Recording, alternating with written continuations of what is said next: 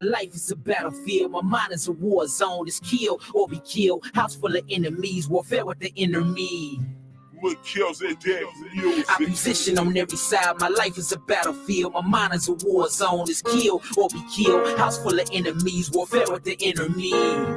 Always. Messiah never changed up, be the same yesterday and today and forever. Lift his name up. Man, it's crazy how you changed up. I never changed up. What happened to brotherly love? You turn your back and got caught up in your own lust. Man, it's crazy how you changed up. I position on every side. My life is a battlefield. My mind is a war zone. It's kill or be killed. House full of enemies. Warfare with the enemy.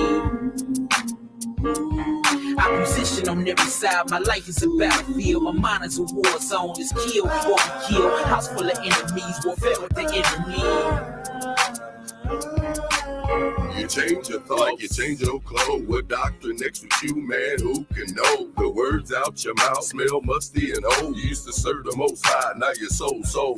Miss me with your babble and your self-talk. Whoa, it's Melchizedek round here, you don't know. We sharpen swords round here for fun. So your misguided doctrine is done. Now move on, no it's washy way. We're trying to free minds from the matrix maze, so we can get back to the ancient of days. As long as I live, I give the Most High's praise. Messiah never changed up, be the same yesterday and today and forever. Lift his name up. Man, it's crazy how you changed up. I never changed up. What happened to brotherly love? You turn your back and got caught up in your own lust. Man, it's crazy how you changed up.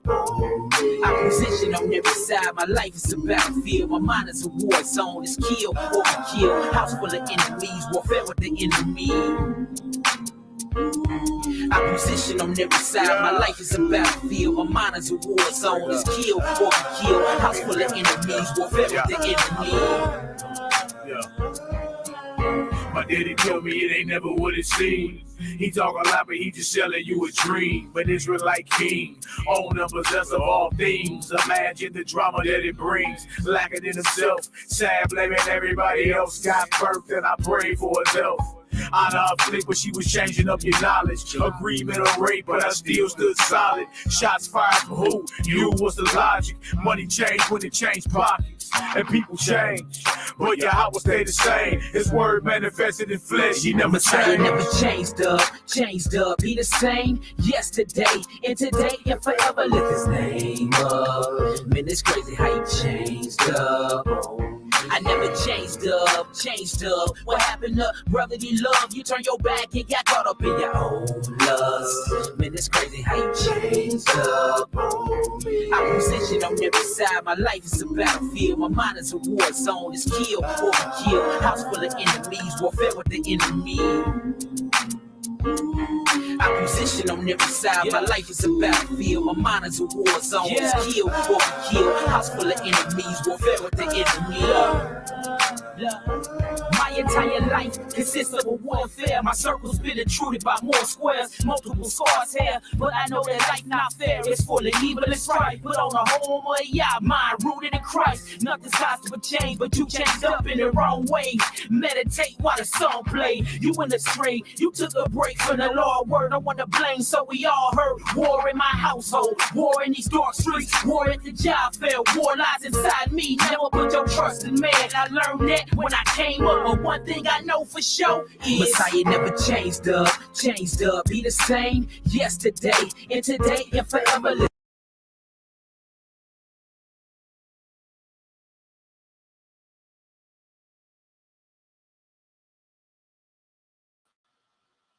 Mic check, 1 2 1 2. Give me a 9 up in the chat if I can be heard, family. Give me a 9 up in the chat if I can be heard.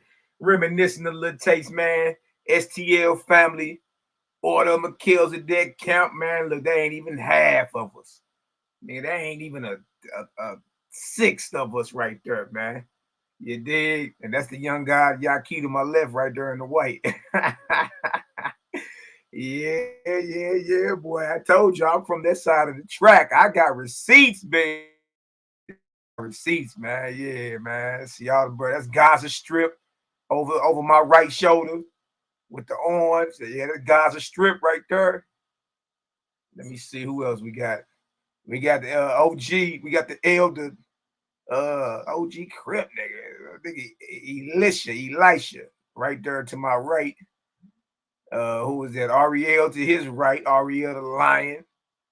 I see Issue all the way over there to the end of the table. To the right end of the screen.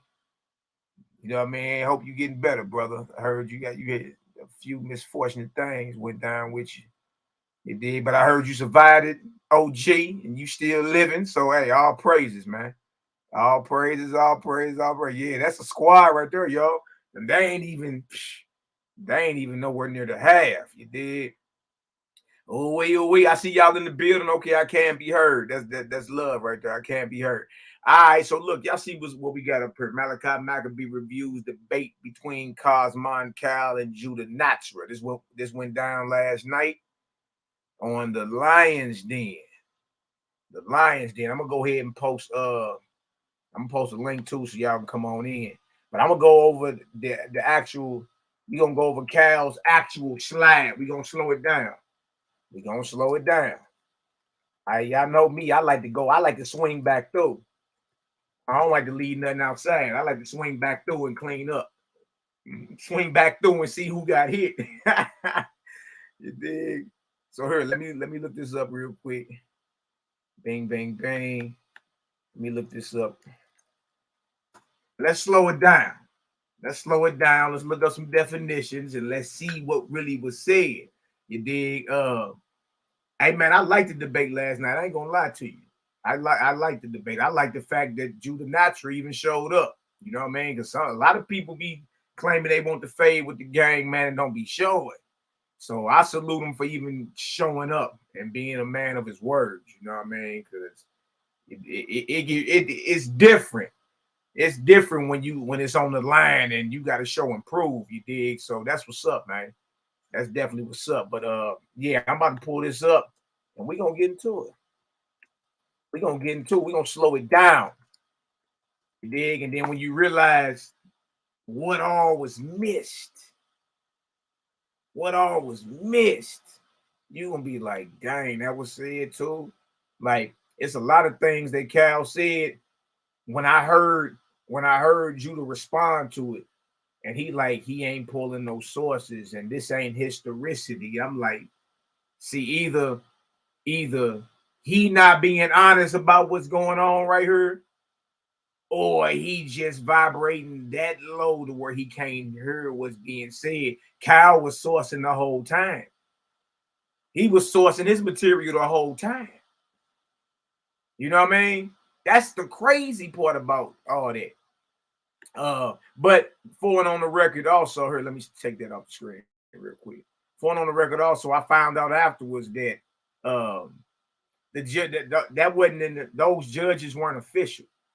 Like, they just was there to get an opinion and all that, you know what I mean? So if you're dealing with something that they really don't know nothing about, you dig? But Cal still, when you look at the poll, Cal still brought in about 50% of the votes over in hostile waters, you know what I mean? So, man, look, the gang did their thing, man. The gang did their thing last night, man. I salute Cal. Cal showed up, and if you really was genuine about it, you know Cal dusted dude. That was a 30. That was a 30 ball. 3-0. Watch, I'm about to look, we about to slow it down and go right back through it. You understand? We about to slow it down and slow roll it. Yeah. It hit different when you slow roll it. When you swing back through, slow that down. Hold on. He said, what? Yeah, like that Herodotus blunder he made last night, man. He made a bad look. A lot of y'all didn't catch that. I caught that soon as he said it. Soon as he said it, he brought Herodotus out as if Herodotus was talking about the pyramids, ramps was used to build the pyramids. See, it get real Mickey and tricky. That's what I'm saying. Like, when you slow it back down, bang. So that's what we about to do. Shout out to JJ7000, man. Hey, bro. Hey, look, I see the growth, JJ, man. I see the growth, man. I do. You know what I mean? You know, you've been around for a little minute, so you know, everybody know you was the rowdy, JJ mad again. And here you know, bro, I'm actually proud of you, brother. Like the way you handled that and the way you've been handling yourself dealing with all this. You know what I mean? Regardless of where you at with it in your knowledge and belief.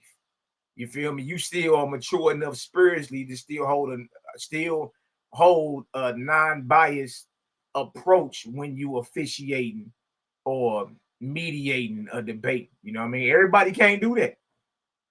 Everybody can't do that. Some people just just robot mode where they start short circuiting.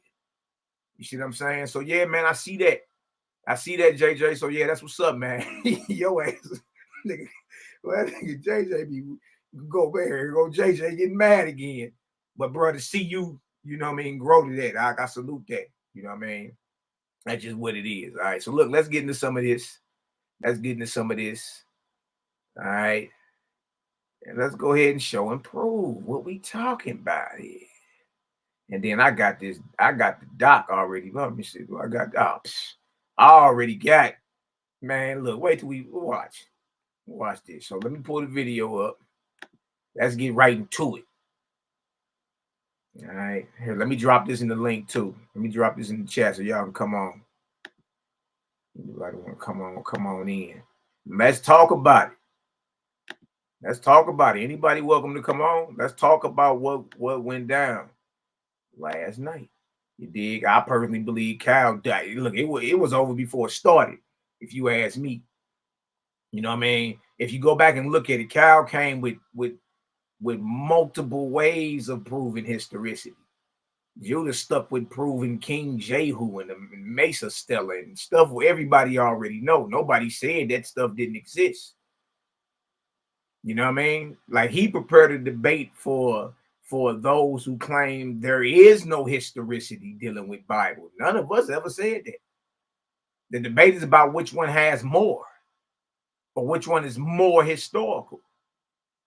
You see, you dealt with Mesa Stellas and, Yahoo being mentioned in one of them and Israel being mentioned and King Jehu, but all these are Israel enemies and they ain't speaking good about the God of Israel or his people. You know what I mean? That's where you stay. You stayed in the shallow end of the pool. That was smart though, because you a guppy. You ain't no shark. Cal a shark. You know what I mean? So you played it safe. I seen your little game plan when it started. That's why you came out real dry and all that. I'm like, oh, okay, he dry tonight. He playing it safe. You know what I mean? Oh, okay. But you got to ask yourself this. Why your God got you playing it safe, Jack? You should be all in. Head first. Like, what you mean? You feel me? You played it safe and just stuck with stuff we all already knew as if we were saying that didn't exist. We was here to show you, look, YHWH's is valid and the prophetic historical. The historicity is so powerful that it's even prophetic. You understand what I'm saying? So historicity ain't just proving Israel name mentioned in the Stella or Yahoo's name mentioned in the Moabite or, that's not just historicity. Cal took it up to the heavens all the way down to the basic building blocks of creation, which are atoms. You know what I mean? So man ain't committing or stacking up no type of history without him being without him existing. Man is composed of atoms, protons, neutrons, and electrons. And at the time when all that was being theorized, it was being written down and what we talking about. Discovered later on. You see what I'm saying? So look, let's go into some of this. I want to go into some of this, man. Look, that debate was, hey, look, I liked it though. You know what I mean? But it was over before it started. Cal was talking way over y'all head. You know what I mean? Y'all didn't even hear this man. And to hear the responses, even from the judges, like Solar Mind and all them. I'm like, oh my God, bro. Like, I know good and well what it is, and it makes more and more sense now. Is why YHWH talks about not forcing a YHWH. You know what I mean? Because the person can't receive it unless they vibrate at a certain frequency anyway. You can put it right there in their face. Clear. You dig? Clarity. and still kick against it. That's when you know, oh, okay, that's where we at. So that's the link right there if anybody want to jump on. I'm about to pull this up real quick and let's dive into this. Let's dive into this, man. That was excellent. Hey, Cal. Hey, bro. Hey, way to handle up. Bro, I'm proud of you. You did. You handled your business. Believe that, know that. You handled your business. So I'm about to, but look, we already be knowing the deck be stacked against us. And look at our character. We still show up and clear the block. See, we still show up. We still show up. What that say about us, knowing that the deck stacked, knowing that the odds is against us. All right, let's get into Judas.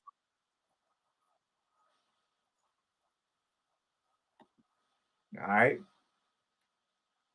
Go back a little bit because JJ's saying something very important too. Energy.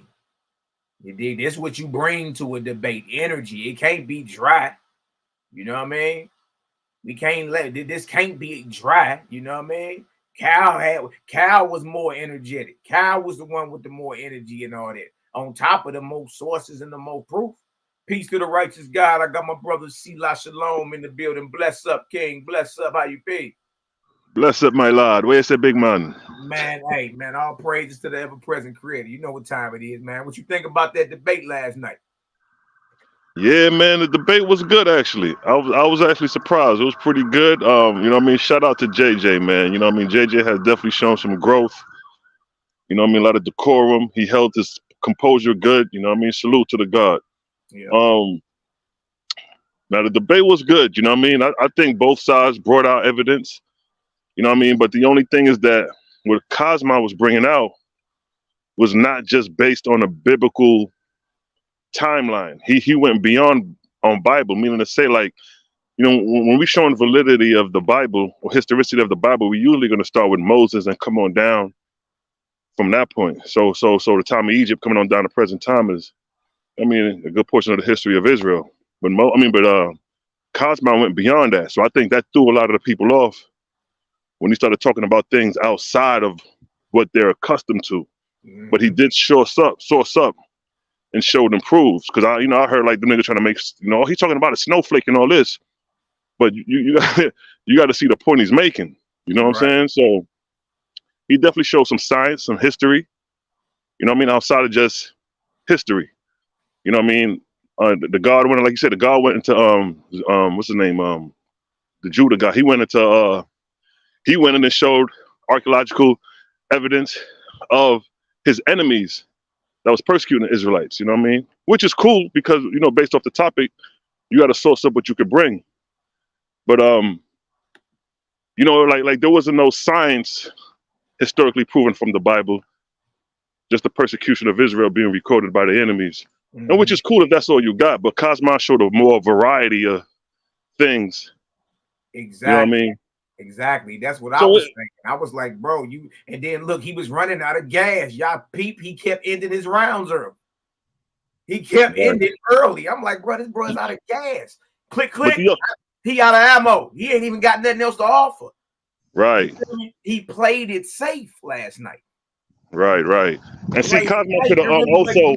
There really wasn't too much more you could do with that. Right. And Kosmon could have just showed, because, sometimes, these people don't know OWASP. So when you bring things that they're not familiar with, they're not going to acknowledge it in comparison to if you level on their level and say, you know what? These niggas is Bible thumpers. So let me go ahead and show the historicity from the Bible. I mean, from the OWASP that coincide with Bible. You got Moses in the OWASP. You know what I mean? Hit him with that and then hit the fourth. Like, look, nigga, OWASP shows you who Moses is, and here's the evidence, and here's the time period. Boom. The next highlight of Bible is Ezra. Hit him with Ezra. Show how Ezra was influenced, and Ezra's historical. And then you can show the God who influenced Ezra, which was Luamon. Then we go to Constantine, another highlight, which I think he did hit Constantine. But you know what I mean? Hit him on the shit that they familiar with, so you can show like, well, damn, the nigga did bring out historicity from the book, because the Bible don't talk about Constantine, but the OWASP do, and that's historicity. So that right there, you know what I mean? Even on his level of biblical history, you could have pulled out more from the OWASP and demolished them instead of, going over their head with the hard science, which is good. We respect that. We get it. But when you're dealing with an audience who don't get it, you got to strategize a little different and level the playing ground completely.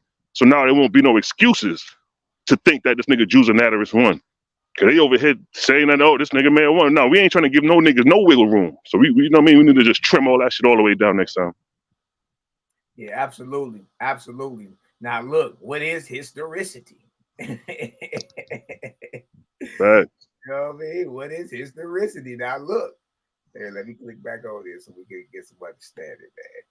Like historicity ain't just got to do with what you think it does. This song with throw it up, and then we gonna move side by side so we all can see this. Historicity is the historical actuality of persons and what? Events. It's not just about people. That's all. You know what, yo? That's a good ass point, yo. That shit should have been the first thing. That should have created, cause that right there would have solidified Kosmon standpoint right there. That claim what you just said right there with historicity. And events, y'all. It ain't just about people. You know what I mean? And I'm looking at the definition the whole time, like, what y'all mean? He's not bringing out historicity. He bringing out. Look, he going past the people. He's showing events that happen. Right, that science is agreeing with, that was written down in this book in 1881, which makes this the primary then. It makes it prophetic, not just historical, but prophetic in its historicity. And it makes it the primary because it was written down before it was even discovered. You see what I'm saying? So Kosmon was bringing the events out. Doula was bringing out people. Shishak. You know what I mean? Mesa Stellas and, you know, different kings and all that. But Kosmon was bringing out events, the building of the Great Pyramid. And how ramps were used. Ramps were used to build the Great Pyramid, written down and revealed in Owaspy in 1881, but only recently discovered in 2018. Did y'all hear Judah Nas rebuttal to that? He said Herodotus spoke of that. No, he didn't. See, he threw that out there and forced that in, but he didn't even source up. He straight lied. But you know what, though, King? I think both parties should have actually started off with this definition right there. If they would have started off with this definition, Kosmon's stance would have been substantiated way much better. Hey, you know the crazy part is? He did. I must have missed it then. You see? Both of them came out with the definition of what historicity is, bro. I must have missed that. Beginning of both their rounds. And it's crazy. That's how our people mind work, bro, because nobody in the chat, and no, I ain't gonna say nobody, I'm saying those who oppose what we talk about, they forgot the events part of this. I missed that part. I ain't gonna lie. Historicity is just not about people. It's about events, and events such as how the cosmos are created. How galaxies are formed. Nigga, ain't no man got no history unless he got a planet to live on. Exactly. Down to the very building blocks of what we call creation, atoms. Ain't no man to do no type of history if there aren't atoms that a man are made out of. You see what I'm saying? Right. That world went over and beyond. That's what he did yesterday. We about to show it. Judah, my bad, bro. Judah simply talked about people or persons. Cal went over and beyond and dealt with the events, that part of the historicity. And trip off this, y'all. Most people forgotten the definition of historicity is also the word events. Events. Ooh-wee. Ooh-wee. Look at this. I'm going to read it again. And this is on Wikipedia. What is the definition of historicity? Historicity is the historical actuality of persons and events, meaning the quality of being part of history instead of being a historical myth. Y'all see that? That's why this debate was real important.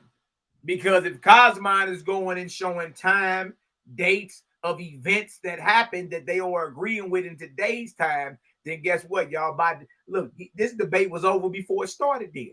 Because he's proven that what Owaspy is revealing is not mythological.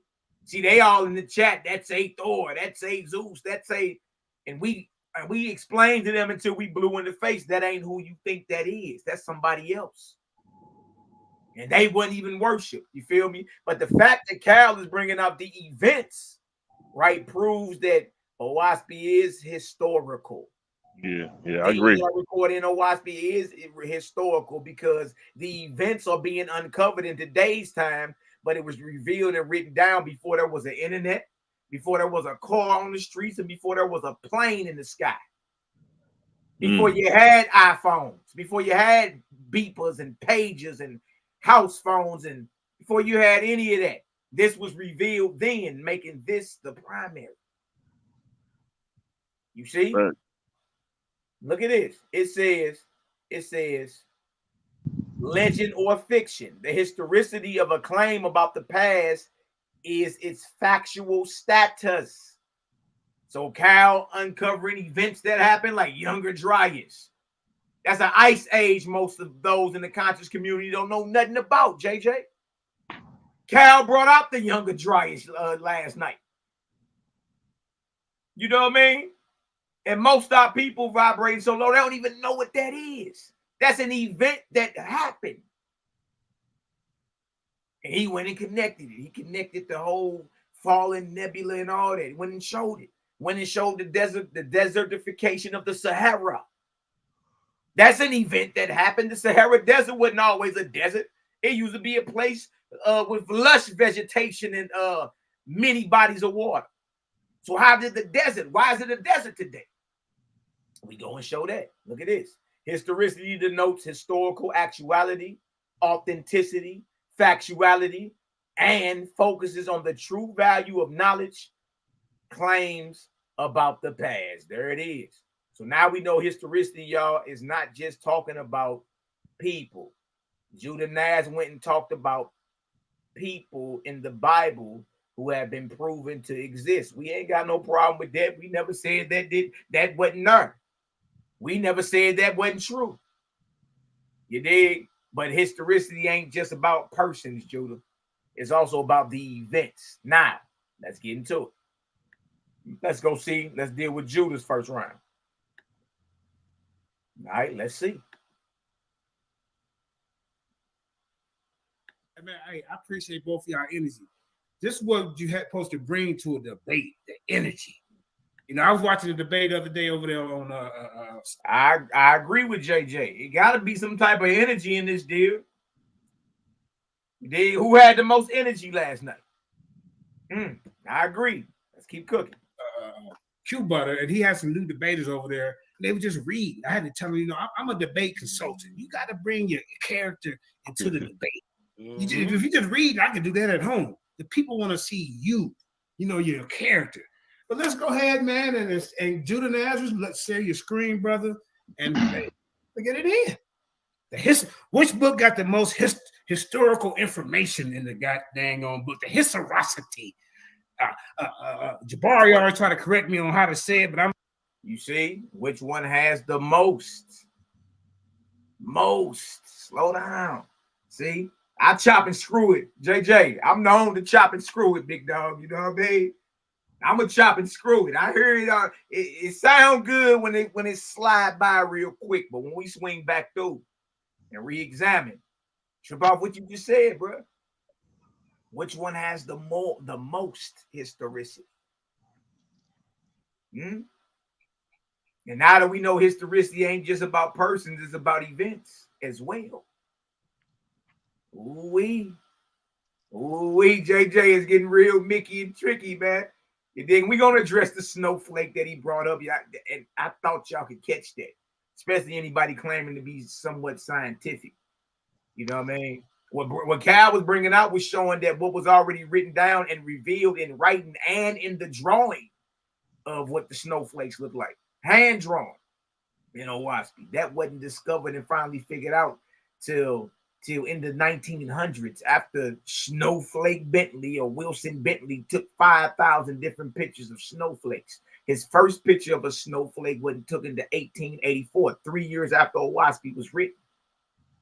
How is it that the pictures of the snowflakes that he took after taking 5,000 pictures and he finally was done in the 1900s. How is it that the pictures that he took look exactly like what was drawn in Owaski in 1881? You make that make sense. Proving Owaski to be valid again historically, dealing with snowflakes. Snowflakes are all part of the planet, aren't they? Snowflakes are part of the weather anomaly, aren't they? Huh? You done had snow, you done seen snow, rain, wind, hail, all that. Isn't snow a part of the history of the planet? So hey, why ain't that creative work? Bring out snowflakes? What the hell is wrong with y'all? Y'all act like he talking about something that ain't never touched the earth. Come on, man. We got to be solid. JJ, you just said this is about which one has the most historicity. Oh, wait. That's Cook. I'm saying the way I know how to say this, historicity. Well, yeah, go ahead and share your screen. Let me know when you're ready so I can write the time down for you to start. Yeah. All right, give me a second. Shout out to Sister Ascent, KOT Shalom, Prince Judah Shalom, Tickler Shalom. You know what I'm saying? Brother Debbie Shalom, y'all. Sister Carla. All right, man. I'm through playing with you. You already see. I'm about to share my screen. Okay. You already see this, brother. Kind of choppy a little bit, Judah. A little bit. I thought he waited for the throne casket. He ready to lid down. Yeah, he was choppy for a little bit yesterday. For a little bit. But you know, after a while I could hear him clear. Yeah, he choppy. I think it was me. Yeah, Judah, you might want to go out and come back in. You're a little choppy. We don't want to get you going and then you know, we can't hear you. Yeah. All right. Why you doing? And JJ, you see them goofy comments at the bottom? Yahweh controls the weather, not a god named Thor. You see what I'm saying? And look, every time we explain and we try to stop these men from shooting themselves in their foot, stop sticking yourself. Strip out this. When you hear Osir over this way, son of Yahweh, son of Jehovah, all this Jehovah, all this mad, bro, that ain't even what it says. It's just instead of an A, it's an I, and we all know vowels are interchangeable. You know what I mean? Yahweh, Jehovah is in the Bible. You dig? We just thinking that that's where Yahweh, Jehovah gets his start. No, you know what I mean? That ain't what that's about. We have a different history and breakdown on how the name of Jehovah or Yahweh came down the line. We ain't even trying to argue with you about no names and quibbling over names. That's irrelevant. What we're talking about is the character. The character. For example, if two messengers show up to you, one say, "Look, I'm Yahweh Bahashem." The other one come to you and say, "I'm Yahweh Bahashem." One say, "Hey, practice righteousness, good works, and wisdom." You know what I mean? With all, to the best of your ability. The other one say, "Look, I like the smell of blood. Go kill infants, go to war." Which one is the true Yahweh Bahashem? You see, the only way you know is based off the message that was delivered, JJ. The one talking wisdom and righteousness and practicing that with all, that's the creator. See, so we ain't stuck on a name because an evil angel can come in the name of Jehovah or Jehovah or who y'all saying, Jehovah. You know what I mean? He can come in the name everybody pronouncing and tell you to do something that's against the true character of the creator. You know what I mean? See, we focus on character over here, not no name. That ain't what we focusing on. Watch this. For that, man. Like I said, we got some other great debates coming up. We got Elder Yara going again. Yes, I'm ready. All right, your time starts at 30:35. Go. All right. So we're going to chop his legs off first for the first round so we can reduce the running by 99%. Historicity. Here's an example. In 1 Kings chapter 11, verse 40, Solomon sought to Jeroboam was a young warrior in Israel after King Solomon. Jeroboam arose and fled into Egypt. And Shishak, king of Egypt, and was in Egypt until Solomon's death. So this Jeroboam guy flies into Egypt and under this rulership of this king of Egypt called Shishak. You can find this again in 2 Chronicles 12, verse 2-9. And it came to pass that in the 5th year of King Rehoboam, Shishak, king of Egypt, came up against Jerusalem because they transgressed against Yahweh. So I gave you 1 and 2 examples. Right? Here's the qualifier. Who is Shishak to show historicity? Shishak of the Old Testament is certainly to be identified with Shishak of the Egyptian monuments, the Synchoctis or Synchosis of the Greek historians. So yeah, for y'all that don't know, it's a lot of biblical characters who have been historically verified. Like, bro, we all knew that already, though. It ain't like we over here talking about, and that's the narrative that was painted. Like, you bringing out something none of us know about, bro. We know all that. You dig? But verifying people in history is a part of historicity, so you on topic. You actually on topic. You know what I mean? Yeah. You on topic. We gonna be solid with you. We ain't gonna act like you didn't bring nothing out. You did. It just was information we already knew. We already know our ABCs and 1, 2, 3s. We already ate SpaghettiOs. Like, we already know this. You know what I mean? But you're on topic. You know what I mean? And you're verifying certain biblical characters through history. It's just that historicity is not only about people, Judah, it's also about events. You see? And I'm glad those judges, I'm glad those judges weren't official judges. I didn't know that. You know what I mean? They was just there to give an opinion. Those weren't official judges. Cal never agreed to no official judge. That's what JJ said last night. They just was on there to get an opinion. Oh, okay. Because I ain't even know if they had judges. I don't rock with the judge shit anyway. But I didn't know if they had judges or not. But now that you're making this more clear, as far as that, this is not just dealing with people. Because I ain't gonna lie, I was just stuck on people. But now that you say it has to do with events, it's clear that Kosmon took the bait. And I'm not being biased because if Judah would have brought out some events, like say if he could have if he could have did the flood, if he would have brought the flood, or if he would have brought out Sodom and Gomorrah, when hell and brimstone and used the Dead Sea to say, look, the radiation here is he could have leveled the playing ground with Kosmon, but the way Kosmon took that shit with the events, it's like, yeah, I have to give him the edge on that. Yeah, absolutely. Peace to the righteous God, Kosmon Cal. Talk to his brother. A salute, man. Megaton light bomb dropped over peace to the God. Hey, man, peace to the gods, man. Just coming through, watching, rewatching it and chopping it up, man. Go ahead, break it down, Mally, man. Listen, last night, boy, I whooped that boy to death. The crazy part is, I think he got whooped so soundly. You dig what I'm talking about? That it can't be denied. And see, remember, historicity is about the actuality and factuality of person, places, and events in history.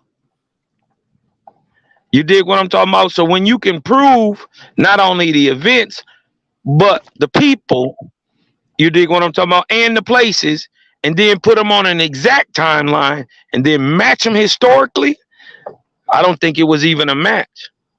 Yeah. It wasn't even close, bro. That's what I'm saying.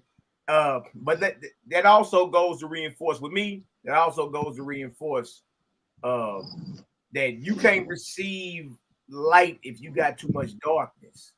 You know what I mean? You got to be vibrating at a certain level to receive that light, because it was acted. Look, they was throwing it off as if you didn't even source up, and I'm like, see, they ain't even being solid over here, man. Like, right? You see how I just said, Judah, you actually was on topic.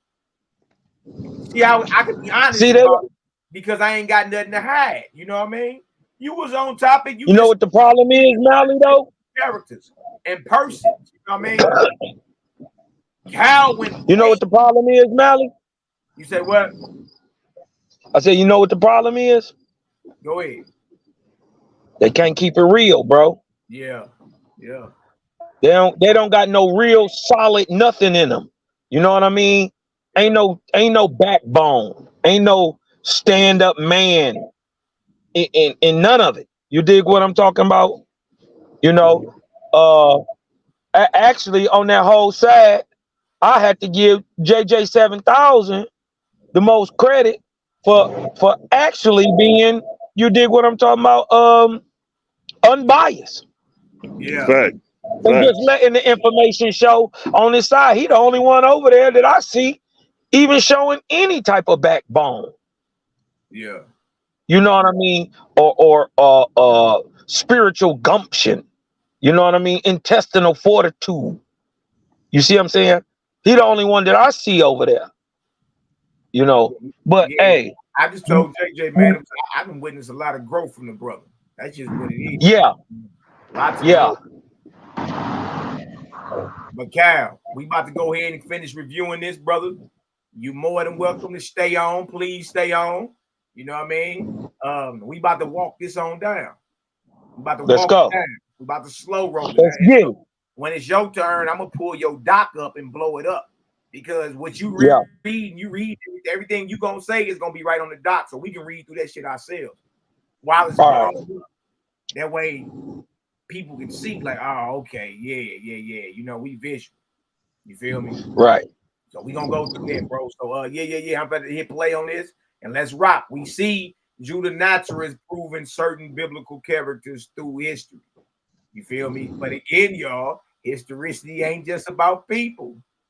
It's also about events, times, places, and yeah. And the link is in the chat, girl. Here, let me put it back in there. If anybody that want to get on, y'all more than welcome to hop on and chop it up with the show. Chop it up with the God, C-Lot. Other brothers and sisters that want to get on, y'all come on with it. It's all good. Yeah, we here to celebrate that victory yesterday. Make no mistake about it, y'all. Again, those weren't even official judges. You dig? And knowing that the deck be stacked against us, we still swing through. That says a lot about your character, Cal. You know what I mean? We already be knowing we the ones that's against all the odds. You dig? And we still show up and clear it out. So I salute that, brother. Now watch this, y'all. And the identification is an important point in the biblical chronology. For the accession of Shishak is fixed by the Egyptian traditions up to about 980 BC. It is a curious proof of historical accuracy that the... Hold on, he gave a date. Look at Judah. He ain't show it on no timeline. He's trying to speedball a date through there. Y'all see that? Hold on, good. Hold on, did y'all hear? Look, he ain't putting no timeline on it. He trying to throw a date out there real quick and keep going. Hold on. Nah, you ain't slick, Jack. Hold on. Oh no, nigga, you crazy. On that one. I cannot let you slide on that one, buddy. Hold on. Don't let have a nigga pull up the time chart with that date he said, boy. Check that shit. I know. That's what we gonna do.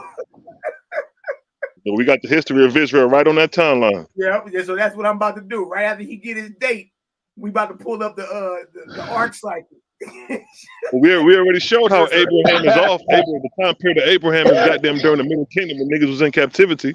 We showed that already. Man, that's crazy. Hold on, he's trying to speed all the date passes. Hold on. Qualified. Who's Shishak to show historicity?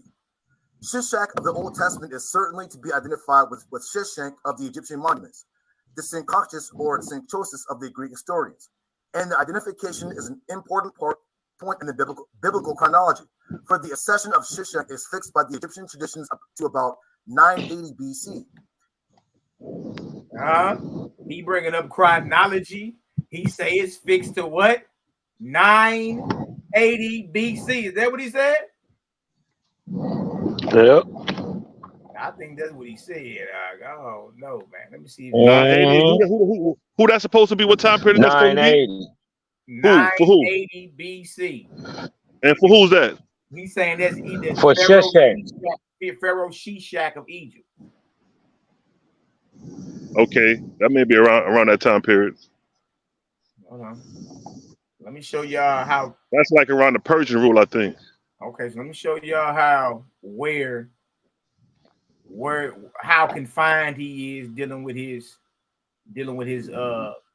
biblical chronology, because he brought up a chronology. Did he say chronology? He brought that up. Yeah. And that's not even the time of the Persians. They don't Yeah, you know, they get you before you ever get to being conquered by the Persians and the Persia-Medes, you must first get conquered by the Assyrians first. 728. Owaspy revealed 200 plus years before that, right? 200 plus years or 400 years before the time of Ezra. The law was already burned. So during the time that he's talking about, or this Weshek, we find the burning of Torah. You dig what I'm talking about? The loss of the Mosaical laws. So to put it on the timeline so people can understand really what's going on. All right, so when we say timeline, y'all, this is what we mean. This is what we say, put it on the timeline. And when we do that, we notice everybody's pop because they realize they're not dealing with an objective timeline. All right, this right here is the timeline. If you look all the way over at the top left, you see something called the Arc of One, ARC, arc. Arcs are units by which time is measured. That's what Kyle was explaining yesterday. Even when he jumped on Judah's video, he was explaining this in detail. All right, so this is the Arc of One, or the first arc cycle. You see the globe right there, and this is the creation of mortals. Each one of these lines, y'all, of light, or on a average of 3,000 years. All right, these are the time periods. So when we say put it on a timeline, this is what we're talking about. All right, so when you get all the way up here to the number 10, the Ark of Nu, not Noah, but Nu, Ark of 10, and each one of these is roughly what, 3,000 years. You're 30,000 years past when mortals were first created. All right, and you got what? The first era of civilization. All right, you jump all the way over to the 17th arc cycle called the Ark of Noah, or the Ark of Noah. This is when the worldwide flood went down. Notice it's the 17th arc cycle. Each line is 3,000 years. 17 times 3 get you what? Roughly 50,000 years up in there somewhere. 51,000. Right? Yeah, see, so you're looking at, so the flood going down 51,000 years after mortals were created. See, this makes the timeline more realistic. The flood didn't go down 2,400 years ago, more likely 25,000 years ago from where we at. All right, it makes it more realistic. Now, let me keep scrolling. Let me show y'all what he brought up. He brought up a date of 980 BC. Let me show y'all how confined that is. Let me show y'all how confined that is. Cal was bringing up events that predate the Bible, y'all. Events, right? That's a part of historicity as well. Let me show y'all that. All right, he brought up biblical chronology. All the biblical scholars and the chronologists, y'all, agreed that the earth was created in 3761 BC. So let me show y'all this. Shout out to my brother SHALOM for putting these charts together. All right, here we go, right here. Hold on, which ones we gonna do right here? Good Lord. That's the Cosmos. Okay, well, I'll start here, just for time's sake. All right, so this is where we at right now. All right. Everything that's dealing with the Bible from creation all the way through down to the end, to the times of Jesus, y'all. That's the 23rd and 24th arc cycle since mortals were created. Okay. So remember, mortals were created all the way back here during the first arc cycle called the Ark of One. All right, y'all, that's over 70,000 years ago. All right, the biblical history dealing with creation is all the way up here when you see this number 23. Y'all, 69,000 years after man was created is when the biblical history even comes into play. And when I say biblical history, y'all, I'm talking about in the beginning, God created the heavens and the earth. This is what they teach. Ain't no reason to get mad at me. All right, the scholars tell you that the world was created in 3761 BC. Right? So this is how confined of a historicity. Cal all the way back here, y'all. Where you see number 20 and 19 and 17. He all the way back there. He went all the way back really to 1 because he started showing primitive man. You see? So anything dealing with Bible from the creation all the way down to Jesus time, y'all, it's the 23rd, 24th arc cycle. That happened all the way after all that. All right, now let's show some key events. All right, what was the 23rd arc cycle? All this is revealed in OWASP, Cosmogony and Prophecy, and several other books. 23rd arc cycle was a 2400-year cycle. It's called the Ark of Speeder. Now look at this. It started in 3953 BC. That's down there at the bottom. And it ran to 1553 BC. Now that's crazy because, y'all, the biblical creation story, the Hebrew calendar, starts in 3761. Do y'all see this? It starts in the 23rd arc cycle. You see? He brought up chronology. We telling y'all put it on a timeline. Make it make sense for the people. That's what we telling y'all to do. It just so happens that the Hebrew calendar starts in 3761. Y'all, they've been using that calendar since the 2nd century AD. Trip off this. It'll be the year 5784 tomorrow. Huh? Anybody that's down with the Hebrew calendar, ask Zion Lex. Get him on the channel. Zion Lex will tell you exactly what year it is. Because they follow that. That Hebrew calendar has been in the place since the 2nd century of the Common Era. You see? And they agreed that the earth was created in 3761 BC. You know I got receipts. See? It's showing you how confined the history. We already knew, Judah, you wasn't bringing nothing out that predate 3761, and he didn't. Huh? You ain't bring out nothing that predate that date right there. That y'all see that? That 3761 down there, Judah ain't bring out nothing that predated that. Nor nothing even close to it. Remember, JJ, what you say? This is about which one has more historicity. More historicity. You see? Now, let's go ahead and show. Okay, now we combine it. We showing you biblical events up top, and what OWASP says what was going down at the bottom during the 23rd arc cycle. Okay, remember it started in 3953. All right, first 200 years is the 200 years of peace. During that 200 years is when the Hebrew calendar and creation story comes about, 3761. All right, 3753 BC. Once you get into OWASP, you know it was a cat named Anu. That's where you get all your Anunnaki. All that's inspired from Anu Hassaj. He's the first one who made the phrases Lord and God worshipped in this earth. Y'all, this is in 3753 BC, roughly 6,000 years ago. Trip off this, y'all. 8 years after your creation story. Then there comes a battle of 1,000 years. Right? During this battle of 1,000 years, you got fallen nebula that hits the earth from 3753 BC to 3353 BC, 400 years of darkness. Fallen nebula. All right.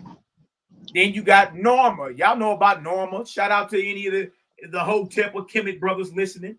But they all know Norma. Huh? Norma's really like the first ruler of what you would call it Egypt. But he was around when? 3200 BC. See, we already knew where you was going, Judah. You not bringing out nothing. You ain't bringing out nothing that even predates the flood. Your biblical flood, which went down according to you in 2106 BC. Now, Middle Kingdom type.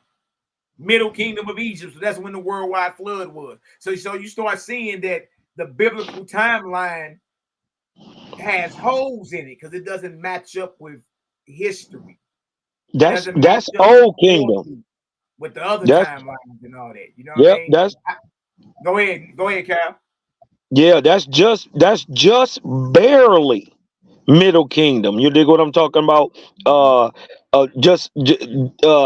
28 years or 22 years before that, 2128 BC is what most Egyptologists call the first intermediate period and the start of the sixth Theban dynasty, and also the entering of the Hyksos into the record, or what they call the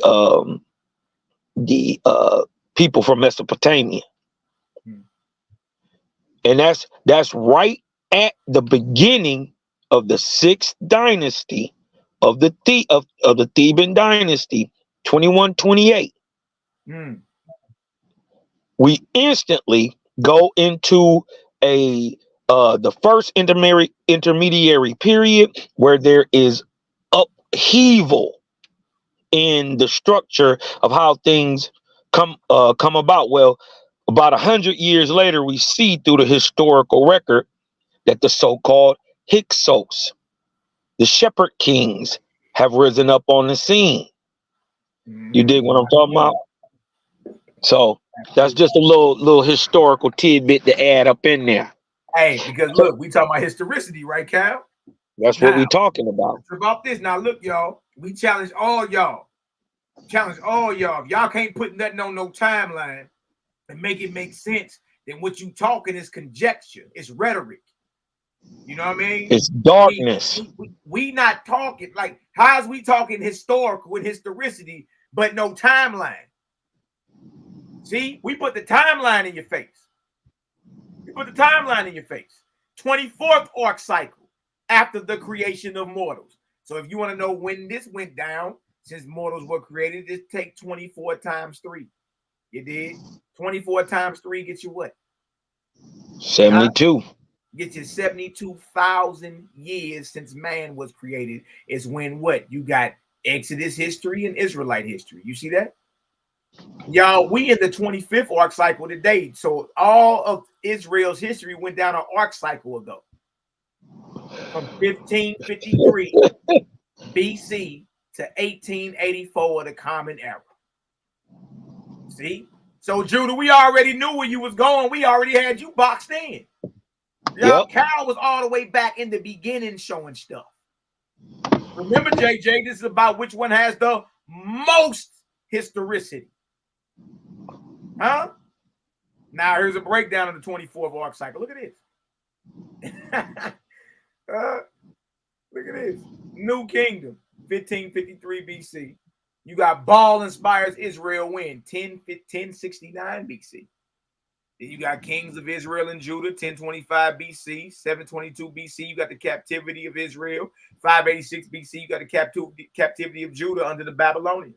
Israel went into captivity under the Assyrians. See, we put on the timeline. Not sure about this. Judah mentions a date. He throws it out there real quick. 980 BC. So he up in here. This is where he at. All right. This as far back as he went. Remember, this is about which one has the most historicity. Which one is more historical. Fact. That's what this is about. Right? And we already knew he had limited ammo, y'all. Why you think he kept ending his rounds early? Y'all, the fact of the matter is, if you want to talk historicity and you dealing with Bible, you only can go back so far. You in a box off the top. And the box is called the Ark of Bond. They're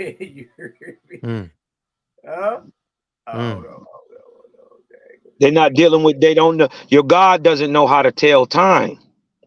As a matter of fact, the beginning of the Ark of Bond predates your God ruling anywhere. Even predates your Balian or Baalim experience. You remember, we exposed last night that YAHWH is a worker bee for Baal. This Baal little homie. a demonic demon, right? So I explained to him why he got a gay demon on him and why his God would put a gay demon on him is simply because your God is a demon himself. And Owaspy reveals that the false gods use demonic demons, right? Low Drugen demons, right? To enact curses on people. So that's why he got it, because he's still praising the ancient Baalim and don't even know it. Oh wait, oh wait, oh wait. Oh wait, oh wait. Now y'all see the rest of this, right? Look at what we dealing with. Hold up. Okay, I'll hear you better. All right, so all this is Israel's history, y'all. All this is the 24th arc cycle, 1553 BC, all the way up to 1848 of the Common Era. And you got everything from the New Kingdom of Egypt to Baal-inspiring Israel. All right. I thought he was gonna pull this picture out. I've been had this picture, that one right there in the middle. That's the Northern Kingdom going into captivity under the Assyrians. Look at those braids and birds. Mm-hmm. Picture. I've seen that. I've had that picture for years. Also, the Holy Ghost. A lot of y'all don't know the Holy Ghost was introduced on the scene around this time in 450 BC, right around the time when you get into Tanakh. Holy Ghost wasn't introduced during Jesus' time. It was introduced around the Tanakh time. And that's why Ezra in 2nd Ezra 14, he specifically asked for not the Holy Spirit, but the Holy Ghost. All right. Owaspy reveals the triune gods, the false triune gods, the false Christ Luamung, and how he inspired Ezra. This is where you get your Tanakh from. All right. Then you got your Septuagint under Ptolemy Philadelphius. 286 to 244 BC, around there. You got the Greek Septuagint. You got the Hebrew history written in Greek and translated. Right? And this is where you get your Serapis and your Ptolemy Soter, your understanding of salvation and giving a savior. Name Serapis. Yeah. Mixture of Apis and Osiris. Ain't that something? All right, then you got all this is in the 24th arc cycle. Then you got Constantine inspired by the same one that inspired Ezra, the Holy Ghost, the false Christ, Luamung. That ain't got nothing to do with the real Yahshua, nothing. All right, and then you got it. Look, we even got the formation of Islam on this timeline. Muhammad and Jibril inspired Muhammad. You see, so we already knew he gave a date of 980 BC. We just wanted to show y'all this as far as he go back. All right, that's as far as he going back. And on the grand scale, just to show it again, on the grand scheme of things, that's where he going. You see where that earth is? With the number 24, that's as far as he can go back. But that's the 24th arc cycle since the mortals were created, y'all. And each arc cycle, each line of light is roughly 3,000 years. Judah couldn't go no further than 24. Cal went all the way back to 1. And remember, this is about which one has the most historicity. That's what the debate is about. Huh? And the crazy part is I went before 1. I went to the time where Adam was being created 6,000 years before the very first arc cycle. Mm-hmm. Where man was created in a variety or in his hominid state. 3,000 years later, we see him again more standardized or in his hominin pre-Homo sapien state. That debate is being that debate has been happening forever. You dig what I'm talking about? That debate has been happening forever, but now today, because they have genetics, they see that these people went through 2 total different changes. And some of the greatest variation just disappeared off the earth. And then man in his standardized form, his Cro-Magnon, his Homo erectus, his Neanderthalus, his Denisovan, his Homo floresiensis state, his hobbit, state. You dig what I'm talking about? We see these people everywhere, but where did all the rest of the archaic humans go? And that is the debate. And now we're seeing a WASPy explaining that I made 2 different types of men. Mm. Mm. You know what? You know what I think too, y'all. We need to if we gonna keep doing, because for one, it's time. I'm about to go ahead and get at Myth Vision and all them. We need to take this to a different ring of scholars. You know what I mean? It's a whole different realm. But I personally believe these rounds need to be no less than 30 minutes. Because it's so much to show and to give out. You know what I mean? It's too much to give out, and 15 minutes go by too fast. And as you see, dude was running out of gas, man. He was running out of gas. You dig? Yeah. But Cal, man, I know them 15 minutes was going by like 15 nanoseconds, wasn't they? Man, I ain't have enough time. I ain't have enough time. Man. Nah, Hey, Cal, he kept giving up time. He kept giving back time and shit. You know what I mean? Cal kept running out of time. Like, man, you know what I mean? So much information. I'm about to skip up in his. I mean, we already know he's talking about people that the Bible have verified through history. All right. What we finding out today is historicity does not just apply to people and persons. It's also about events and places. And with that understanding, with that right there, you dig? I mean, I already gave Cal the easy landslide, but it's even much more of a landslide, or even much more confirmed. You dig? Watch, we about to pull Cal's dock up and slow roll it. Remember, this is about historicity. All right, we about to slow roll that deal, boy. And when we do that, you dig, man, game over. So what I'm about to do is about to skip up a little bit. Judah Natzarah was real dry yesterday too. It was dry. He was a little choppy. You dig? But he's talking about, so we letting it be known, Judah. Yeah, you was on topic. You talked about certain biblical figures that can be verified in history. You gave a date. You brought up chronology. So when you do that, just know you swimming with the sharks now. You know what I mean? Don't bring up chronology, meaning the study of time, and then we say put it on a timeline, and now you get the side jawing and stuttering like a Uzi. No. You know what I mean? When you bring up certain buzzwords around us, now you in our realm. Yep. That's what we talk about. We talk about arc cycles and time periods and verify it through what science is finding out in today. You know what I mean? So you brought that up. So he bringing up Shishak, King of Egypt, and all that stuff everybody already knew. What else he bringing up? The Dead Sea Scrolls. Okay, I mean, I hear you. That's what's up. Well, Calvin made that point during the debate. He said, "I'm not here to show you what you already know. I'm here to show you what you don't know." Exactly. And that's one of the things that flew over everybody's head, especially when he was explaining the information, the historicity that is found in WASPy.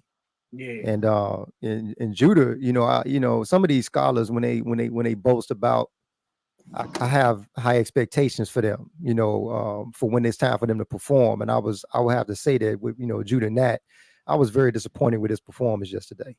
Although it was a good show, because I was very lost. It was difficult to follow. Not that the information that he's saying wasn't valid, but he was just difficult to follow. Whereas Calvin, he gave a whole format of beginning to end, a start to finish for you to follow, all the way to the middle, all the way to the end. It was very simple and easy to understand. It was, bro. It really was. But Daryl, that's why now I see. Just to be real with it, right? I see why WASPy talks about not forcing what this is. Yeah. You can't receive it unless you vibrate at a certain measure of light anyway, bro. Right. Like what Kyle was going over yesterday was very simple. It was easy. It was clear. Yeah. Yep. It was clear. You did. Judah was dry. It was real dry. You know what I mean? Shalom and Nassau the third, no doubt. Okay, but look at them dates he pulling, y'all. 858 BC. You in the 24th arc cycle. We know where you at. You boxed in the Ark of Bond. Boxed in. You dig? So we see where he's going. He's going to history, y'all, but he's going to a time period in history, y'all, that was only an arc cycle ago. One. You know what I mean? So that's all in. And remember, this is about which one has the most historicity. Why you think he kept running out of time? Why not even running out of time, giving back time? He said, I ain't got nothing else to say. It's over. Like that. I mean, all the ad libs and ad hominems. Okay, I hear you. It sound good. You dig? Now watch this. So he's talking about Shalmaneser III and all that. This is the end of his first round. Okay, and again, we gonna be solid with you, Judah. I even respect you a little more because you showed up. You know what I mean? I ain't gonna lie to you. I respect you a little more because even at least you showed up. Some of these cats be popping off and running. You dig? But your presentation was very dry. The historical things you pulled out, though they were on topic, were very limited. You should have put a little more seasoning in your presentation. You know what I mean? Like that was dry. That was very, very dry. You dig? And you played it as if, and it really ain't your fault because you went into the definition of historicity as well in your opener, just like Kyle. And both y'all read in there where historicity has to do with events as well. You just stuck to the people, proving Israelites, things that we never said wasn't true anyway. You dig? So I think your debate would have been geared better if it was geared towards someone who was saying that the Bible don't have no historicity. The Cal ain't said that. We ain't said that. You dig? We just know it's limited. And if it does have historicity, it's limited to a certain time in history. And then we got to take into account that the actual text was written after the event and the person already happened. So that actually doesn't lend towards historicity. It lends towards plagiarism and actually writing yourself into history. Because you didn't have a text in 980. Where? What author can you prove historically wrote a text anywhere in 980? So this is why you're leaning towards other people trying to, we get what you're saying, but still your text was written 500 years later. So yeah, they could have easily wrote about some of the great kings and prophets and what had already had happened because it happened. But that doesn't prove the historicity of the text. Especially when if you're saying 980, right? In 980, this king lived, but your Tanakh wasn't until 450. That sink in a second. Well, Kosmon asking that question, you notice he ain't know who the author was, and he didn't know when the Tanakh was even written, which that looked really bad. Yeah, he said that, Louis, didn't he? Didn't he, Lou? Yeah, he didn't know. He said that. He should know that. I don't know. He don't know. But yes, that's the point. Hey, it is crazy, Cal. You came right out. You ain't even ducking. I like that. I like what you did, though, Cal. I like how you came straight out and did. Look, we're gonna address the elephant in the room. Then we're gonna go right into JBN. Yeah, but we're gonna go right into it. That way, and look, when you doing that, unarmed him. Everything that he was gonna try to dealing with that, you unarmed him when you did that. Right.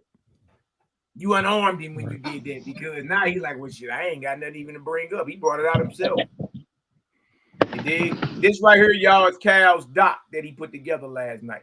Anybody else want to say something? I see Tone the Lowly in the building. I see my brother Luciu in the building. Daryl Kosmon. See La Shalom in the building. You dig? Anybody else want to say something real quick before we pull up? Hey, just want to say shalom, man. That's it, you know. Big ups, Kosmon. Shalom, all y'all guys, man. What up, Tone? What's up with you? Ain't nothing much, man. You know, Daryl, y'all boy, hey, y'all holding it down, man. Y'all supporting each other like a team, you know.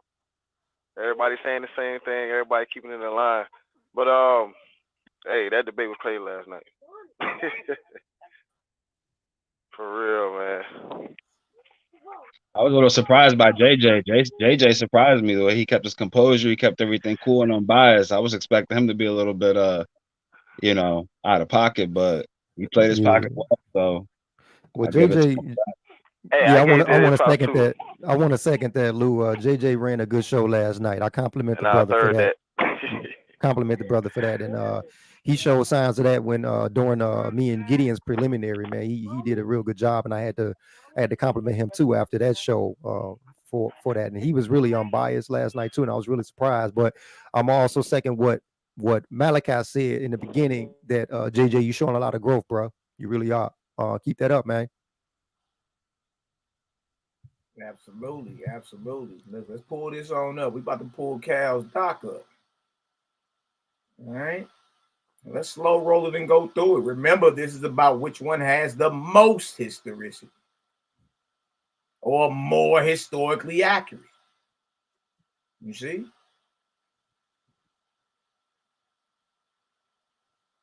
No, matter of fact, let me take all this off. I'm gonna put this on the screen by itself. I wonder if I can do that, then we can still intervene and talk in and all that. So I want to make sure y'all can see that a little bit. Cal, always remember that when you I know you be in the heat of the moment, bro, but man, look, when you present, make sure that screen blown all the way up. You want to put it right in their face with it. You know what I mean? Bing, bing, bing. I think we cool. I think y'all can see that. Y'all can see that? Let me know if y'all can see that. Give me an 8 up in the chat if that's cool or big enough, or do I need to blow it up some more? I don't want y'all to miss nothing, bro said. Now, look, y'all about to witness. Y'all about to witness why I say Cal 30 balled that boy. That was a 3-0 yesterday.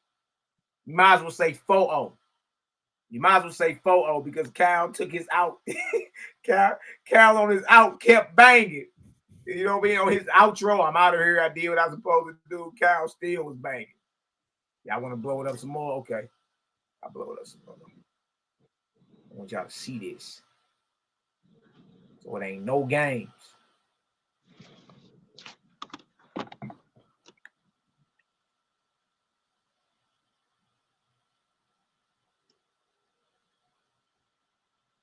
All right, that's about as big as I can get it for right now, y'all.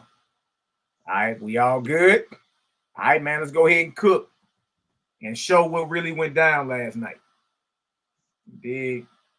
Let's go ahead and show exactly what it is. Shout out to the haters, jaw jackers, and naysayers. Yeah. We love y'all too. We love y'all too.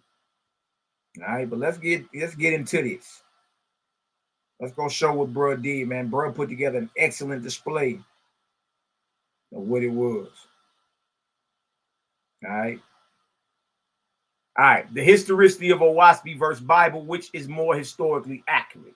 All right. Now, we could play Cal's round, but this is exactly what it was he was reading. All right. I want to show y'all. I want to blow it up and then emphasize in certain areas so you can understand, even the naysayers, so you can understand what this really was about. In this debate, I will display various scientific methods, including archaeology, history. You mean to tell me there's no type of historical data or no type of historical authenticity when you're dealing with archaeology? There is. Geology, historicity. You mean to tell me there ain't no type of historical authenticity when you're dealing with geology, study of the earth, genetics, dealing with man? After all, there are no events to go through. There is no type of history to be made if man doesn't even have the genetics to exist.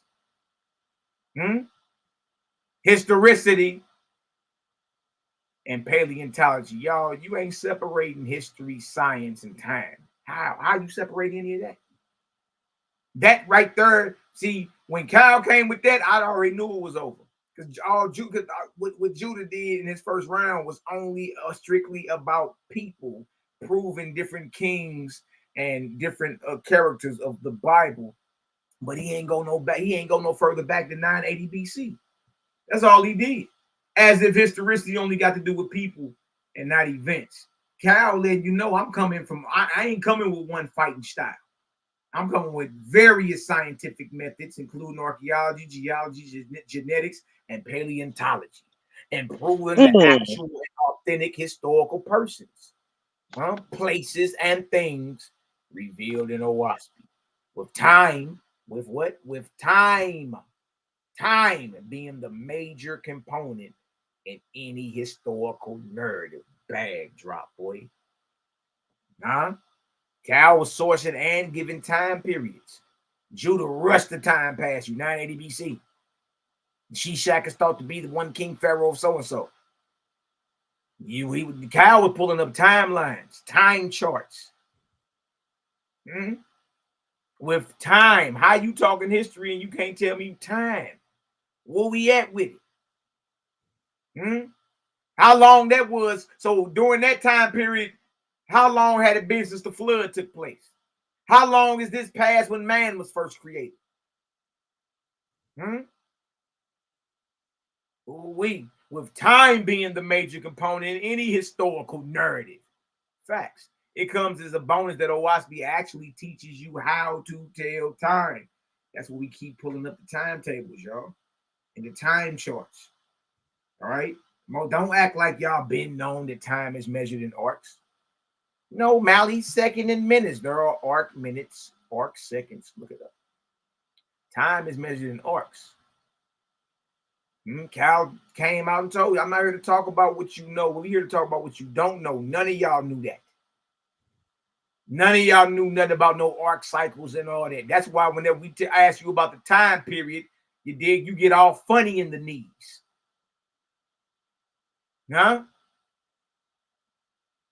Owaspy teaches you how to tell time. Not like, okay, brother, it's 9:15. No, we talking about time historically.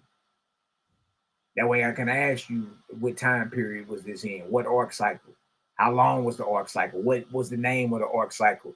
What's the name of the, quote unquote, what's the name of the archangel, because it presides over arc cycles. What's the name of the archangel that ruled over, that presided over the arc cycle? What inspiration did it give man to help progress man? And what evidence can we find in the earth to find it? You see? Owaspy teaches you how to tell time. We get to talking like that, you ain't in the conversation no more. Look at that. Allowing the true sons and daughters of the creator to put all events on a what? Timeline, y'all. Timeline. That's what we doing over here. They ain't doing that nowhere else. We ain't putting it on no timeline. And if you doing something like the mighty Hebrew, throwing trillions of years out there. It did, but when we tell you, hey, look, let's count backwards.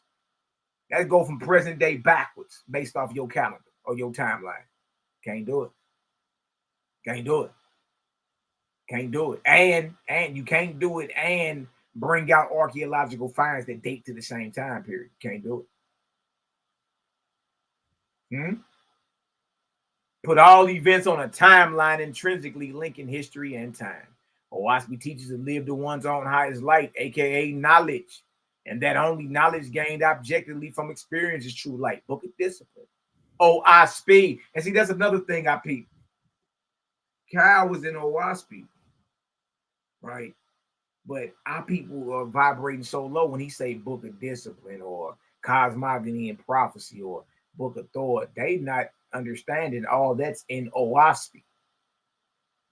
You see, you got to remind them sometime, Cal, like Owaspy. That's why every time book of discipline, Owaspy, headshot. You dig? Book of divinity, Owaspy, body blow. You know, our people are not familiar with this. You right. I'm kind of perceiving that a little bit more now. They don't know anything.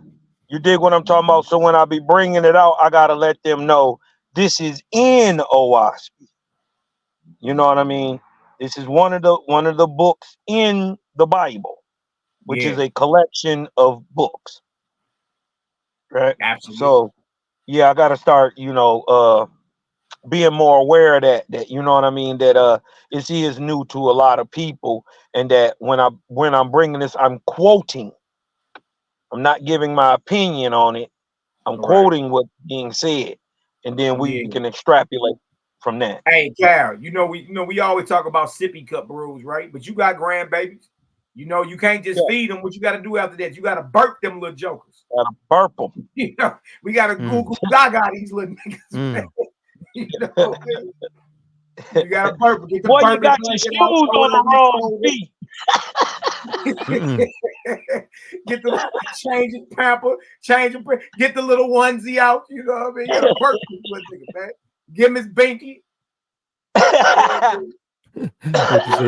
You try to swallow it whole, you're gonna choke yourself. Right now, man. That's it. What you say, Durham? So you try to swallow it whole, you're gonna choke yourself, huh? Remember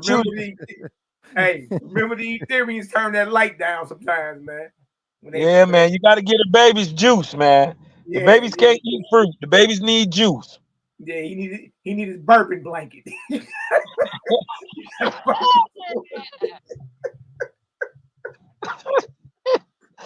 Hey, I bet you dude got a net. I bet he got a onesie too. I can just. You got that Osiris onesie on. You did go to the Hall of my yacht. You got that Hall of my yacht. Oh, man. Boy, that onesie. Oh, boy, I'm over here hollering. Boy, I'm damn near crying laughing. Look at it. It says, many are also under the prejudices of old. Book of Discipline, chapter 8, verse 3. Many are also under the prejudices of old things, or the influence of a neighbor or a spirit or their surroundings or the impulse of their own flesh, and say, I too follow my highest light, whereas they are in darkness altogether. Nor do they know what is meant by the term highest light, often venturing an opinion or a vague surmise instead, and believing they are expressing their highest light. That's what you saw last night. Look at this. For which reasons you shall explain that only facts well known or comparatively proven are light. An opinion is not light. So we gotta compare and contrast. Y'all know every time we try to compare the Bible, they get all funny in the stomach. Why y'all bringing up the Bible? Wait, well, if your book's so great, why you gotta use the Bible? Well, we gotta compare the facts, right? Facts well known or comparatively proven or light. An opinion is not light, so we gotta put our knowledge versus y'all knowledge in the competition. It gotta happen in order to compare it. See, look at this, verse 6. That whoever professes light must know, not believe, y'all, must know the matter by his own knowledge. It didn't say must believe the matter. It said you got to know. You got to know. You got to add your own experience. You dig? Look at this. That facts, numbers, figures, or axioms can demonstrate light. And that without these, then the supposed light is only darkness. Only darkness. Bring out the only darkness. Facts. Did he not bring out the numbers, the figures, the timelines, the axioms? Didn't he show? He showed so much, these mealy mouth Negroes were saying he wasn't showing sources. I'm like, what is they even talking about? Boy, they didn't. They couldn't see Ali's hands neither. You hear me? You hear me? Shit. And that without these, then the supposed light is only darkness. Pursue this philosophy, and you shall easily discover who among you, between Kosmon, Cal, and Judah Natzarah, had the highest light. Watch this. I will undoubtedly prove the historicity of my individual text. This is what Cal is saying. The historical facts revealed in the OWASP are only trumped by its prophetic nature. Proving things formerly unknown. Proving things formerly unknown. Proving things formerly unknown before even modern science knows they exist. Firstly, I think it would be beneficial to take the time to learn what historicity means. Historicity. Look at this. Look at this. Noun. It's a noun. Historical authenticity. Right? Languages.com. That's the source. What is this? Historicity is the historical actuality of persons and events. Cal brought that out last night. See, Judah just stuck with people. He only stuck with persons in a particular time period. Cal was talking about events that happened that modern science agrees with, that was written down in 1881 before it was even discovered, making Owaspie the primary and making its historicity prophetic. Meaning the quality of being part of history instead of being a historical myth. So if we're proving events that happen, like ice ages and the building of the Giza pyramid and the formation of the cosmos and the building block of creation dealing with atoms, and even down, y'all, to the structure of snowflakes, all that has to do with the history of a planet. All these are events that went down, meaning that what Owaspie is revealing is not a myth. It's not a myth, right? Notice what it says. It says, meaning the quality of being part of history instead of being a historical myth, legend, or fiction. He kept saying it's a fictional comic book. Look at this. The historicity of a claim about the past is its factual status. Historicity denotes historical actuality, authenticity, factuality, and focuses on the true value of knowledge claims about the past. Wikipedia, y'all, we just read that, didn't we? All right. So Owaspie says in book 24, chapter 6, verse 12, all learning is like a gymnasium to the spirit. Knowledge is the strength of the soul. With that being factual, the historicity of Owaspie that I will display tonight should not only be very informative, but also be an uplifting light. So y'all, if y'all understand so far, and let me see even if our enemies are listening, if y'all understand so far that historicity does not only have to do with persons, it also has to do with events and places that can be linked to a time period. If y'all understand that, give me a vortex up in the chat. Let's go ahead and cook. Let's go ahead and cook. Because Cal, again, I like what you did, bro. You ain't ducked nothing. No, hell no. Huh? You ain't ducked nothing. Since we dealing, I got all. I came to smoke the smoke, and that smoke wasn't hitting like nothing. Nah, bro. I kept smoking. That was light. Easy. Yeah, that was light work. That was light. I was like, come on, man. All right, so since, and this is Cal's doc from last night. Look at this. We ain't ducking nothing. Well, since we are comparing text, right? Because remember, light is something that has to be comparatively proven. Well, since we are comparing text, why not start with the historicity of the author or compiler? Okay. Now, this is something we talk about behind the scenes, y'all. You dig? Because to be real with it, our people are vibrating so low, they still stuck on John Newbro, and they claim that this man is the author. Okay? Really, he's the compiler. Okay? He's no more than author than the scribes were who wrote out the Tanakh in 2nd Ezra, the 14th chapter. All he is a scribe. He's a compiler. He didn't come up with this out of his own mind, out of the figment of his own imagination. He didn't say, gee whiz, I think I want to write a novel. I think I want to write something like Star Wars, like George Lucas, or Marvel Comics like Stan Lee. He's simply a scribe. He was used to transmit some information, to write it down. You know what I mean? But we know that's where people at, so we gonna say, all right, bump it. Well, at least we about to go and show the historicity, the historical data of the compiler of Owaspie. We not ducking. He is right here. Historical fact number 1. Who you dealing with? John Newbro. These are the years he lived. Remember that. We don't worship this guy. You know what I mean? We only bring him up because y'all bring him up. Nor are we scared to admit this is how Owaspie came. It came through this cat right here. Him right there. Him right there. What you mad about? We read in the Bible a damn donkey was talking.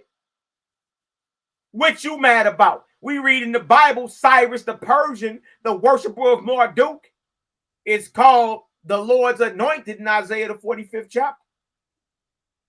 So even dealing with Bible, what the Lord can use whoever he want to use, correct?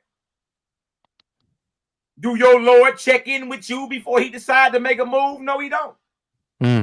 No, he don't. So what you mad over this way for? The Creator ain't had to check in with Malaki Macabee before he do something. The Creator ain't got to check in with you, the Torah Knights. He ain't got to check in with the Creator gang before he make a move. That's the Creator's business who he decide to use to bring forth some information. It's just, guess what? Our people are stuck, and it shows really where you vibrating at. You dig? Now we look past that. Like, okay, that's what's up. That's good. Let's get into the information, right? Hey, Mally, I'm sorry to interject, brother, but Brother Calvin is asking for the link. Oh, is he? Okay, yeah, I thought he was in here. I thought Cal P was in here. Okay, hold on, bro. Yeah, I'm put it back in the chat. Here we go, right here. See, what I don't get is they can't accept John Balanubro being used by, the spiritual realm, being used by the Creator to bring about a text or what have you, but they can accept, a Persian king giving them freedom and giving them the okay to rebuild the temple, and also a decree to follow Ezra and his Tanakh, you know what I'm saying, that he compiled. And they were told to follow Ezra. We're not told to follow John Balanubro. John Balanubro is not mentioned in the text. Right. You know what I'm saying? So it's like, it's no comparison. He was just a vessel. Ezra was a vessel too, but you told by the Persian king, by the Persians, that the people had to follow Ezra. Yeah. And he was supposed to compile law by the decree of the Persians. So in reality, that text is Persian in origin. It's by Persian authority. That's true.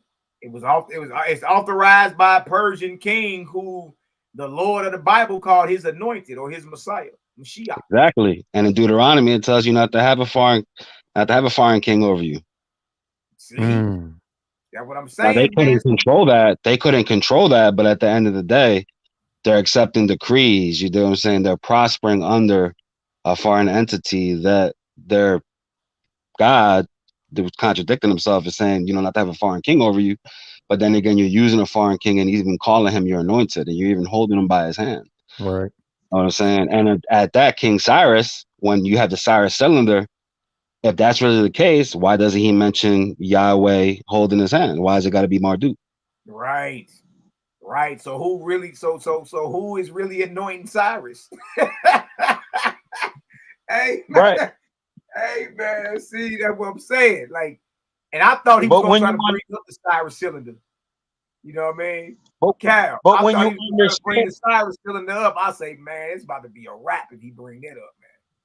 And but you look, when you understand that Baal still had control over Israel in the Babylonian captivity. Baal is Marduk, the god of Cyrus. When you understand that they are the exact same deity, right? This is why Cyrus can be blessed by the God of the Israelites, right? And yet his God is Marduk, because Marduk is the Lord Baal. And that's the truth. And supposedly, Cyrus didn't even worship Marduk. He was just saying Marduk in the cylinder to blow smoke up the Babylonians' ass. You know what I'm saying? That's all really he was doing. He was just doing that because, he was trying to unify religions. That was the first time you had people trying to bring about a one world religion. And the Persians were trying to do that. That's why they had Ezra. Yeah. And that started with your and we was reading the crazy part, Louis. We was reading the book with Apollonius of Tyana, where Antiquity Unveiled, where the spirit of Zoroaster comes back. He says, right, that he was the Magi next to Darius and Cyrus.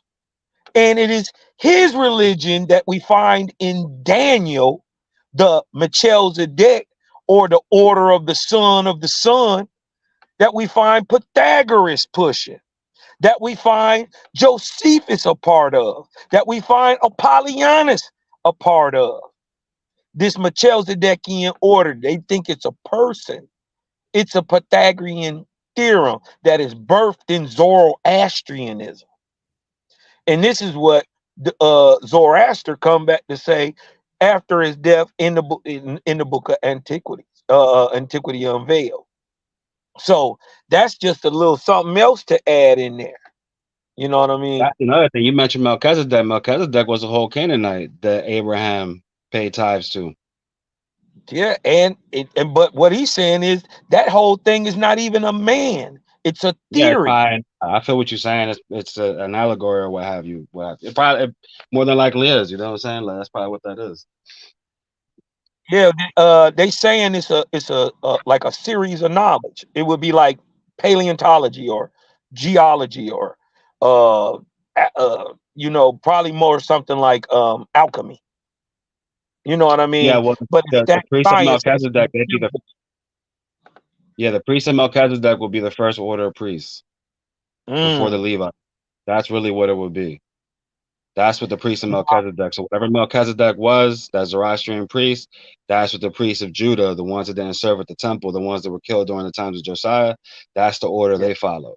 You know what I'm saying? Yeah. And then the Levite during Josiah, they were the priests of the second order, which was the only time you ever heard the priests of the second order be mentioned. But you never hear about the priests of the first order. So from my research, the priests of the first order come from the line of Melchizedek. And if you look at Melchizedek, right, as a priest, we know that the Levites are the priests of animal sacrifice. But when Abraham met with Melchizedek, what did Melchizedek have? He had bread and wine. He didn't have no meat. You're right. That's right. Hey, look, I got my own understanding of Melchizedek too. Y'all go back into the Jehovah Chronicles, man, and y'all look up my timelines. You dig what I'm talking about? When since we understand now that Noah is a man, right? Guess what Enoch must be? And just like just like the brother Louis was saying, we know Melchizedek is a line of priests, right? So what if that's what the Enochs were? Enoch was probably Melchizedek. We know. Yeah, each Enoch was a Melchizedek. Enoch is a seer. It's 11 seers that are born over a 365-year span of time called Enoch. Right? It's 11 men. That order or that line of men is called Melchizedek, but it's different people. You see what I'm saying? And this is how Enoch could tell you a story from before the flood and then also tell you a story about all the way almost to the flood. You see what I'm saying? Enoch becomes an angel. He becomes Metatron. Yeah, it's definitely an order. It's like an order of men, an order of priests. Absolutely. Absolutely. And don't Owaspy say the Metatron is a order of lords. He's the Lord. He's the Lord of the Merkaba, the Metatron. Yeah, that's an angelic being itself. The Metatron controls the Merkaba that the Enochs or the Melchizedeks would go in and out of consciousness with. Same thing they was doing in the pyramid. The third book of Enoch, Enoch holds the title of Metatron. It's right in there. Right in the third book of Enoch. I got it. That's his name. That's one of his heavenly names, is Metatron. Hey, he's like the highest angel in the 30. Let's get back to this though. I want to stir too far off topic, right? We can have a chop session about all that though, because look, I love to talk about all that. You know what I mean? But look, let's get back to this though, right? All right, so we dealing right here, since we dealing with historicity. Cal doesn't duck any smoke, and he jumps right into how Owaspy got compiled by this man right here called John Bilal Newbro. This is a book written by Dr. Susan B. Martinez. Doc cool as a mug. Shout out to Doc. I'm actually reading her book right now, Field Guide to the Spirit World, off the chain. You know what I mean? She got a chapter in there called The Reincarnation Hoax, nigga. Oh my God. Man, she utterly destroyed the entire theory of reincarnation. Killed it. But anyway, this is her right here. So who was John Newbro? A New York dentist who was clairvoyant and clairaudient from childhood. Stop right there. Now, you got people today that be like, see, nigga, from childhood, right? But most of y'all, if you be real with yourself, and had deja vu since you've been a little joker. Some of y'all have things called premonition. Some of y'all got have crazy dreams that be coming true. You know what I mean? Y'all Bible will today they call this clairvoyant, clairaudient. You know what I mean? Because some people are more sensitive to the unseen realm than others. In OWASP, this gift is called, notice I call it a gift. This gift or this ability is called suis. Suis, not chop suey, suis, S-U-I-S. All right. Now, you start realizing that damn near all of us have some type of measure or degree of that. You dig? Especially if you ever had what they call deja vu, premonition, if your dreams becoming a past at times and all that. So this shouldn't be no nothing to get your panties in a bunch because you heard this man was clairvoyant and clairaudient from childhood. Look at this.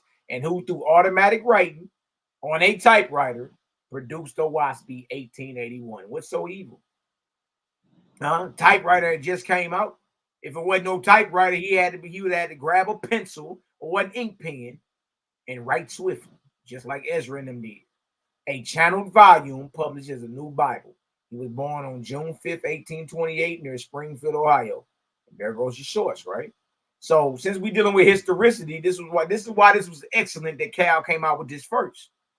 A real living, breathing man! Exclamation point, exclamation point, exclamation point. Historically proven. Now, I want y'all to pay very close attention to my opponent's face as we ask him to kindly prove the historical existence of Moses.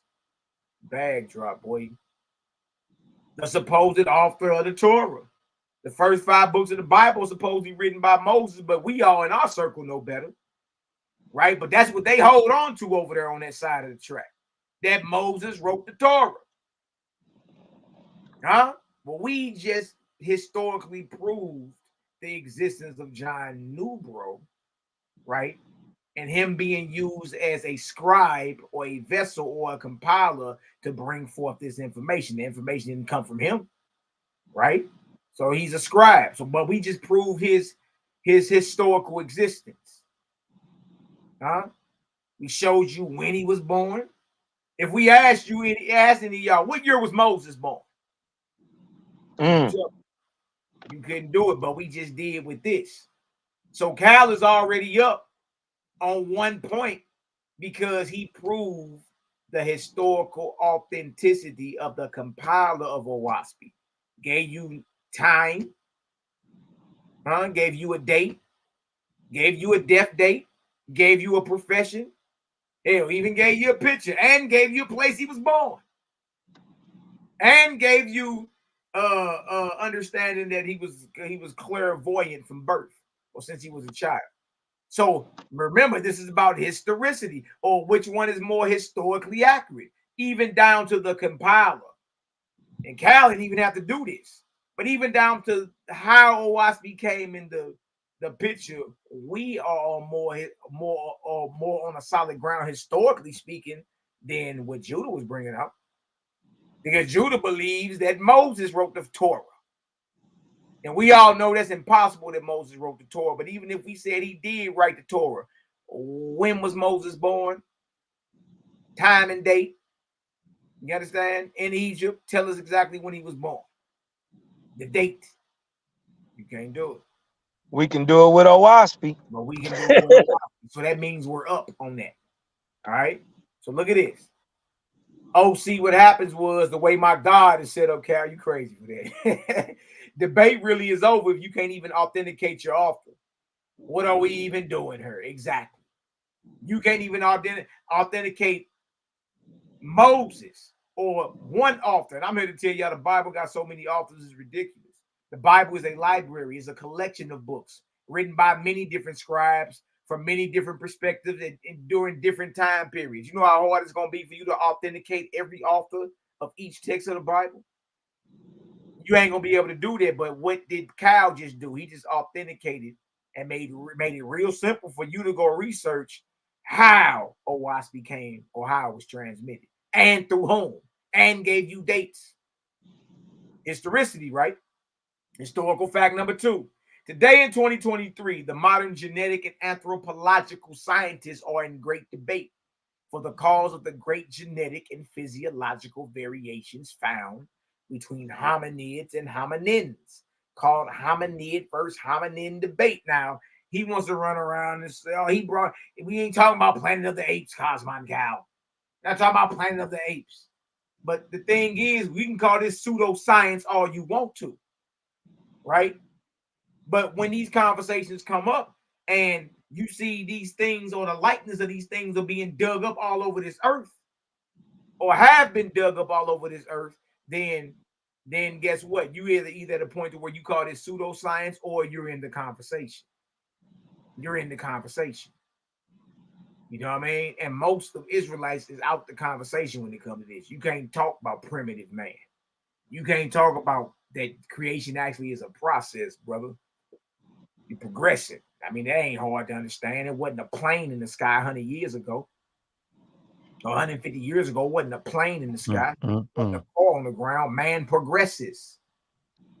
There's some Israelites that do get into the hominids, but I've spoken to a few of them, but some of them, the ones that I spoke to, they believe that they were pre-Adamites. That's what they believe. They weren't Adamites at all. Some of them, not all of them, but this is why this conversation doesn't come up in that community, because they're not really privy to all that. They'd rather not look into it. The ones that do, they believe that they're pre-Adamites. They're not even Adam. You know what I'm saying? So, yeah. OWASP say they proto-OWASP too. And that's the difference between the hominid. Look at it first. A primate of a family, hominidae, that includes humans and their fossil ancestors, and also in recent systems, at least some of the great apes. Now, crazy part is, see, you can look at this two ways. You got Darwin's understanding, right? And Darwin is basically going into evolution, but that man basically evolved from what you call primates and all that without the assistance and help of angels. Yeah, without the divine. You see, without the divine, exactly. You see? And Darwin is really when you have, Darwin is the beginning of when science split with spirituality. That's the beginning of that. That's where you have, Darwin is the beginning of what you call, what is it? So what I'm looking for. Oh, reductionist materialism. Also scientific racism. Not even just that, it's just explaining things in their natural and the natural order instead of having anything to do with the divine intervention. That starts with Darwin, looking at natural laws or what have you. So that's called reductionist materialist. That's what they are. Now, hey, you know the jokes that we always crack, like the white folks will crack jokes on niggas. Niggas come from monkeys. And then, you know, shout out to my brother Shaw. AOC. You dig? He pulled out when Planet of the Apes came back around. He pulled out a picture of one of the apes and was like, "Look at the thin lips and all that." You dig? But the crazy part about it is, from the wide foreheads to the thin lips, you see traits of primitive man in every race. Look down there. You got from wide foreheads, big nostrils, down to fish lips. And we are, and look what we do. We don't do shit with Joan on one another. You know what I mean? But you see features of primitive man in modern man today. You know what I mean? So that's a topic that a lot of people are scared to touch. They'd rather dismiss it off as pseudo. You dig? But let's see if Cal brings out any sources proving this. See, it sound Mickey and tricky until sources get to coming out, and then timeline come out. You know what I mean, then you go back over certain discoveries, and you like, well, dang, hold on. All right, now look at this. Hominin, noun, zoology, a primate of taxonomic tribe, hominini, which comprises those species regarded as human, directly ancestral to humans or very closely related to humans. Fossil footprints reveal the height of ancient hominins. Yeah. So this, of course, was way over their head.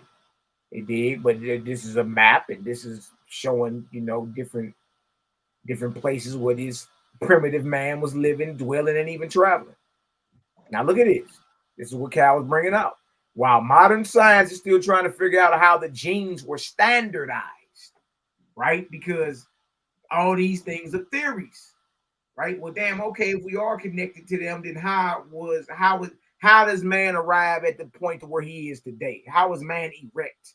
How is man putting satellites in the sky and all that, if that's the case, right? Look at it. Source. They kept saying that Cal wasn't showing no sources. This is exact doc. Source, nature.com. Nature, ecology, and evolution. Huh? Like it ain't no historicity in ecology and nature. Stop it, man. Look at this. Written August 24th, 2020. Look at the date. Selection against archaic hominin, genetic variation in regulatory regions. This is what they're finding doing their research. Now, does Oahspe talk about any of this? Does Oahspe have something to offer dealing with primitive man? Does the Bible have anything to offer dealing with primitive man? Look at this. Abstract. Traces of Neanderthal and Denisovan DNA persist in the modern human gene pool. You heard this? This is what they're saying. This is from nature.com. And what's in the modern gene pool? Traces of Neanderthal and Denisovan DNA persist in the modern human gene pool, but have been systematically purged by natural selection from genes and other functionally important regions. This implies that many archaic alleles harm the fitness of hybrid. Look at this. Oahspe is changing the scientific paradigm. Watch this, y'all. See, watch this. Why? Now, Cal makes a claim. How is Oahspe changing the scientific paradigm, Kosmon? Cal, talk your shit, my brother. Look at this. To prove the historicity and smash the historical timeline of human creation. You heard this? Oahspe reveals that in the time of creation for primitive man on the earth, between 72,000 to 78,000 before the Common Era, y'all. You understand? Between 92,000 and 98,000 years ago. Man was created in great variety. Then through genetic admixture, the hominin or the Adamic species was bred from the earlier hominid proto-Adamic races. Also, by where man was created geographically, so is the color of that person's skin. Closer to the equator, the darker the skin. Closer to the poles, the lighter the skin. Showing man is the same species. You gotta come up off that racism, man. As a trick of the false gods and deities. Man is the same species, y'all. Look, let me show y'all how that's objective. What Carol just said is absolutely true. And y'all know why that's true? You know why that's true? It's because you wouldn't be able to mate with different quote-unquote races and produce produce children if you weren't the same thing. You can't go do that with a dog, can you? No. You can't go lay with Bambi, can you? You see? Showing man is the same species irregardless of skin color.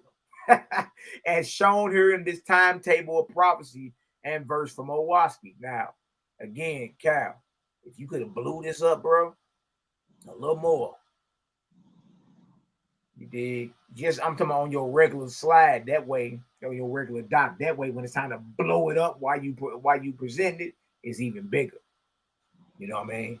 So try to blow these up next time, big dog.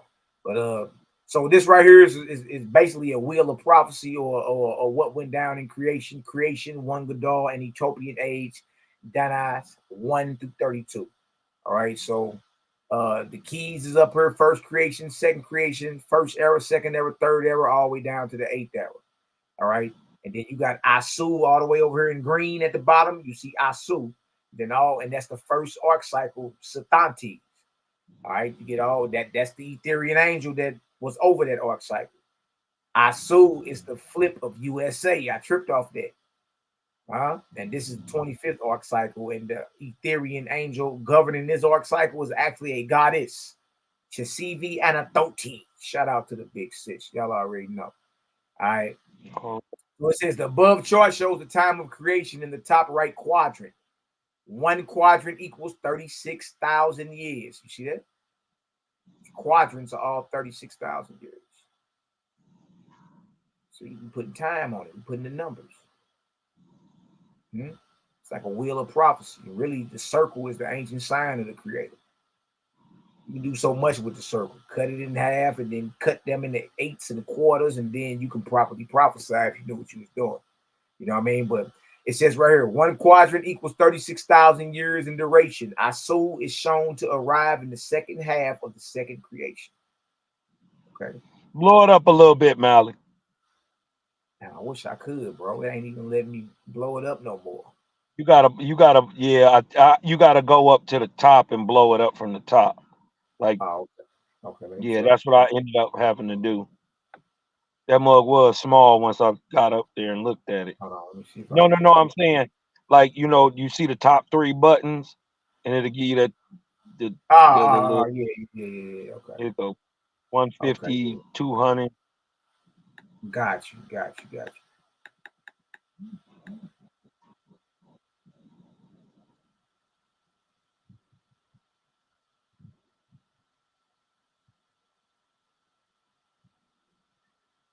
Hold on. That deal went too big. Hold on. I done put it all the way on 400. Hold on, y'all. That way you can see. Kyle was sourcing the whole time. He was sourcing the whole time. That way, when them cats was like, he ain't showing no sources, I'm like, y'all not listening, man. You did, but we already knew what it was. All right, slow you down. Cleared the block. Yeah, slow cleared you down. the block. Let's do a pause for a little second. I gotta let it catch up. That way, y'all can actually see what bro was showing. Bro was showing some light bombs in that deal, boy. Very, very serious. I gotta let it catch back up real quick, Cal. Yeah. That way y'all can see exactly what's going on, man.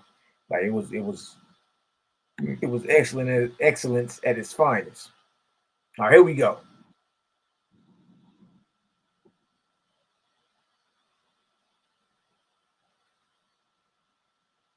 Now, this is what he's showing yesterday. All right. So you see over there creation, or one Gadol and one utopian age, and we talking about the Dans of 1 through 32. First, top left-hand corner, first creation, second creation. So you see over here, light blue, and then kind of light green, and then the darker green. All right.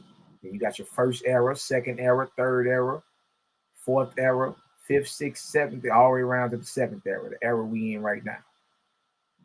All right. So that chart, this is the key to the chart. All right. So when we get over here to the first creation, look what went down.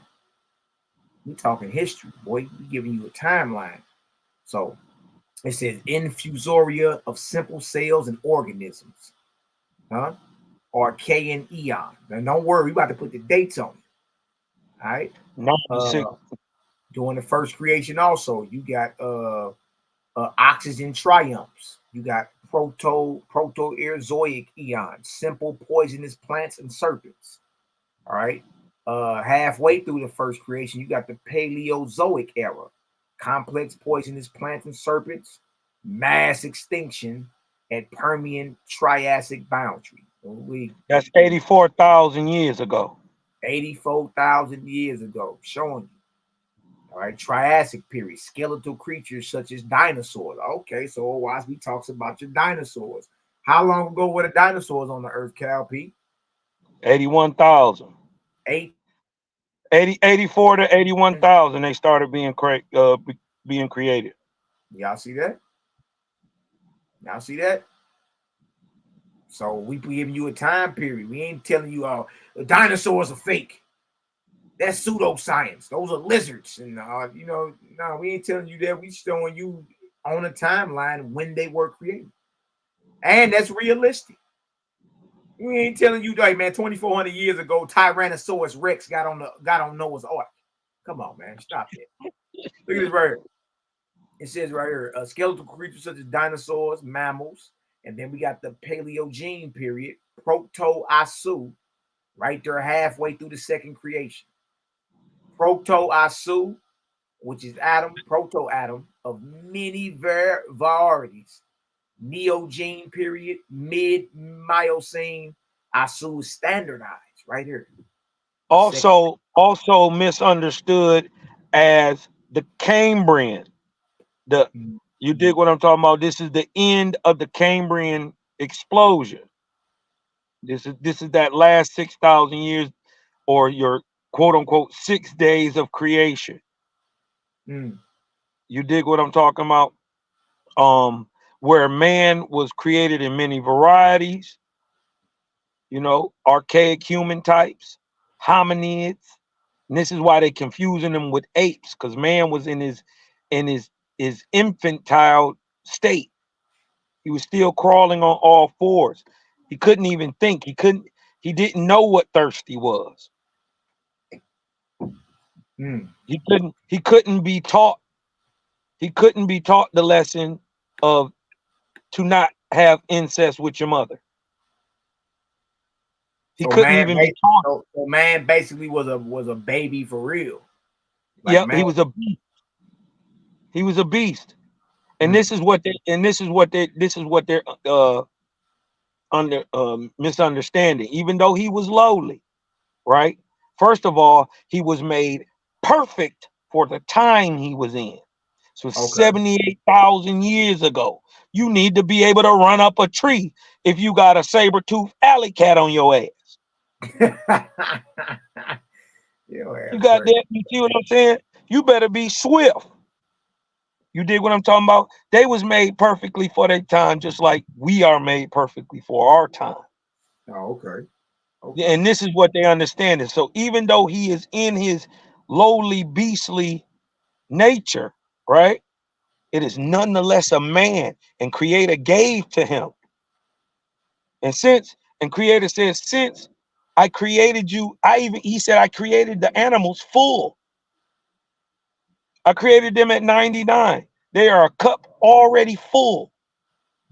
So they do as I will, because I am.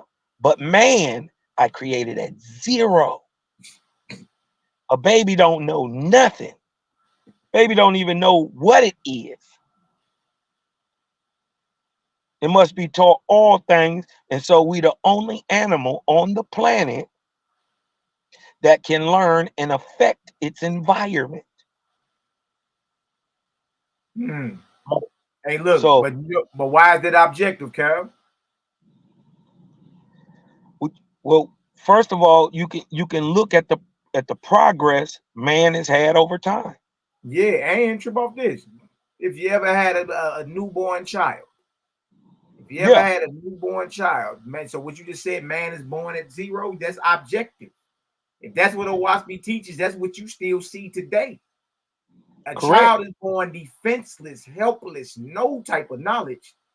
You know what I mean? And it depends on its guardians or its parents to help progress him or her. In all things. And also, so if what we saying sounds crazy, y'all, all you gotta do is ask yourself, well, damn, we see this to this very day. This is the natural progression of every soul that come into this earth. You come in at 0, defenseless. You don't know how to talk. You don't know how to eat. You don't know how to wipe your ass. You know what I mean? You don't know how to do nothing. You're totally dependent upon your guardians and your environment. And that's what Owaspi is saying. Creation is a process just like that of what you see to this day. You feel me? So once I looked at it like that, Cal, none of this was hard to receive for me. I said, oh shit, we do that now. Right. And think about it like this, more objectivity. If man was like the animals, comparatively, right? A child would be wise at its birth. Right. You see what I'm saying? But we don't see that. We see they must learn everything. But if you look at, let's just say, a rabbit never has to see a fox. Rabbit only 1 day old, never seen a fox. But he know, soon as that fox come in that hole, it knows to run. Yeah. In the reverse, a baby will stick its finger in a rattlesnake mouth. That nigga lick a socket. with a fork in his mouth. My son just burnt up one of my sockets, so I gotta change the whole outlet, man. Like, look, what are you talking about? That little joker took a knife and stuck it up in that deal, boy. Dang. He's brave, man. Yeah, but look, he learned. Now he don't do it no more. Oh, I bet he won't. As soon as it happened, that little joker took off. Fire! I'm like, damn. Yeah. Hey, look, I ain't even gotta tell you don't stick no knife down no socket no more. He learned right then and there. Nah, that ain't for me. You know what I mean? But that proves the information of Owaspi to be valid, because the way Owaspi is saying man was created, you dig, is how you see babies coming to this earth to this very day. And that actually proves the historicity of what I'm showing. Owaspi says man was created in two types, a hominid and a hominin type. Yeah. See, y'all, so Cal was on point the whole time. Judah was talking about Cal was off topic. Like, no, this type of information is above her pay grade, y'all. Correct. It's above her pay grade. Cal was on topic the whole time. It just was a higher light. It was so much light that he started short circuiting, talking about he ain't sourced up and that he ain't even. One time he said you wasn't even reading out the Owaspi, bro. I'm like, what? Huh? This dude talking about, man. So look at this, y'all. He's proving historicity and he's putting it on a timeline. You see, if y'all understand that, give me an 8 up in the chat. We about to slow roll this. Oh, and look, Cal was just warming up. He was just warming up. You dig? Remember, Judah didn't show anything that went before 980 BC. Cal, where you at talking about Proto-Asu at? 78,000 BC. Hey, just because I can, 78,175 to be exact. Hey, y'all, let me put that in perspective for you. We are closer to that Shishak that cat he was bringing up. Pharaoh, you closer to Pharaoh Shishak than Shishak was to what time period that Cal was talking about last night. Look at it, man. That's crazy. That shit wasn't number the arc cycle ago. 2. No, 1 arc cycle ago. 980 BC. Right. So right up in here,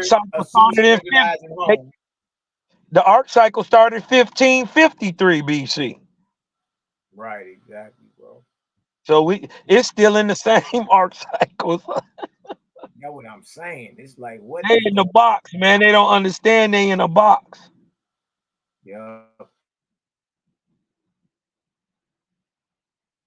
So right there where it says Asu, right? That is the name or the Vedic term for Adam or the first man or holy from earth. You dig what I'm talking about? All these other names of Etherian. You say what, Cal? No, go ahead. All these are names of high-raised angels that the Creator sent to progress man, sent them to the earth to progress man over these years. All right, man would have never progressed to where he is without the help of angels. Now, flip side of the Bible, all the fallen angels are evil. Fallen angels are evil, and they are bound and trapped, and that. You know what I mean? Owaspy is revealing that who you would call fallen angels or angels who came from the higher ups down, they were here simply to progress man. And the evidence that they were here is based off man's inspiration. You know what I mean? Hold on, y'all. This computer's loading up on me.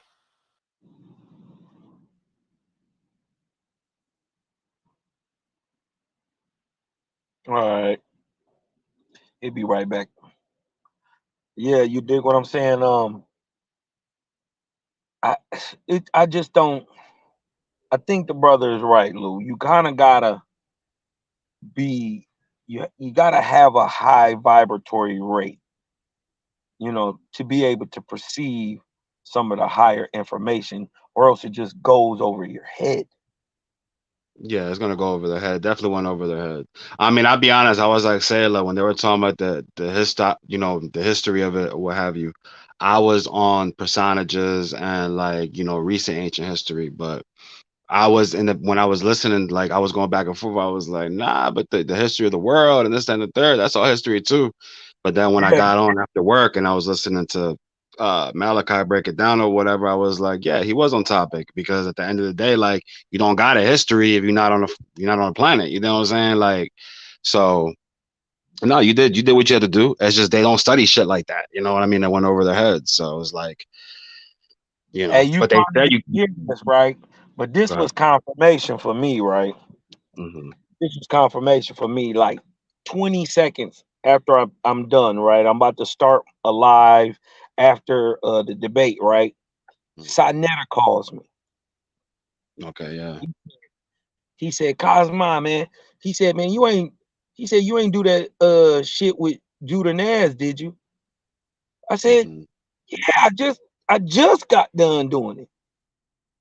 He was like, man, he was like, no, I was like, he was like, man, don't go over there and do that shit with them, man. They all they gonna do is get some judges over there to set you up, and they gonna rob you, bro. They're not even gonna keep it 100, and they not paying. You dig what I'm saying? I was like, man, I just did it. He was like, you just did it? I was like, yeah, dog, I just got off the phone. I mean, off the live like 30 seconds ago. I was like, you didn't see it? He was like, no, I ain't see it. He was like, but I told you what was gonna happen. And he was right. So he was like, look, man, I'm gonna get you a debate with Zion Lex. You know what I mean? Y'all can break it down. He was like, man, you ain't gonna get no points beating Judah Naz. And even when you beat him, they gonna say you didn't. Yeah, that's how Judah is, man. He's not really nobody to. He needs to debate somebody that goes in on the Levites, because he's heavy on the Levite, the temple and being a Levite and being a priest or what have you. That's really what's going to dig in his ass, because I remember I was on a panel, not Sinetters or anybody they all probably know, but he was on a panel and I was on there with him. I came on after him. And I remember there were somebody on the panel was asking about the Levites, and I was going on how they were foreigners coming out of Egypt. They weren't Israelites. And Judah didn't say anything to me. He went straight off the panel. As soon as I started talking about the Levites weren't Israelites, he left. He wasn't dealing with it. They not. So, Their name. They don't know what Levite means, Louis. yeah, of course. They don't even know what it means. They just think, oh, it's from the tribe of Levi. There is no tribe of Levi. That's written. That's usurpation.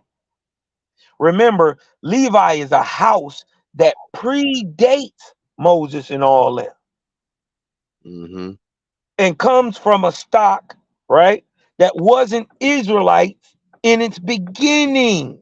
That's why it needed to be bred into being able to birth people like Aaron and Moses. Because Levi wasn't able to go into the inner sanctum. Right? But later on, his grandson, Koath, who they always try to tie in this Coen gene, this Coen genetic, right? Mm-hmm. Who was and did become an Israelite because he was of the 7th birth of Iron parentage, right? He goes on to birth a son who goes on to birth, or he was from the 5th, my bad. Who births a son who goes on to birth Aaron and Moses, who are of the 7th birth and born Israelites. The rest of them people couldn't have been in the tribes of Jacob, right?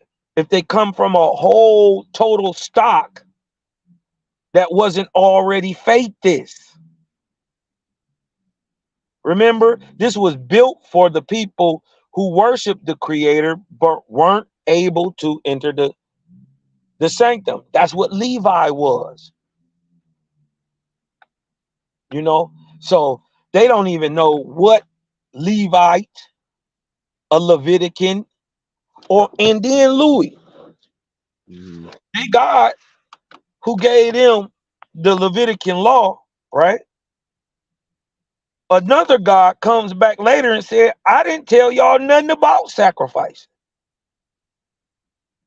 Right? But we never see the Levitican change either its practice or its God. Right? It said that they were literally whoring for devils. But we never see you stop whoring for devils. Right? It just say later on in Hosea, we gonna make you forget the name of the gods. But that don't mean you forgot the worship.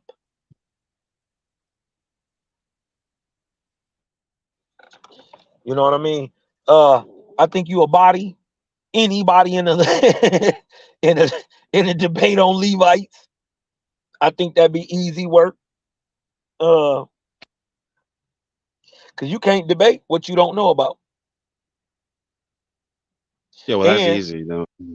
yeah, Mm-hmm. yeah. Your body one of them boys on that Levitical doctrine. I don't even you wouldn't want to get into a waspy with it. You wouldn't want to do that. Mm-mm. You back on, Mally Mal?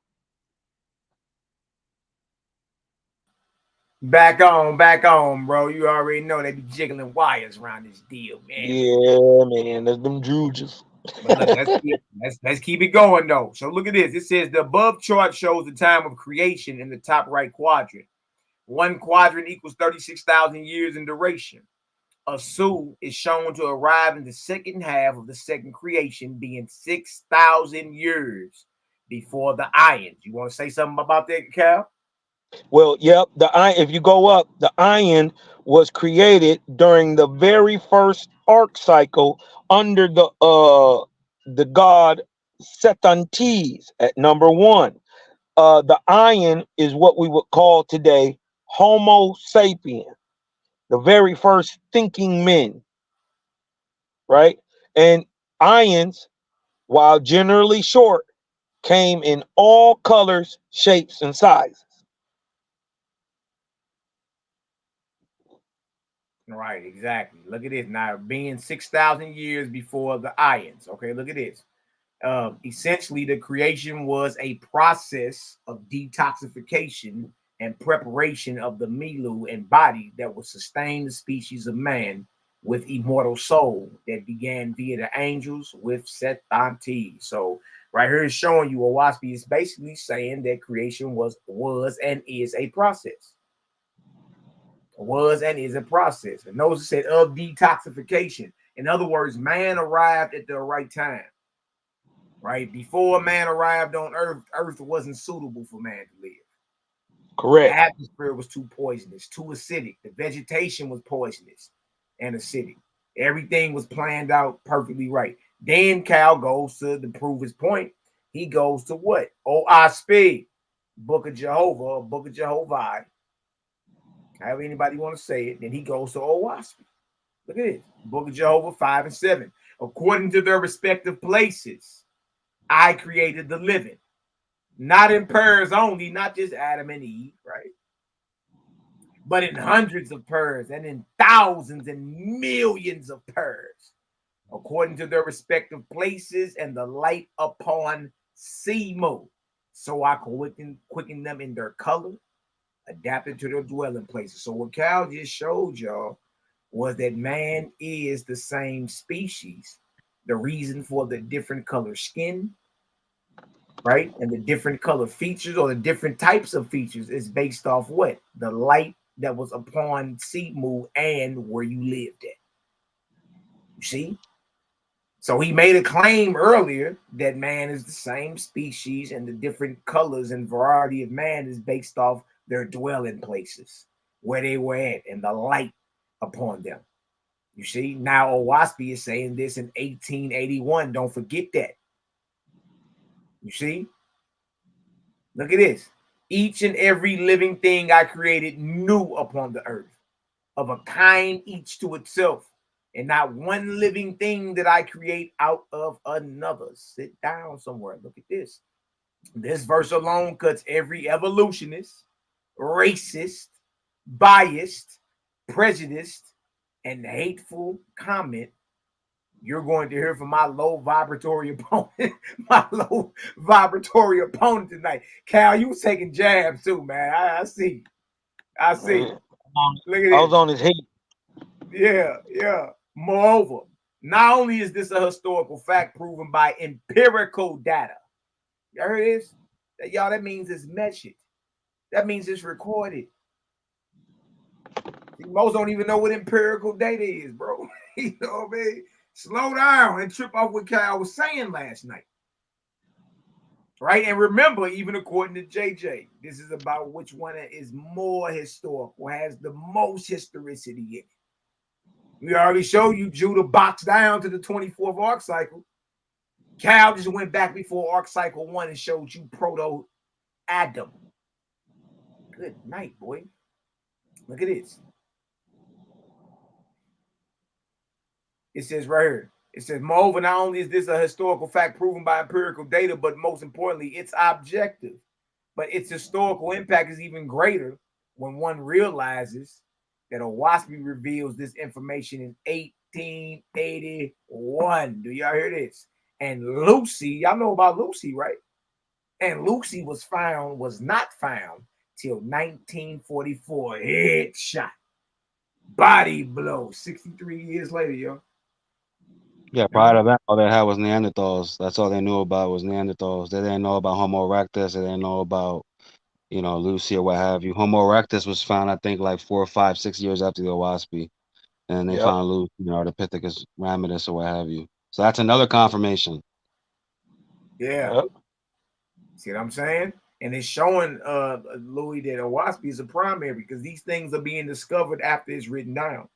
So this proves the youngsters always talk about downloads. Well, this proves the download that John Newbro got is valid and authentic because the discoveries of it after it's written down is being discovered afterwards.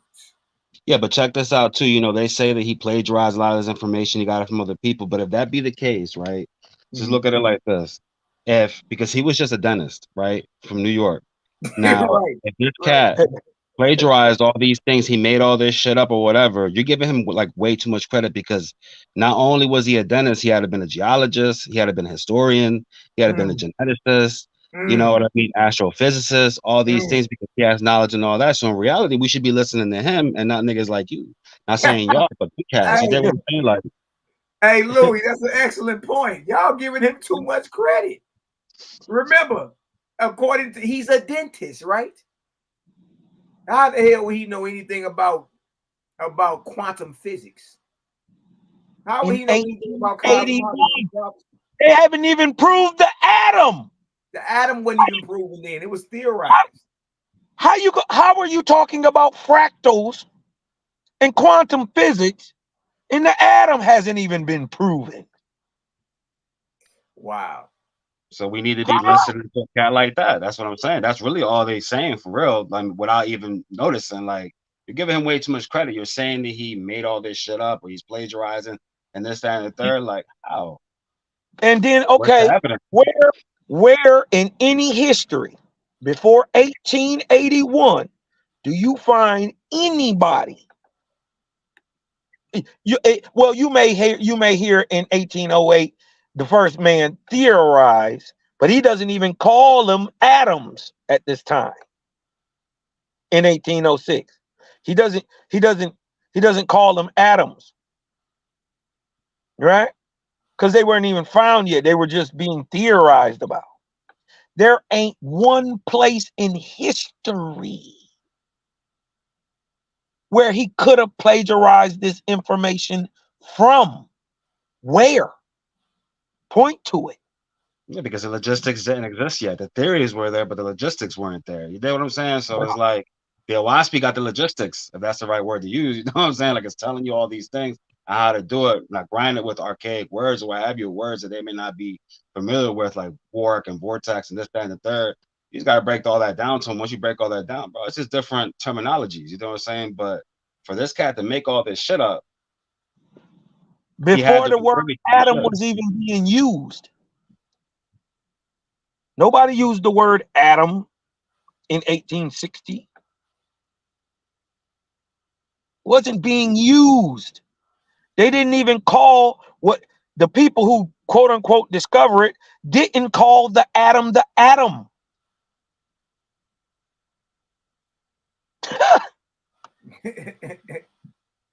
That wasn't coined. That phrase wasn't coined to 1897. 16 years after Owaski. Right. So now we got to address. When they found the electron. When they found the electron. Hey, Cal, now we got to address his source then, because how does a dentist know all this? And then it's being verified afterwards. So, I mean, in some cases, over 100 years later. You know what I mean? So the thing is, that means he got a download. He got a download from the right side of this spiritual warfare. You know what I mean? There's no way JBN knew none of this. Any man. I mean, let's take him off the pictures. Let's say it was a Chinese man named Tucker Chin that got this revelation. Let's say it was a Chinese man named Tucker Chin that got it. You know, he couldn't. It's too vast. He could have just made this up. And then years later, mainstream science is agreeing with it. Right. Right. No man. I'm gonna go on record and say it. I don't think no man. No man could have. No man. Period. Vibrate high enough to come up with something like this. No. You could. John Bell Newbro was able to mimic the words of the WASP after he wrote it. Right. That's one thing. There's certain books that he wrote, he was able to mimic the language, but that's after the inspiration. You know what I'm saying? So that's how cats got, like, at the end of the day, it's an irrelevant argument. You know what I mean? And even if you plagiarize this and the third, you got to provide the evidence. You know what I mean? Of what he plagiarized from and this, that, and the third. So, and another argument would be, well, these things where the ancients knew these things or whatever. Okay, but see, a lot of this information was lost until the modern era.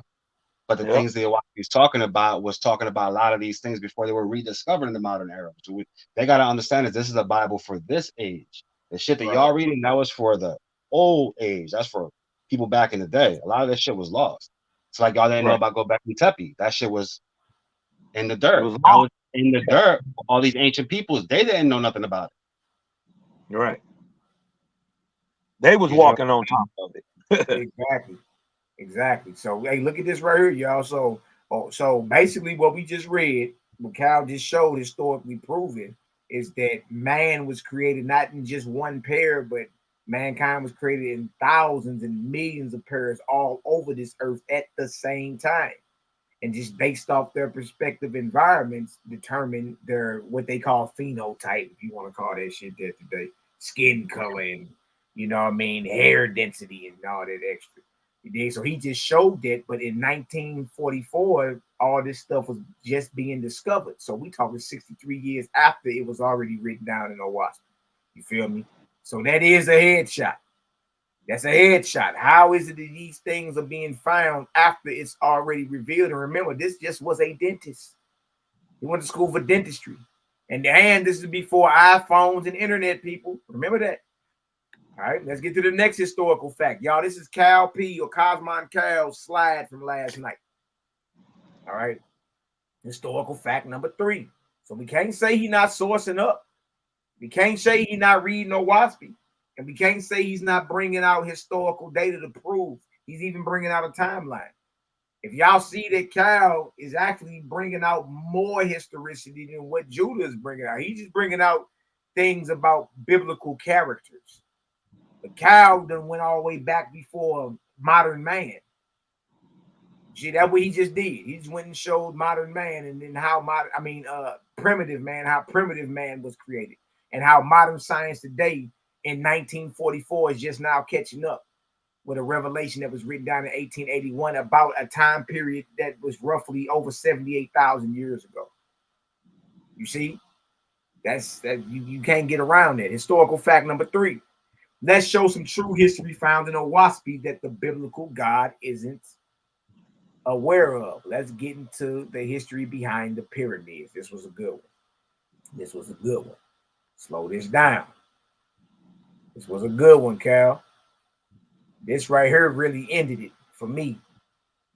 Y'all see, we all familiar with that. We all grew up looking at that, or at least a picture. That's called the Great Pyramid or the Pyramid of Giza. The Giza Plateau. All right, now remember, Owaski was revealed in 1881, right? All right, how is it that something about ancient Egypt that was recently discovered, something about the pyramids that was recently discovered, how is it verified and written down in Owaski in 1881, but discovered in 2018? Let's get into it. And this will prove the historicity. This will prove the information in Owaski valid, right? So he's showing pyramids, right? He go connected to Owaski, then connected to the article, then connected to the time period. He's showing more historicity. Look at this. That's right, those pyramids. Zoom down some.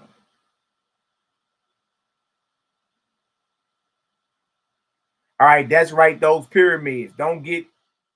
That's right, those pyramids. Don't get too much more historical than these megalithic. I ain't trying to zoom down, man. What the hell's going on? We ain't gotta keep scrolling. Fit. Okay, there you go. Here we go.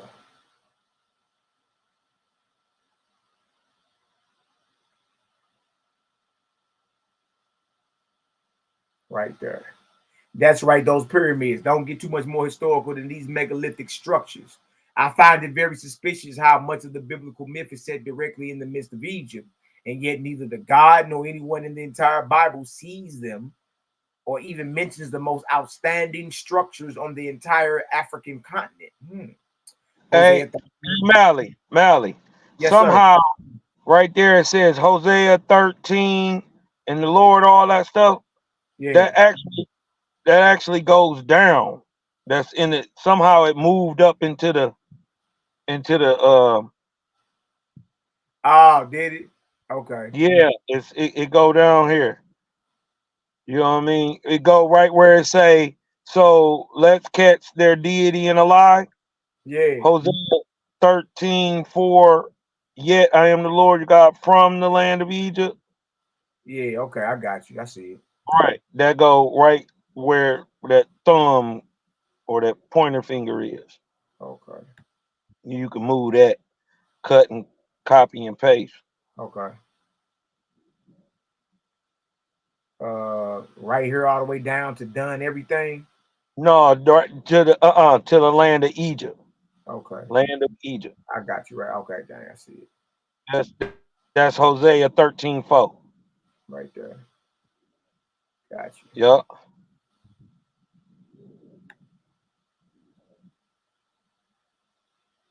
Got you.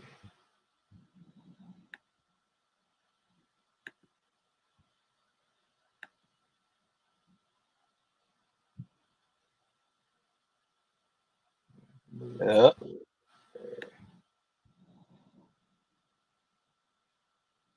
Yeah, we can just erase that right there. Yeah. Got you. Boom. All right, here we go. Got you. All right, here we go. That's right. Those pyramids don't get too much more historical than these megalithic structures. I find it very suspicious how much of the biblical myth is set directly in the midst of Egypt, and yet neither the God nor anyone in the entire Bible sees them or even mentions the most outstanding structures on the entire African continent. It seems like the biblical idol is lying again. Why is he trying to convince us that he created the miracles in Egypt? See, it hits totally different when you do your homework on the fact. Shout out to J Man. Your homework on the fact that the creator wouldn't have to remind anybody who he is, where he's been, when he is everywhere and has done everything. That's an excellent point. Well, let's catch this deity in a lie. Remember, their God said this. Yet I am the Lord thy God from the land of Egypt. But just like a murder investigation, it's always the little things that catches the liar in his lies. All right. If you are the God from Egypt, there's no possible way that you as God have no ties to the pyramids, being that the pyramids were built to the gods. Unless you weren't there and the pyramids were built before you even stepped on the scene.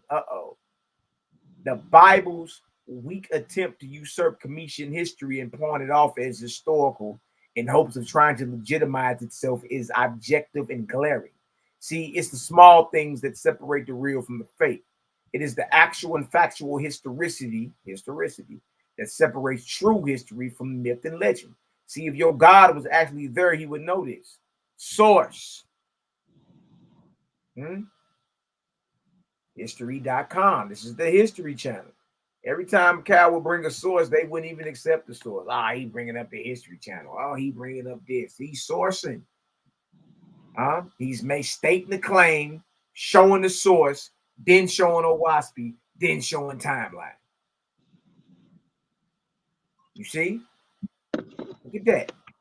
History.com. How did Egyptians build the pyramids? Ancient ramp find deepens mystery. The discovery of a 4,500-year-old ramp offers clues about Egyptians' technological knowledge. What was this article written? When did they find? Updated January 29, 20. Was originally written November the 2nd, 2018. Look at that. Wasn't discovered in 2018 that the Egyptians used ramps, inclined planes to build the Great Pyramid. Now remember, y'all, Kyle, this is his doc. He read this last night. If any of this got past any of y'all, he read all this. Look at this. Remember, it's the little things, y'all. OWASP reveals in 1881 that there was a ramp around the pyramids of Giza.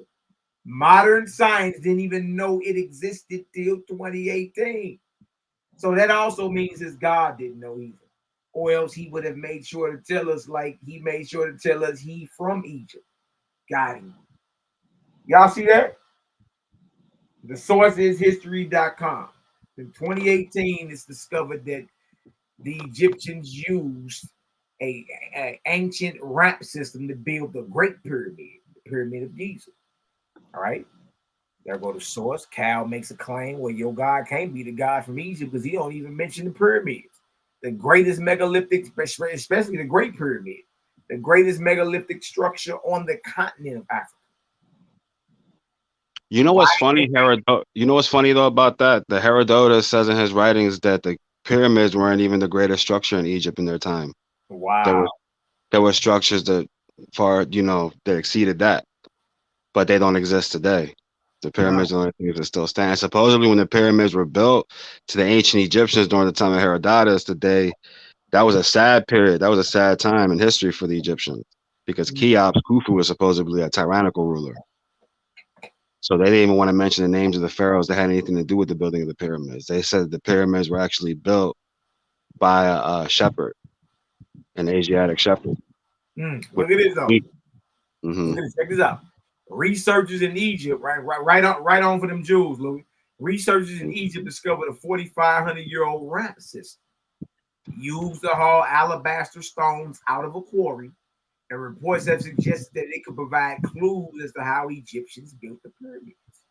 Archaeologists from the French Institute, so we dealing with archaeology, we dealing with historicity, right? The Kyle was on point the whole night. He just was dealing with more. He was dealing with more of a variety of historicity. He said in the beginning, I'm gonna be dealing with different fields of science. Look at this. Archaeologists from the French Institute for Oriental Archaeology in Cairo and the University of Liverpool discovered the ramp system's remains. Y'all see that? In an ancient alabaster quarry at Hatnub, a site in the eastern desert. The ramp system dates at least as far back as the reign of Pharaoh Khufu, who built the Great Pyramid at Giza. Now remember, y'all, they just discovered the remains of this ramp system in 2018. It dates back to when the Great Pyramid was built. Does OWASP have anything to say about this? Remember, 1881 was when this was written down. It wasn't discovered in 2018. Let's see. Now let's prove the historicity of OWASP and show that it is light years ahead of the biblical God and his indoctrinated followers. Cal, but see, y'all know Cal. Cal gonna throw his jabs. That's what niggas really be mad about. They be mad because he be throwing his jabs. You know? Oh, hands quick. Hands is quick. That's what they mad about, Cal. You be throwing your haymaker. When it's time to throw a haymaker, you throw a haymaker. Now, y'all look at this. And remember the dates. Okay? If this is written down before it's discovered, it makes it the primary. And Cal was the only one with the only primary at the debate. Period. Look at this. Book of the Wars Against Jehovah, chapter 49, 16 through 19. Check this out. Oh, I speak. Check this out. 49, verse 16. After the first part of the temple was laid, the builders of the what? Man, I looked at this and was like, man, look, man. What is we even talking about her? Look at this. After the first part of the temple was laid, the builders of the inclined plane, y'all know there's a ramp, right? Began to build it also, but it was built of logs. And when it was raised a little, another layer of the temple was built. Then again, the inclined plane or the ramp was built higher. And another layer of the temple built, and so on. Thus the ramp or the inclined plane, which was made of wood, was built up as the temple increased in height.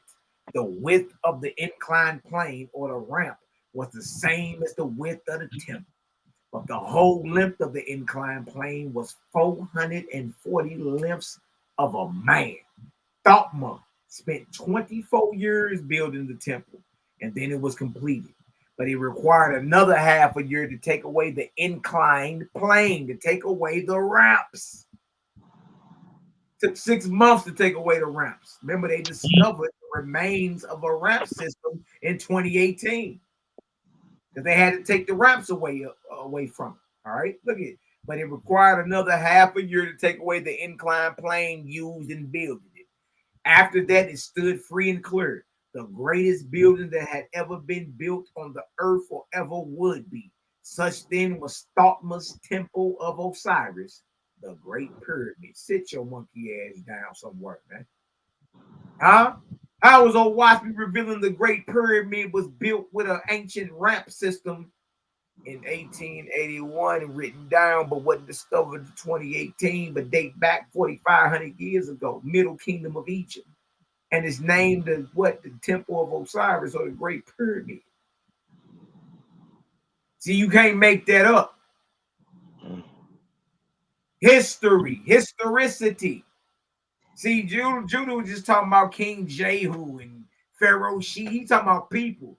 Cal brought out multiple layers of historicity. Cal body dude last night. It wasn't even close. What I was watching, I don't know what debate y'all was watching. What I watched, it wasn't even close. And he was dry. But hold on, we ain't done. Look at that.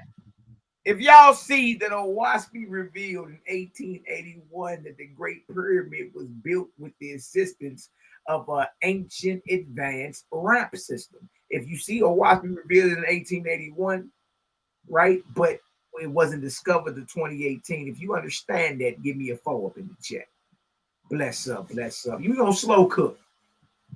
We're gonna make sure you understand that light. See, we can come and drop a megaton light bomb all day, but you don't comprehend the light because you in darkness. No, we about to make you look at this light. But you know, you gonna look at it. What you call? You know, what was it? Judah said that John Balanubra would have plagiarized that from Herodotus.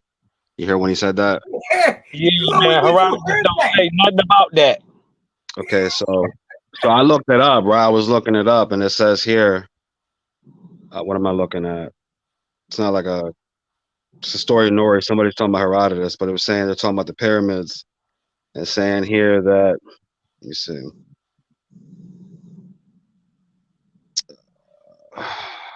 Let's see. It says the pyramid itself took 20 years to build. Owaspy says 24. It says it was made in steps and sides and its sides are like stairs. Herodotus says that wooden machines lift up the great stones one step at a time. And it says this description makes sense at least. And so it is kind of odd when he then states that they made the pyramids from top down. That says it is rather hard to imagine the highest point of the pyramid floating in the air and the other stones being placed beneath it. So what he must have meant was that when the structure had been built, the final outer layer of polished stone was added from the top down. But Herodotus doesn't say that. That's just the writer, you know, assuming that that's probably what he meant. So Herodotus is saying that when the pyramids were built, they were built with wooden machines, which I guess you could say those are ramps. But he's saying that the pyramids were built from top to bottom. But if we go a little further, I reveal the historicity of Owaspy because we tell what those wooden machines are. Yeah, they're ramps. He doesn't say because wooden machines. No, I'm talking about that moved the rocks. Yeah, the capstone. Because Herodotus doesn't say anything about a ramp. Yep. Yeah, he doesn't. He just says wooden machines. Yep. Right. Yep. That wooden. We gonna explain what that wooden machine is. Exactly. And again, he says from top to bottom. When you're reading the Owaspy, it's going from bottom to top. Exactly. You know what I mean? So yeah, he shot himself in the foot with that. He shot himself in the foot with that. This right here say inclined plane, which is a ramp. You know what I mean? It did say wooden machines, but watch this. Watch this, man. So again, y'all, we got things written in here, you dig, that was only recently discovered. Like you can't get around that. Once that start coming out on the regular back to back like that, eventually, you know what I mean, you got to dismiss it being a coinky dink. That ain't no coinky dink. You know what I'm saying? Like, and then I also want to box them in on this, y'all. Look, either it was automatically written or it was plagiarized. Which one is it? Yeah, it can't be both. Because I be hearing the enemy say both. Man, it was automatically written on a typewriter. Yeah, he plagiarized it. Which one is it? It can't be both. If he automatically wrote this, that means he had the assistance of spirit. You know what I mean? If he plagiarized it, that means he took from other sources and made this. Show me the source for any of the information in Owaspy anywhere else. Exactly. Here we go right here, y'all. So we understand that again, not only are we proving the historicity of Owaspy, but it's prophetic in nature. Its historicity is prophetic because it's being discovered after it's written down. You feel me? That's like you getting a gift, and I'm telling you what's inside your gift that's wrapped for you before you open it up. And I'm getting it right every time. Look at this. With the historical facts now revealed. Now, see, only someone who was actually there, someone historical, could have this level of insight and intricate detail. Owaspy history is unparalleled. With the historical facts now revealed, if this was a court case, the biblical God would be getting convicted of perjury right now. Look at this. And in the words of the great American poets Mobb Deep, ain't no such thing as halfway crooks. And Judah Nazareth, your God is as crooked as they come. Fire upon a weak heart. But since this is a debate where one is supposed to assert their mental dominance and prove who has the higher intellectual acumen, let's show the historical accuracy and dominance of a waspy over biblical fairy tale. I'm not here to teach you what you know. I'm here to teach you what you don't know. Historical fact number 4. Let's stay with the building of the pyramids. Book of the Wars against Yahweh. Now he's back in Owaspy. See, this is about proving historicity of Owaspy, and he's showing that. He's showing Owaspy, he's showing articles, he's showing time periods, all that. You know what I mean? And this is how I know this is way over y'all head. Book of the Wars against Yahweh, chapter 49 and 12. Now the stones of the temple. Pay attention to this because the Horizons did mention wooden machines, right? Look at this. Now the stones of the temple were hewn in the region of the quarries. And when properly dressed, they were placed. When properly dressed, you hear that, Louis? When properly dressed, they were placed on slides by capstans. There's your machine. And when properly dressed, they were placed on slides by capstans, and then by capstans let down the mountainsides to the water upon which they were to float to the place required for them. The float carrying the stones were drawn up this ramp, this inclined plane by means of what? Capstans. That's how they getting it up there. It's the capstan. That's the wood machine. In accordance with the ramps. You know what I mean? And by men and women directly pulling also. Let's not even fake like any of you ninjas know what a capstan is. Know what a capstan is. Go ahead, Mally. Look up a capstan. Put it on Google Images. I just looked it up. Yeah, heard it. We got it. Okay, I see it. Let alone Judah Naz and his unhistoric mythological lion idol. LOL. Look at this. Capstan. Now, what is a capstan, y'all? Capstan is a vertical axle rotating machine developed for using on sailing ships to multiply the pulling force of seamen when hauling ropes, cables, and hawsers. Yeah, no homo. Pause. But look at this. You see that? That's what the capstan is right there. This is what was used. These are the wood machines that were used. It's still wood. And they're still wood, aren't they? Yep. You see that? Waspy reveals how, not just that there's a great pyramid, but how it was built, the methodology behind it, when it was built, the time period, the timeline. This is a debate over historicity, right? Look at this. Cal, man, I salute you and how you put this together, brother. This was marvelous. Look at this. Notice Waspy makes it clear that the capstan was a nautical instrument. Look at this. Source. The Open Court, Volume 26, December 1912. Look at this. An ancient Egyptian mechanical problem. Papyrus of Anastasia the First, about 1300 BC, by F.M. Barber. Quote, capstans must therefore have been employed. The sakaya, or geared wheel and water buckets worked by cattle, embodies the principle of the capstan. And Wilkinson and most other Egyptologists suppose it to have been introduced into Egypt at the time of the Persian invasion, BC 527. But its principle must have been used at least as early as the time of the Papyrus of Anastasia the First, 1300 BC. Now, so we still in the 24th arc cycle. Look at this. Wasn't until 1912, 31 years, trip off this show. See, this was way over your head, man. That's how I understand why Waspy is telling us not to force the message. Like, I see it even more clear from that debate. That's what I learned from it last night. That's one of the things I learned from it. That's what I got out of it. Cal dropped all this light over there, man. All this light over there, and it's still, true about this, everybody that called himself a judge even though they weren't official judges. They just was on there to get their opinion. All of them voted against Cal. As if Cal didn't bring any sources out, man. I'm like, what the hell is going on? Look at this. It wasn't till, and so that's why I realized it don't matter how much we show. If they not vibrating at a level to receive the light, then they not going to receive it anyway. They're not going to receive it. You dig? This brother openly displayed. Look at this. It wasn't until 1912, y'all, 31 years after Owaspi revealed that the Egyptians used the capstan in the building of the pyramids, that science finally caught on. Huh? Owaspi is not only historically factual, but also prophetically accurate. Y'all understand that? Give me a 3 up in the chat if you understand what Cal just said. He just said, hold on, they caught on 31 years later that the Egyptians were using these wooden machines called capstans.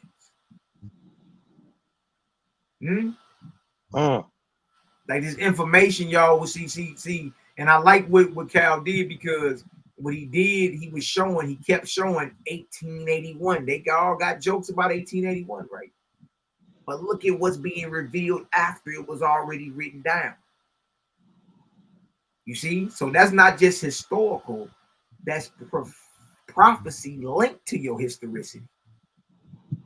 You see? And it makes your text primary. It's written down before the event is discovered.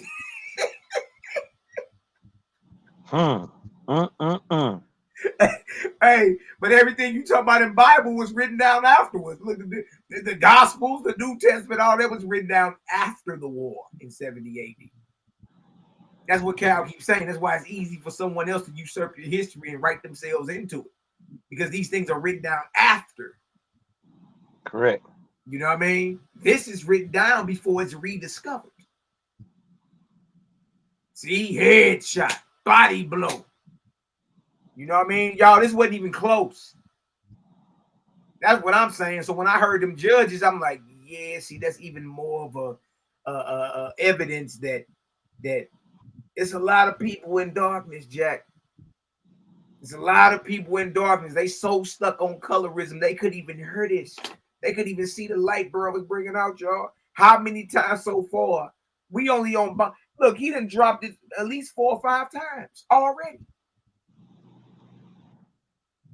Each show 1881 and then recent archaeological discoveries linking historicity with Owaspi and showing it to you.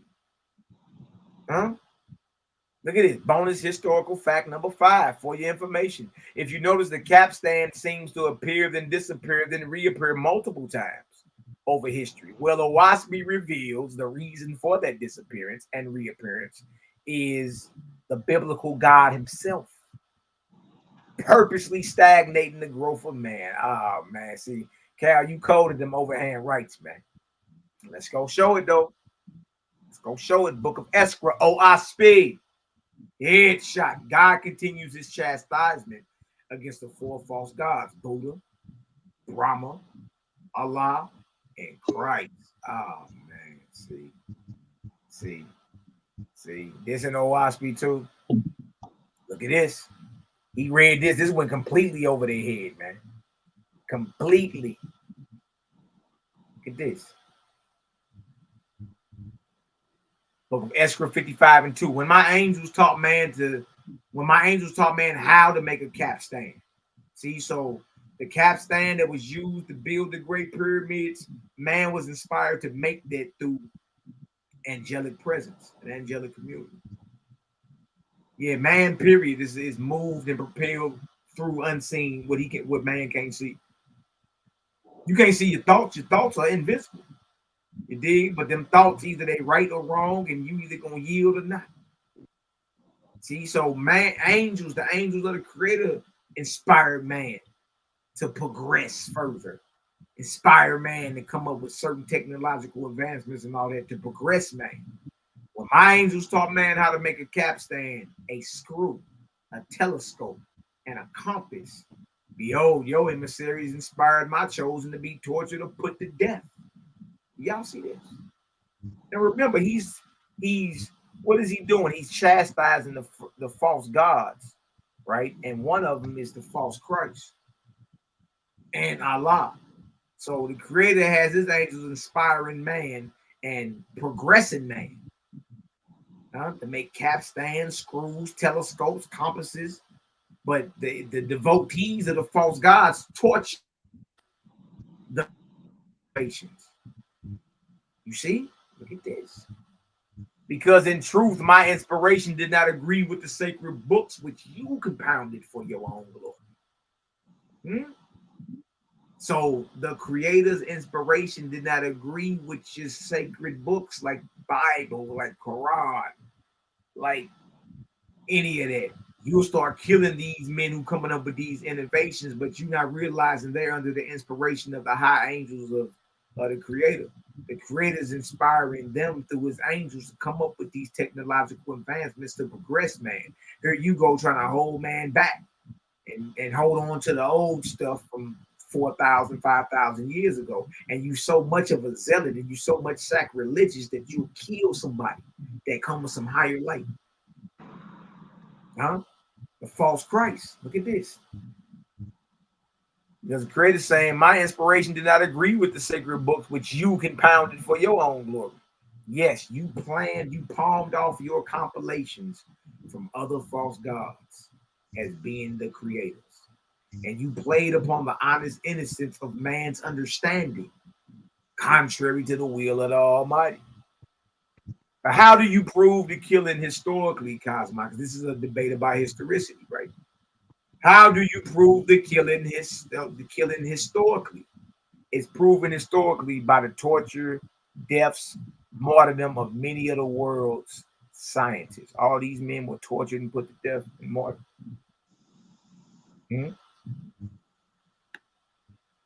This wasn't black on black around. These were their own people killing them. Because they came with higher light. And they came with the inspiration of the Creator through his angels. They come up with certain scientific methods, methodologies, and technological advancements to progress man. Capstan. What's evil about that? But you have your religious devotees of the false gods that kill you bringing this type of stuff out. Y'all heard of most of these men, Copernicus, Lavoisier, Steno, Chardin, Bruno, Gassendi, Servetus, Archimedes. Y'all heard of him. Malpighi, Marcelli, or Mercalli, Mussolini, Kircher, Secchi, Eccles. All these are famous scientists who were put to death because they came out with the technological advancements that they were inspired to come out with through the high-raised angels of the Creator. Come on, y'all, capstan, screw, telescope. So man could progress. These men were actually put to death and martyred because of these things, because of the information that's in OWASP. These men actually were martyred. They didn't know at the time they're being influenced and inspired by the high angels to come up with these things to progress, man. You still use a screw today, don't you? I know I do. You still use capstan, screw, telescopes. All these things are still being used. But when they first were being brought to mankind, these men were tortured and martyred and put to death, only for you to be using everything that they came out with. You know what I mean? Inspired through the angels years ago, hundreds of years ago. You see that? Thousands of years ago. Yeah, I was gonna say thousands of years. Thousands, you know what I mean? That's just the name of few. And the source that he quotes, you know what I mean? Like he wasn't quoting this, y'all. Look at this. This is the source right here. FamousScientist.org. 7 scientists who died violently. Now remember, he's chastising the biblical God right here in Book of Esther. Remember, there go to Christ right there. The false Christ. We know who that is. That's not Yahshua. That's somebody else. The same guy that appeared to Ezra, the same guy that appeared to Constantine. We got that history over in OWASP. Right? So he's continuing his chastisement of the false gods, one of them being the false Christ and Allah. And knows what he says. When my angels taught man how to make a capstan, a screw, a telescope, and a compass, Your emissaries inspire my chosen to be tortured or to be put to death. Because guess what? In truth, the creator's inspiration did not agree with your book. Didn't agree with it. So guess what you do? You put the light out. You kill. Instead of letting the light shine on the beta, you kill the light. See that? And there's the proof. So all these men were killed under the inspiration, y'all, of biblical God. Some people were supposedly tortured when they were building them pyramids too. You see? You see?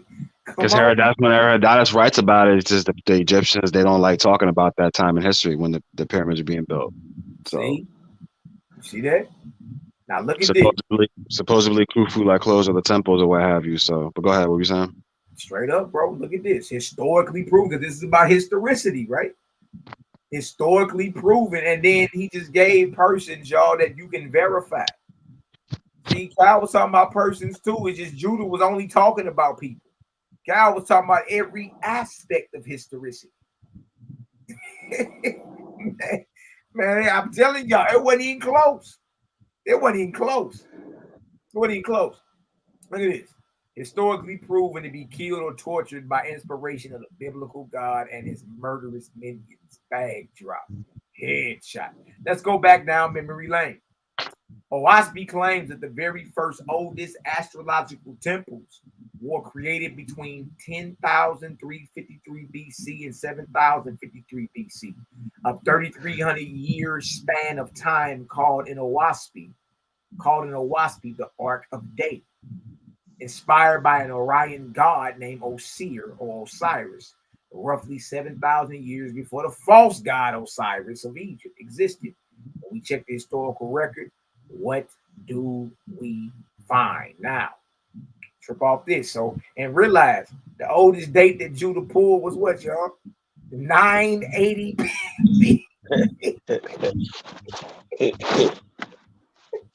Remember, even JJ said this is about which one has the most historicity. The debate is about which one is more historically accurate. You see this? Now we back 12,000 years ago.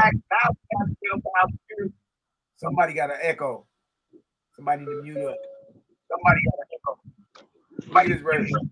Source, the art newspaper. So he quotes a source again. Only for him to say that Cal was in the court.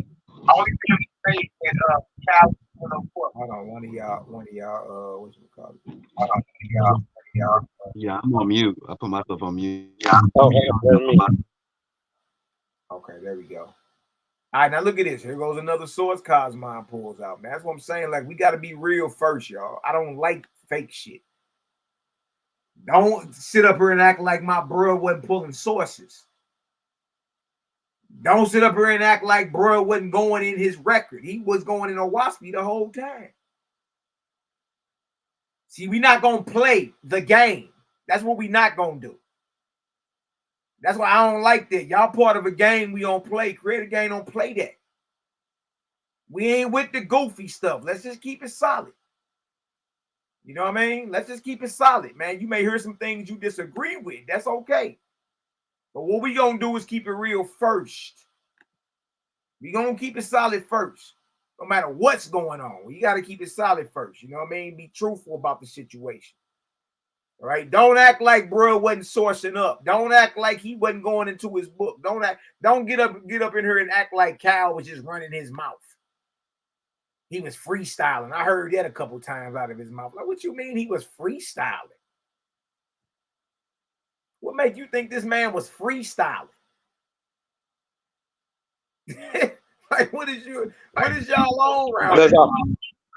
Because I was flowing with it, boy. That's why he thought it was freestyle, because I actually know what I'm talking about. So that's why it seems like I'm just coming off the head with it. No, I'm well versed and well read.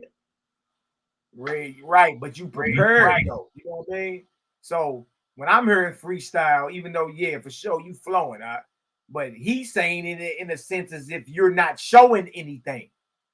You know what I mean? So that's why I'm on him with that. Like, nah, we ain't finna let you off the mat with that. We not gonna act like bruh didn't get up here and do what he did last night. We not gonna act like historicity is only talking about people. We not gonna play the funny business. Because we ain't come to play with y'all. We came to show that light. Now look at this. Look at his source. He shows another source. All right. There's not one time he makes a claim that he doesn't source up. Y'all hear me? There's not one time that Cal made a claim that he didn't source it. Source, the art newspaper. At around 12,000 years old, Göbekli Tepe in southeast Turkey has been billed as the world's oldest temple. August 3rd, 2018. Turkey's Göbekli Tepe is the world's first architecture. Art newspaper source, UNESCO.org. Look at this. Located in the German mountains of southeastern Anatolia, this property presents monumental, round, oval, and rectangular megalithic structures erected by hunter-gatherers in the pre-pottery Neolithic age between, what's the date? 9600, 8200 BCE. 12,000 years ago, y'all.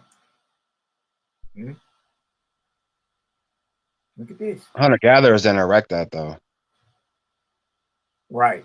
Look at this. Yeah, hunter-gatherers didn't erect that. That's what people, there's skeptics that believe that, but it had to been a civilization to, you know what I mean? But. Absolutely, Louis. Look at this. If Oahspe is somehow false and unhistoric, then there's no way possible the world's oldest temple in the world is built exactly when. See, we're dealing with time, y'all. When Oahspe says it would be. Nor should it have anything to do with a god named Osiris, correct? Look at this. Ancient origins. Source. It ain't like he ain't sourcing, y'all. He's sourcing. Source. Göbekli Tepe. Archaeoastronomy and the second hill of who? Osiris. Right? Remember, we're not talking about Osiris in the Judgment Hall of Ma'at, the green guy in spandex. We're not talking about him. This is 7,000 to 8,000 years before him.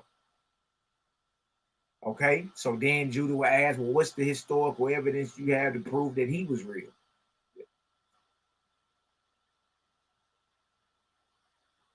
Göbekli Tepe. The first and oldest, or one of the oldest, astrological observatories built during the same time period Oahspe says it was inspired to be built. Trip off this, y'all, through the same name. Like he was an Orion god named Osir or Osiris.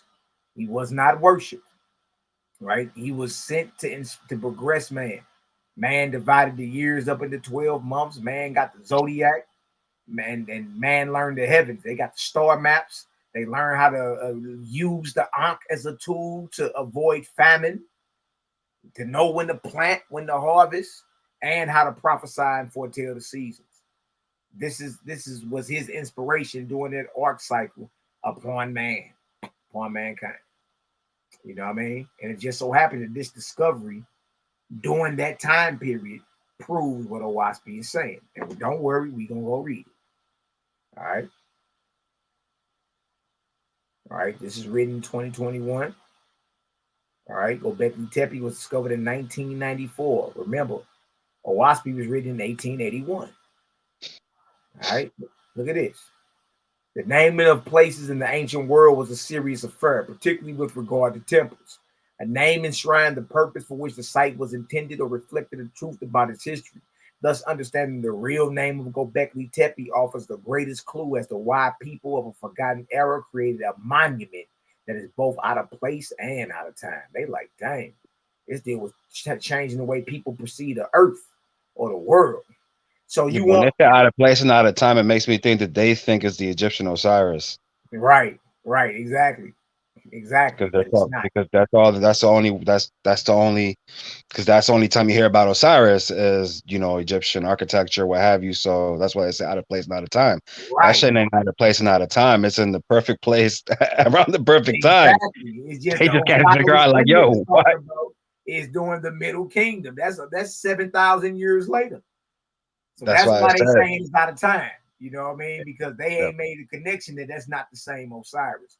Yeah, One they took don't the know that name yet. of the other and changed the doctrine up and became a god that was worshipped. That's Osiris the False, circa 2400 BCE in Kemet, in the Judgment Hall of Ma'at. This Osiris, the son of the Creator, is not that one. Exactly. Totally And it tells different. you in the Awaspi that Osiris was a popular name among gods. That's why Osiris the False picked up that name, which was probably from Osiris, the Ethereum. Right, right. So look at this. So you want logical thinking people to believe that the oldest astrological observatory in the world, built circa 9600 BC, exactly the time Owaspi says it was built, dedicated to an Osiris that history proves predates Egypt as a whole, is somehow all just a big coincidence. I think the real question should be is how is Owaspi revealing this in 1881 when modern science didn't even find Göbekli Tepe till 1994? In a word, historicity. Ooh wee. Let's go read it in Owaspi though, real quick. Let's go read. Share it right here so y'all can see where we at. Right, this is where we at. We in Owaspi, the book of Osiris, son of the Creator. All right, chapter 12. All right, and we're gonna read about this time period. Remember this time period, y'all. Just pull that up too so y'all can see that. All right, let's go read about the time period on that one so y'all can actually see. You know, we got all this. It's already pulled up and done. All right. Oof, there it is. Let me share that one first. Let's share this one first. Let's talk plant-based real quick. Let's not talk turkey. Let's talk plant-based real quick. You know what I'm talking about? Let me show y'all this. Look at the time period. Okay. That's the time period. Remember, Göbekli Tepe is dated at 9600 BC. All right, this is for any of our Kemetian brothers and sisters that may be listening, thinking we bugged out our mind talking like this. All right, hold on. Dang.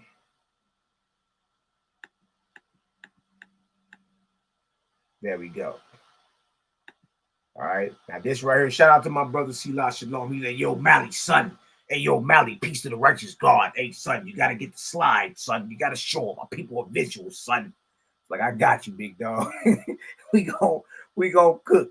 Look, so this is the time period, okay, of the Osir in Owaspi. Osir, the son of the Creator. This is not the green guy from Egypt. Okay, look at the time period: 10,353 BCE to 7,053 BCE. So my question is, Göbekli Tepe is dated to what? 9,600 BCE. Is that during this time period right here? Is that during this arc cycle? Give me a 1 for yes. Give me a 2 for no. If Göbekli Tepe is dated to 9,600 BCE, is that during this arc cycle right here? 1 for yes, 2 for no. Let's go ahead and cook and get it done, man. We're going to make sure you understand today. All right, we're going to make sure you understand. Now, look at this. All right, so we see the dates on it. Timeline once again, right? We got how many years ago it was. All right, what is this? The Cycle of Osir, the study of physical science, astrology, astronomy, natural philosophy, all that. All right, this was during the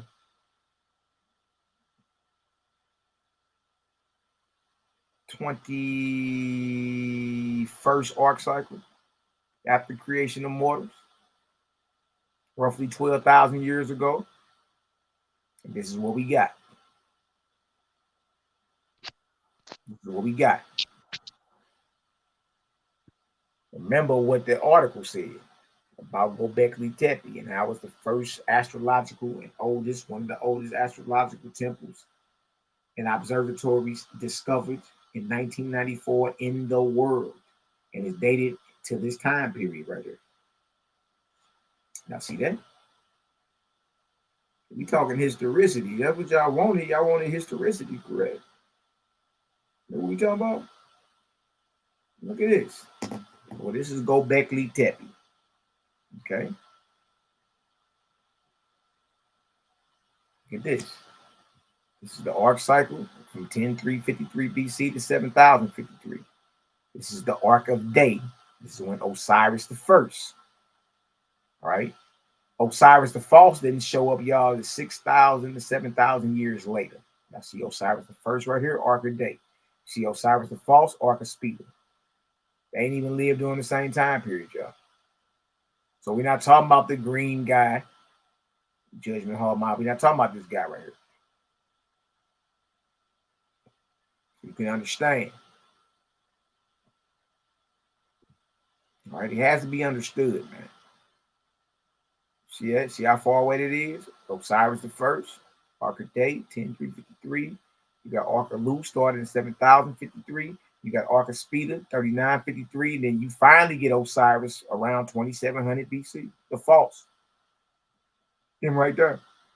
So it's safe to say they're not the same being. Okay. And then that goes into the petroglyphs and all that. You know what I mean? I want to show y'all the time period. Okay. So now we see this is during the arc of day. And this was roughly 12,000 years ago. Everybody understand that, right? Now let's go read what Owaspi says in the book of Osir. Right? Since we know the time period was 12,000 years ago, let's go see what Owaspi has to say. Now that we know. All right. This is chapter 12, book of Osir, son of the creator. And now we know the time period, who he was, what he brought. Let's get into it. Let's go see if he inspired man to build astrological observatories 12,000 years ago. Let's see. Osir, through his mathematicians, now furnished the lords with maps of physical worlds, maps of corporeal or physical stars, and the sun belt, zodiac, Ankh. See the Ankh right there? The Ankh is a tool, y'all. It's supposed to be used as a tool. If you know what you're doing, you should be able to, you know what I mean, to prophesy. You know what I mean? Avoid famine. It says right here, and bestow name. I got feedback.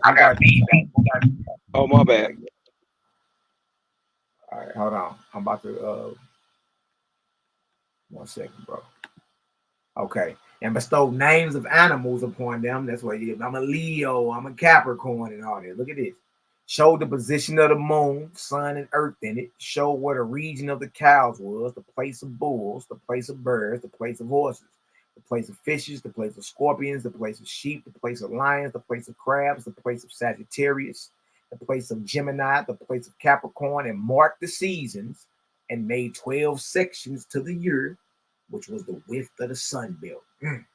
This is what Osiris is doing roughly 12,000 years ago, setting up the zodiacs, the Ankhs.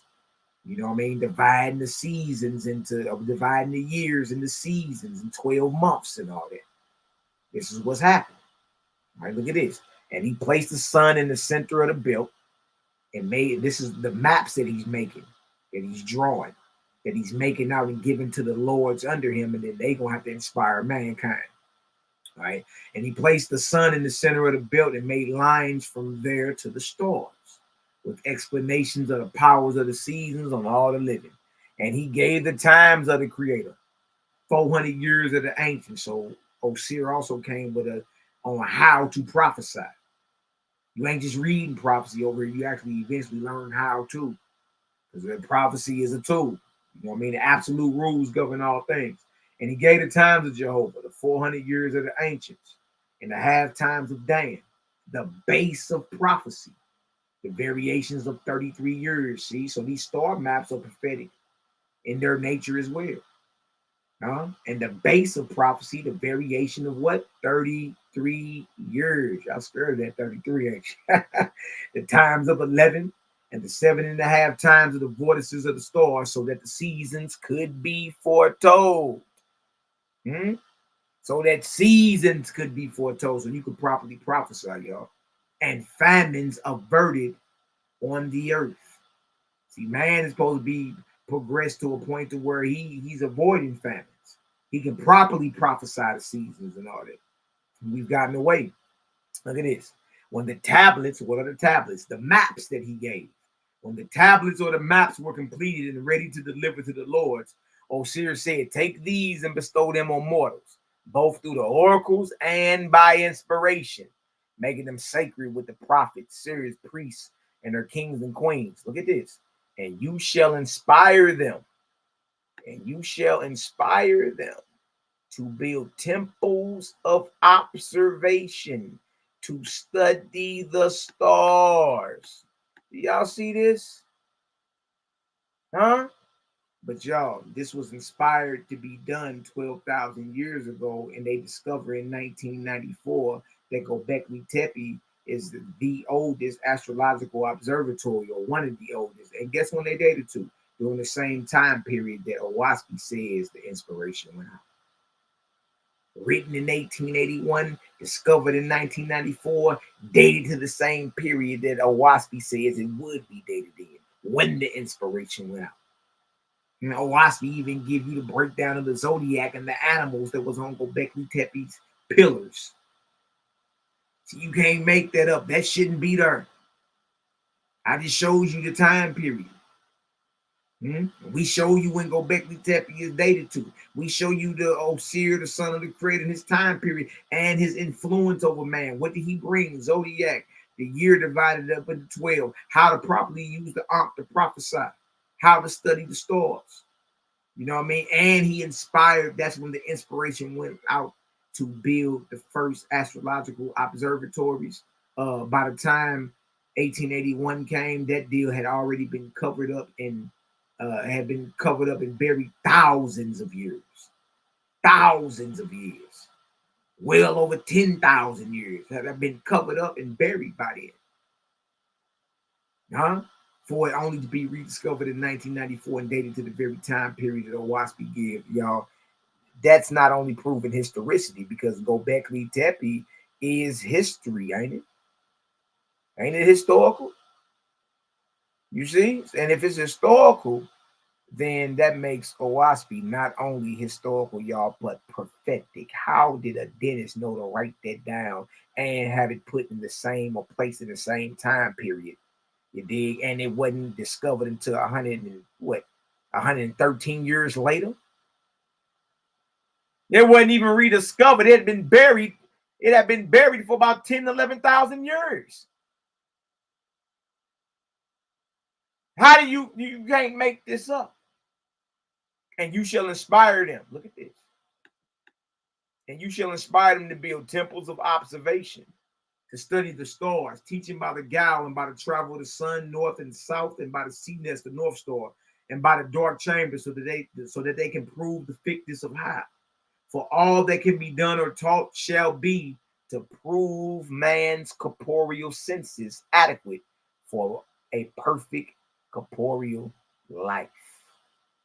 You ain't reading nothing evil. You just showed that the inspiration went out 12,000 years ago to build the first temples of astrological observation. It just so happened they discovered it, and it's dated back to the same time period that Owaski said it would be placed in. Y'all, you can't make this up. You're getting some understanding. Go ahead and give me a vortex up in the chat. Bless up, bless up, bless up. Bless up, bless up, bless up. You know what I mean?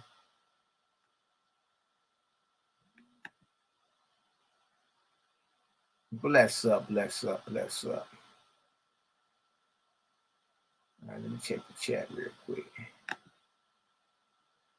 Yeah. Real easy, man. It wasn't hard. Cal, you did your thing, brother. You did your thing, man. You want to say something real quick? Man, I appreciate it, bro. I appreciate it. Just love and light out there to the gang, man. Thank everybody for coming through, showing love, man. This was an easy win. It was easy. And I just like to just reiterate that Owaski says facts, figures, and things comparatively known can prove and show light. And that if we stay to this process of showing and proving, historically, we'll easily be able to prove who has the highest light. I think it's very obvious for those who aren't biased or prejudiced to any information, just bringing it out. So, you know what I mean? All praises to the Most High Creator, man. Jehovah, the all is, was, and ever shall be.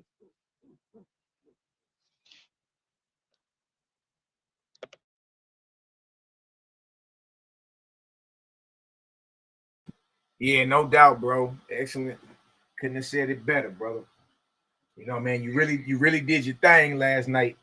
You did, because you know your little bro. I'm gonna go back and slow it down. I ain't even gonna play with nobody. You know what I mean? Because I already know it got past the whole other. You say what, Cal? No, that was this thing giving some feedback. No, but man, I appreciate it, man. You did what I'm talking about. Your bro really be in here digging in the crates, man.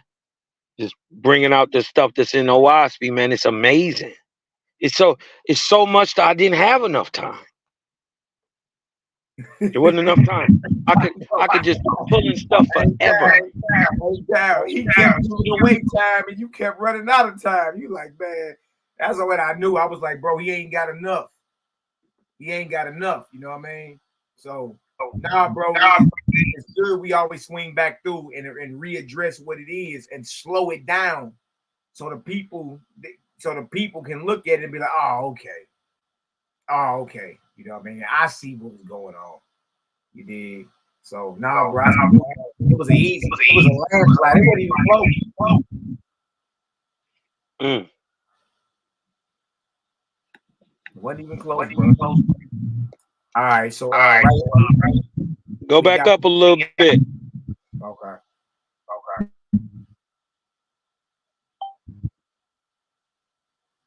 Yep, right there.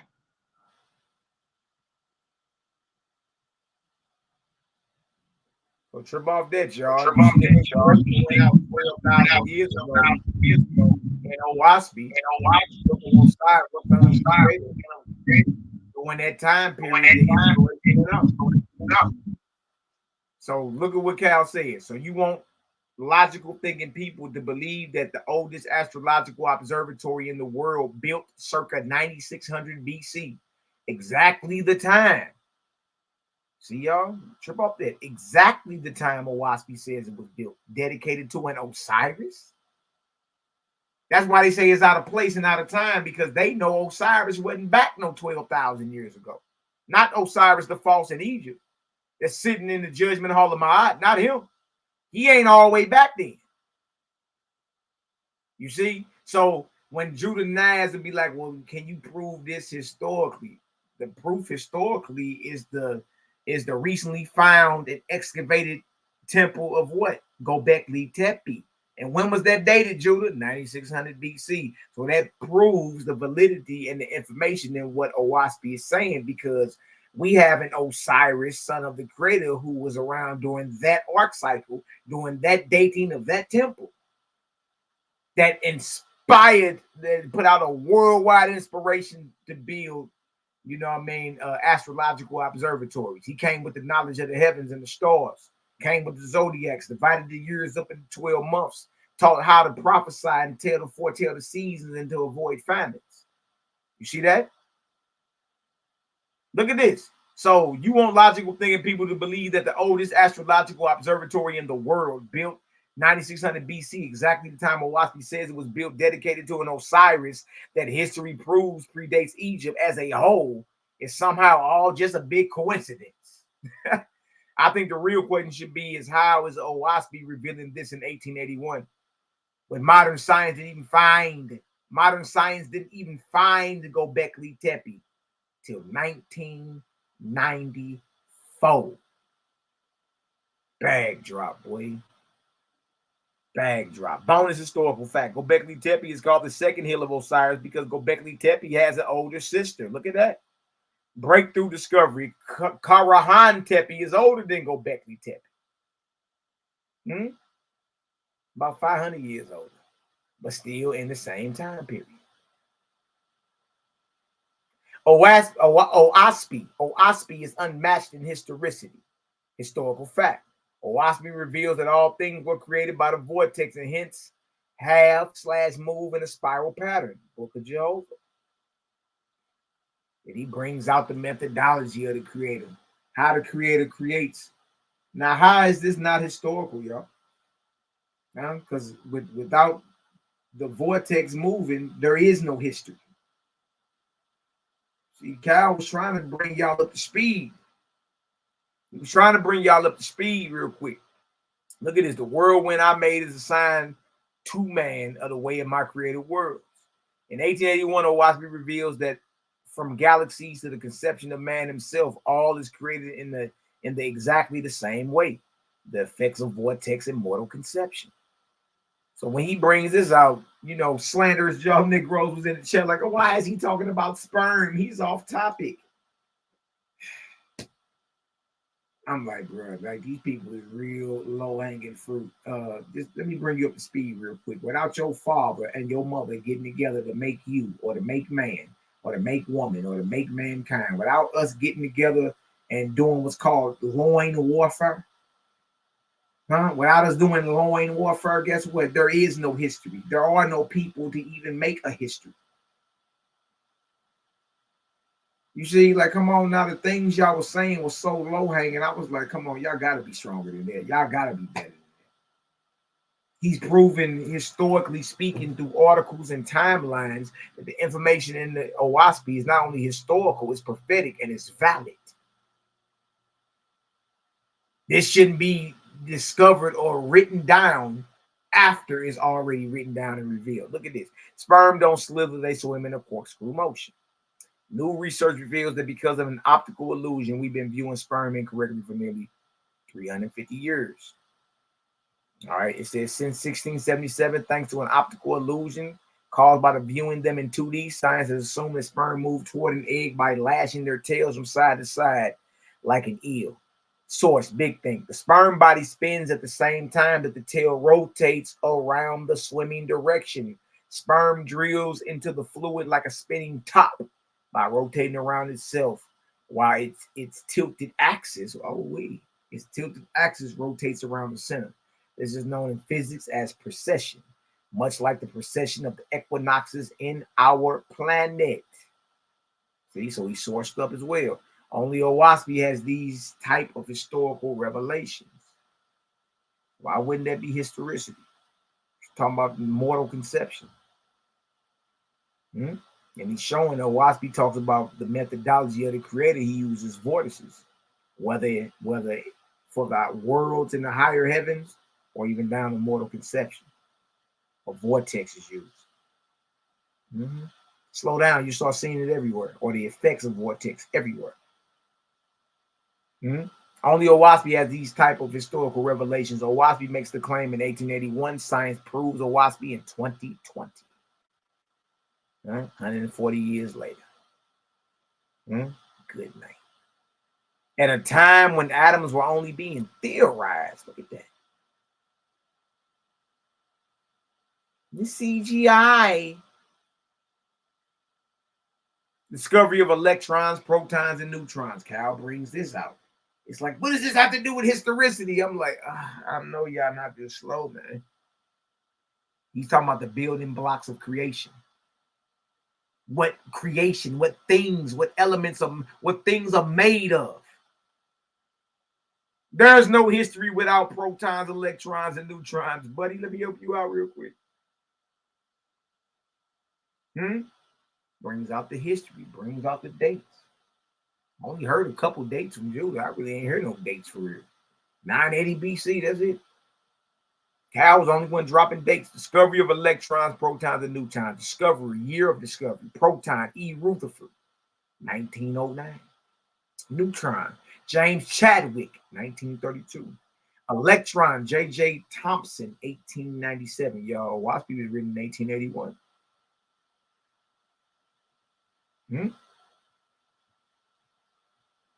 At some point, we're going to have to call a spade and stop, dismissing certain things as a coincidence. This ain't no coincidence. Ain't no coincidence. Not at all. Not at all.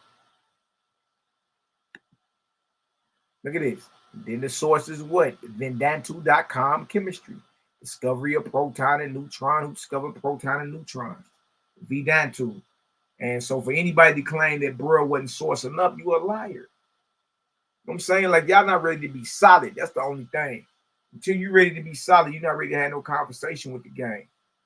You're not. We're going to keep it real first. See that?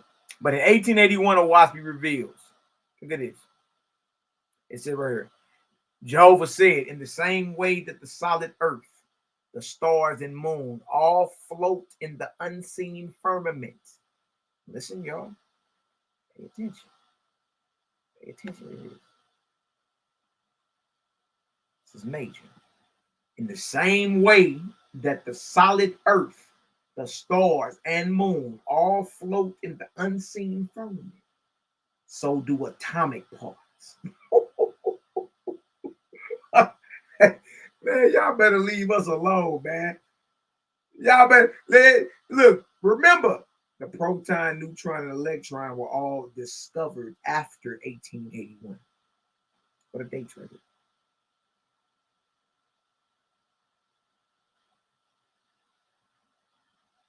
See, it's getting real Mickey and tricky, ain't it? Now you ain't got too much longer.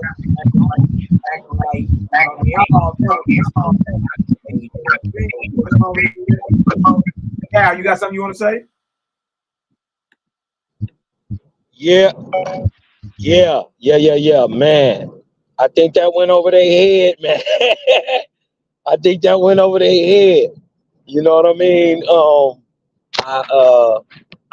I went back and peeked at the chat after the show was over. During that time, oh man, the cognitive dissonance was dense. You know what I mean? So, oh man, they'll get it one day. One day they'll get it. You dig what I'm talking about? But hey, good looking running this back, bro. Cause hey man, it's even worse than I thought. I know. That's why I ran it back. We gotta run them back. Look, that's what I'm gonna do. After every debate we have, I'm running it back. We gotta run that back. We gotta slow that down. We gotta slow that down just in case we miss something. You know what I mean? Now, I want y'all to trip off how major this is right here. Because remember, historicity ain't just about people, it's about events. Events like the discovery of electrons, protons, and neutrons. Trip off how heavy this is, y'all. Okay? We got the discoverer of the proton and the year of the discovery. E. Rutherford, 1909. Do the math, 1881 to 1909 get you what? That's how many years later it was discovered. Look at this. The neutron. Huh? James Chadwick, 1932. Do the math, 1881 to 1932. Okay, and the electron, y'all, that's the only one that made the 1800s. J.J. Thompson, 1897. Do the math. And you see the years in between discovery. All right. Now, remember, when WASPy was revealed, atoms were only being theorized. How can we say that? Because the electron, proton, and neutron, the very things that make up an atom, weren't discovered, y'all, to years later. Years later.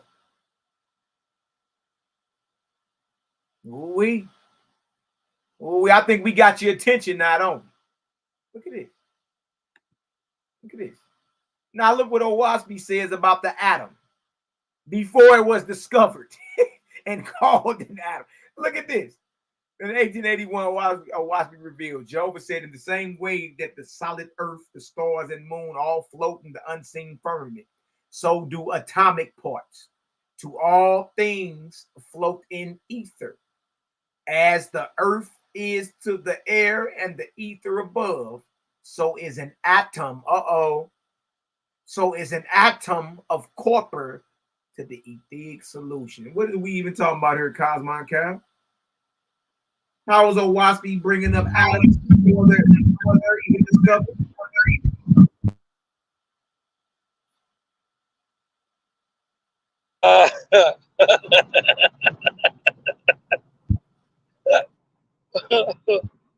Oh man, I guess they just think it's magic, like we pulling this stuff out of thin air. It's crazy.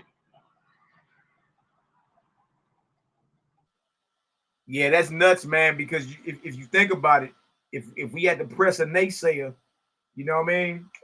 That's why when JJ came on your channel last night after the debate, and I explained some of these scenarios to him, he could even kick against it. He was like, "It's just new information, bro. That's it. It's just new information." Exactly, because nobody can explain how this is written down before the actual event takes place or the actual thing is discovered. You know what I mean? After you get past the white man dentist in Ohio, you got to explain how this white dentist knew this stuff before the discovery of it.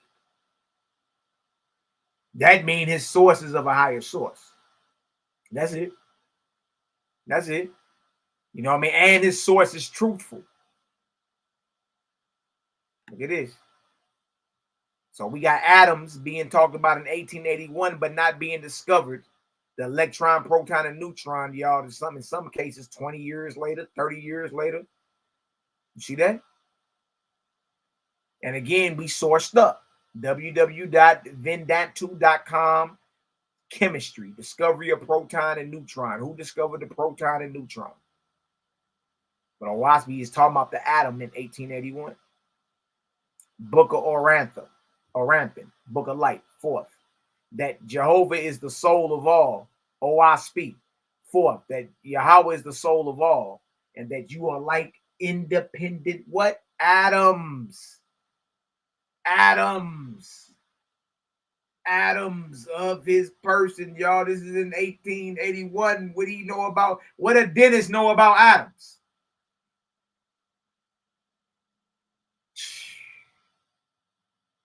Or are you kidding me? Is God really doing quantum physics in 1881? And you believe your Bible can match this? Historicity unmatched. How about ice ages? Pay attention to this, y'all.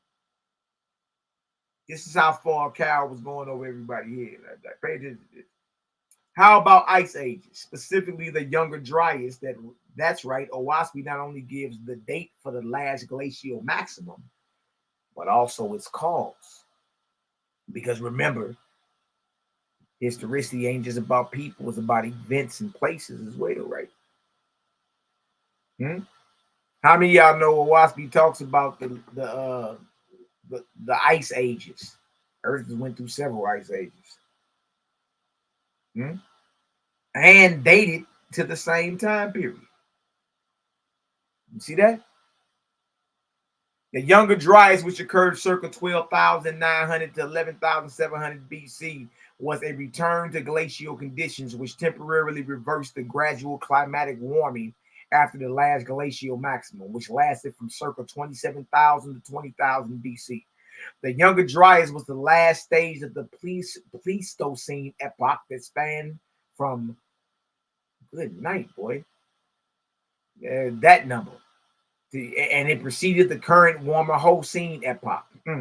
The change was relatively sudden, took place over decades, and resulted in a decline of temperatures in Greenland by 4 to 10 degrees Celsius, and advances of glaciers and drier conditions over much of the temperature of the northern hemisphere. Oahspe reveals that Book of Thor. And this is not your Norse god Thor. You Negroes heard Thor and about blew your draws out. Just like Osiris ain't the Osiris of Egypt. The Thor in Owaspy ain't the Norse god of Norse mythology. Total different time period, total different being, and total different inspiration. You're going to handle Owaspy, know what you're talking about. Now look at this. Owaspy reveals when the Ice Age, when the Younger Dryas hit. I have prepared places of darkness in the Etherian firmament and places of light, and my corporeal worlds must travel through them. For so I created them. So every world goes through stages of darkness and light, y'all. This is what it is. And these places of darkness and places of light are like changes of seasons for my harvest. Now the earth passes into deep darkness, for I fructify the races of men in new corporeal growth, for things that shall come afterward. Thus the earth went into great darkness during the last 600 years of the cycle of Thor. So when was the cycle of Thor? When was that? I believe it's the arc cycle of Moss, but Thor was the Etherian over. Pay close attention. Science says the Younger Dryas began 12,900 years ago, or 10,900 BC. Furthermore, Owaspy gives a historical date for when this darkness began, the last 600 years of the cycle of Thor. Okay? Since biblical God does not have a logical or believable timeline claiming that the world was created in 3761 BC, truly a historical fallacy, now let Owaspy show your God how to tell time. The timetables of prophecy. Let me zoom in so we can understand what's going on here. Okay. Zoom in some more. These are the timetables of prophecy. These numbers all the way in the far left corner are the numbers of the arc cycle. Okay. Thor's arc cycle was down here at arc cycle 20. All right. Arc cycle 20. It lasted for, let me zoom in some more so y'all can see about far as I can go. It lasted for 3,200 years. Okay. It started in the year 13,553 BC and ran to 10,353 BC. Y'all see that?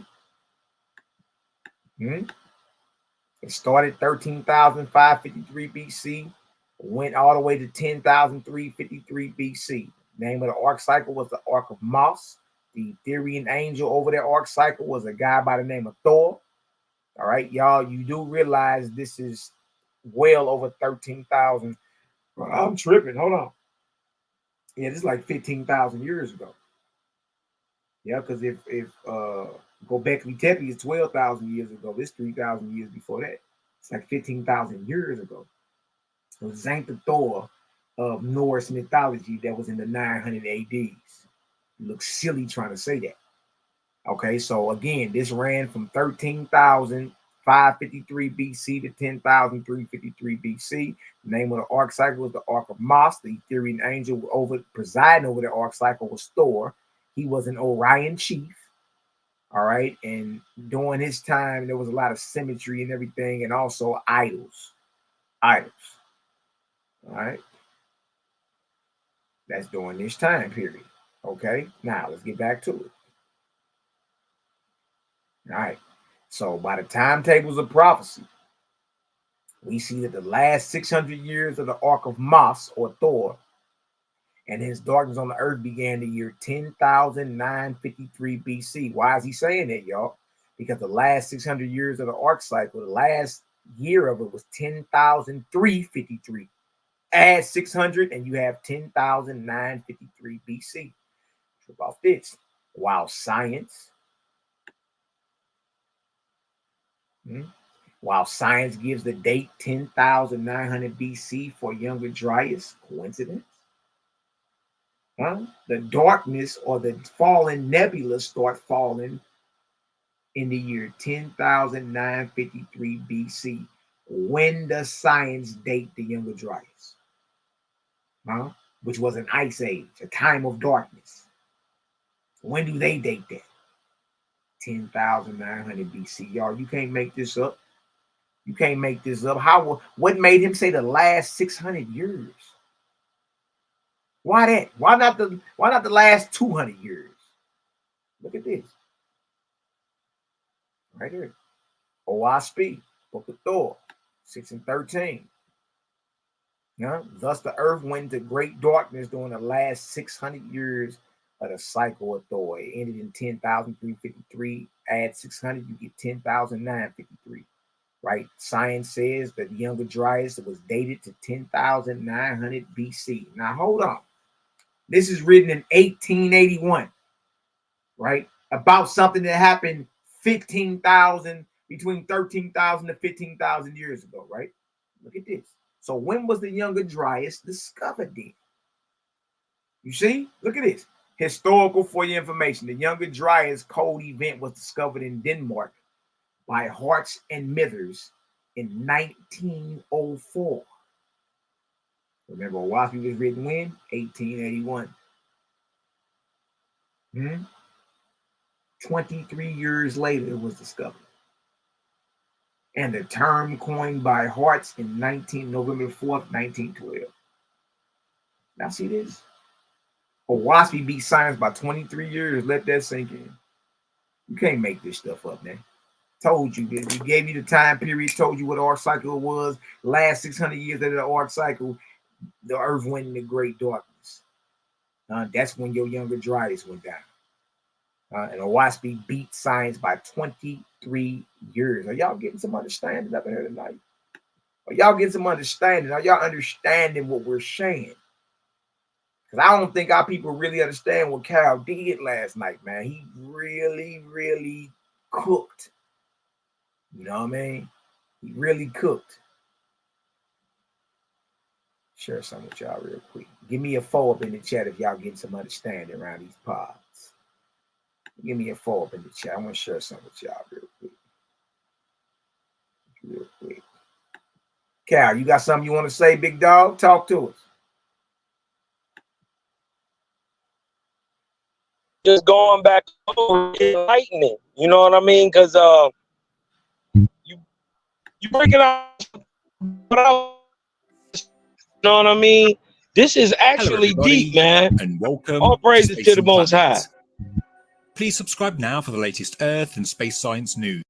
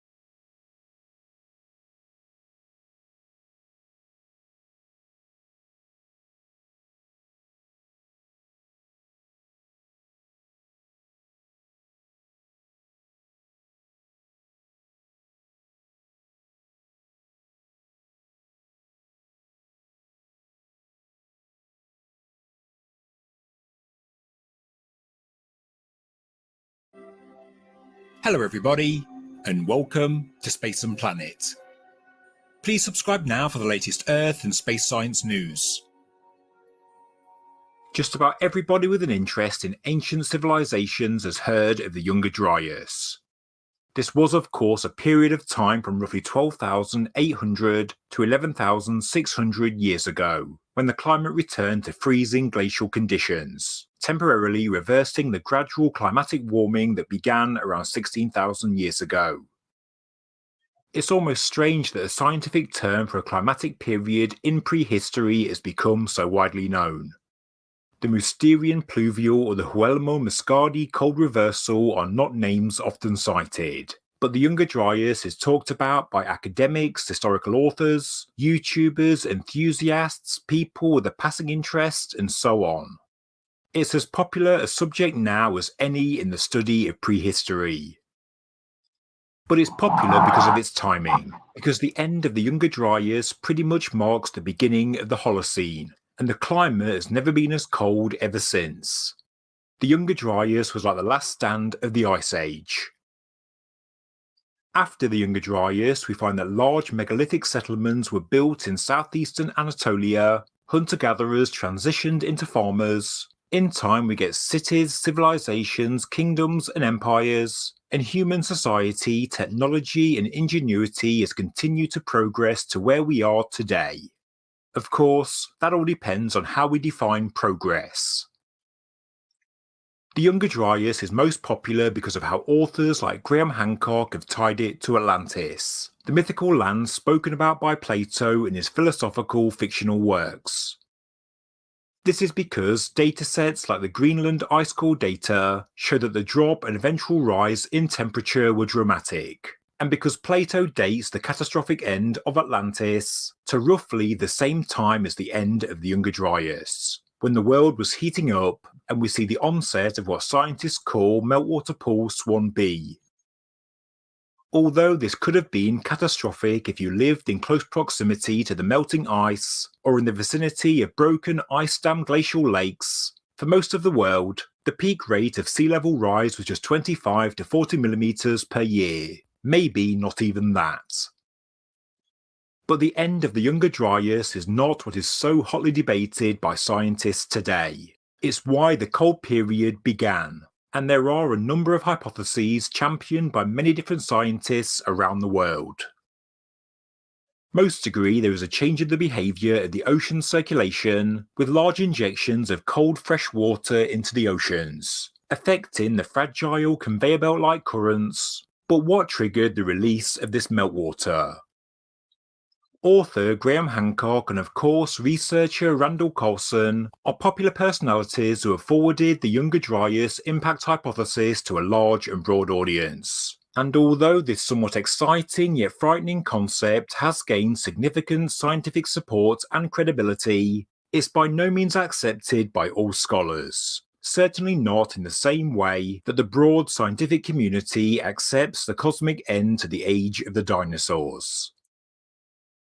Anybody invested in a line of research will of course strongly believe in their ideas, and that's okay. We should all be passionate about what we work on and what we believe in, but because I'm not an expert on the Younger Dryas, I will continue to keep an open mind, keep reading the different hypotheses, the pros and the cons, and make up my own mind.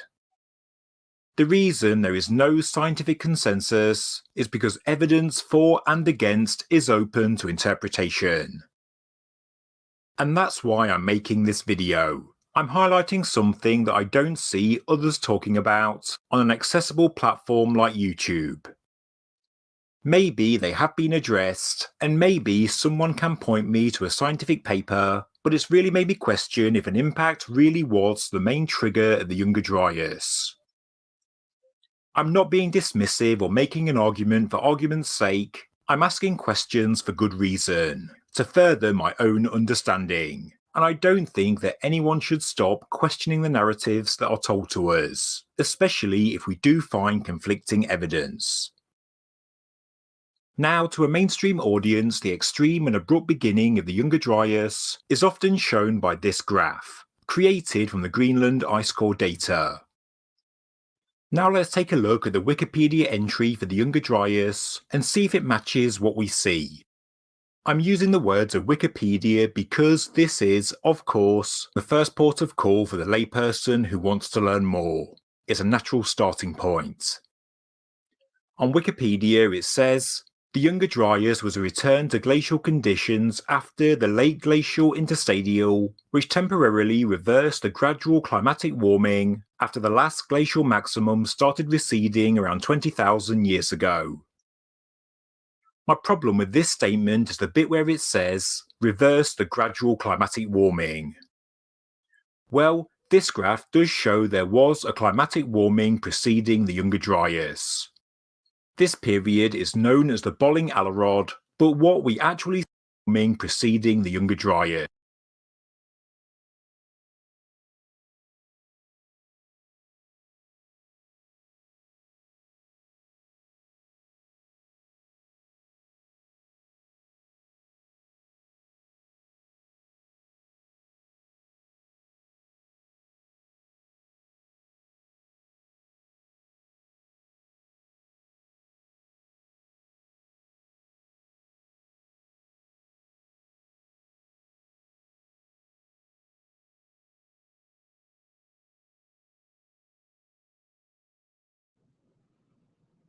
It paused, Mally, if you can hear this.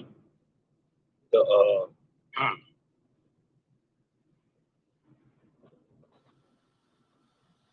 Oh, okay, my bad. yeah, it Y'all just see paused. it though? You see them dates on there? Huh? You see them dates down there at the bottom? And then what they don't understand is, dig this, base post 1, right? This, when you're looking up Younger Dryas, you're gonna see BP1, BP2.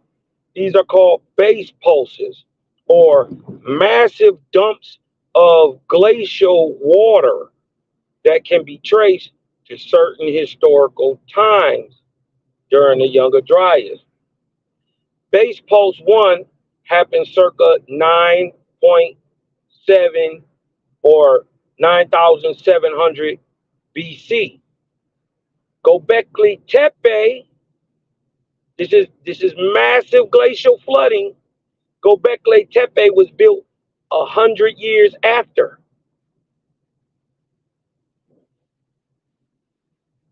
So now we got to ask the question, if the Younger Dryas is not what covered up Gobekli Tepe, what did? Right. How do you bury mountains? Remember, Gobekli Tepe is a massive hill. It's a mountain. How do you bury it? Shit, falling nebulous. Uh-oh. We get into that too later on. Later on, I get into that too. You dig? But look, y'all, showing y'all that Cal was forcing up, using a WASPy, you know what I mean, pulling data, showing timelines, and showing these events that actually predate Bible. Because again, y'all, according to the Bible chronology that Judah brought up first, that he brought up first, you know what I mean, according to Bible chronology, the world was created in 3761. Y'all, we all the way back 15,000, 12,000 years ago right now. According to the Hebrew calendar, it ain't even been 6,000 years. It's the year 5784 since the creation of the world. Tomorrow start the year 5784. You see? We put it on the timeline. You can't talk history without a timeline.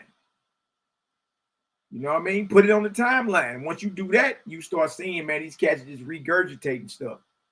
You know what I mean? They really ain't put the leg work in to really prove a thing, to know it for themselves. You know what I mean? So, but yeah. So I wanted to show that real quick. I might lay a little bit more of this play and then get back to Cal's doc. Here, I'm gonna go ahead and put this in the chat so y'all can go watch it yourself. The Younger Dryas, what nobody is talking about. Ancient architects. You know what I mean? Let me go ahead and put that in the chat for y'all. Like I say, man, bro did his thing yesterday. I was telling people, I don't know what debate y'all watching talking about Judah winning. Like it's bland. He ain't saying nothing none of us know. He ain't said that stuff didn't exist or that the Bible was fake and didn't have no historicity. You know what I mean? But the debate is about which one is more historical or has the most historicity. And he limited himself just to people. Kyle hit every aspect of historicity. Every aspect of it. That's the link right there I just dropped y'all. I'm gonna let this play a little bit longer and then we're gonna finish up his doc. And let y'all come on, chop it up with y'all, bruh. You know, Kosmon Kyle, and we're gonna get on the pot here.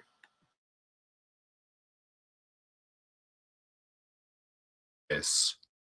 This period is known as the Bolling Alarod, but what we actually see is a rapid rise in temperature, a rapid fall, a stable period, another rapid fall, a short rise, and then a third rapid fall.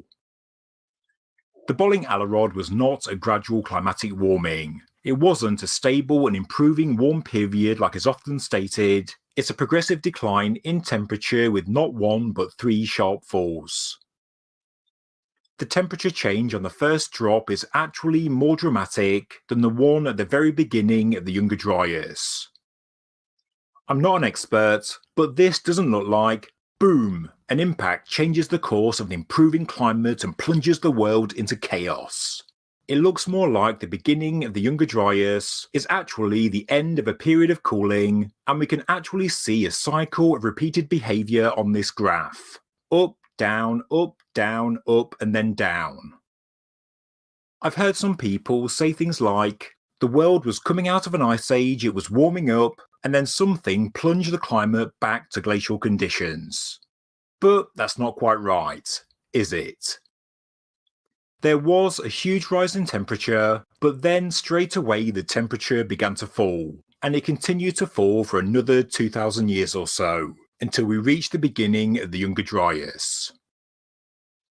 In a 2013 paper by A.E. Carlson, titled The Younger Dryas Climate Event, the author does mention the impact hypothesis, but of it they say, and I quote, another recent hypothesis for the source of the fresh water that forced the Younger Dryas is a comet that impacted on or near the Laurentide ice sheet.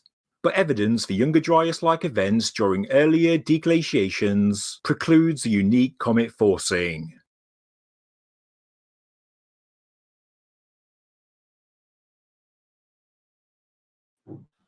At least they're saying. Hey, but I want to clear up something. Cosmon, hey, Mally, let me clear up something because what he just said was very, very confusing. We talking about the glacial maximum during the Younger Dryas, right? 10,900. You dig what I'm talking about? To roughly 9,600, 9,700. It's about 1,100 years. Anyways, right? But then he correlates that to the Laurentine, right? To the Laurentine ice age and the melting of that snow. That glacial maximum happened 12,000 years before the Younger Dryas. And this is why they say in that source that the previous glacial maximum was from 27,000 to 20,000, when actually we find the actual glacial maximum is at 22,553 BC, exactly the year of the Great Flood or the Deluge. You know what I mean? So when they mixing up Laurentine and comet impacts, and first of all, why they're saying that what they think it's a comet impact, is because they're finding comet material, right? But only Oahspe reveals that there was no impact. The tail of a comet was drawn into the earth and it blacked out the sun. That's what happened. This is why the temperature dropped so sudden, and then why we come up out of it so sudden. The last one, think about it, that would have normally came was 5,000 or 7,000 years per their date, 2,700 to 27,000 to 20,000 BC, 7,000 years. Then why did the Younger Dryas only last like 1,000? So they find this layer of nebulous material everywhere. So they figure it's a comet blast, but it's not a comet blast.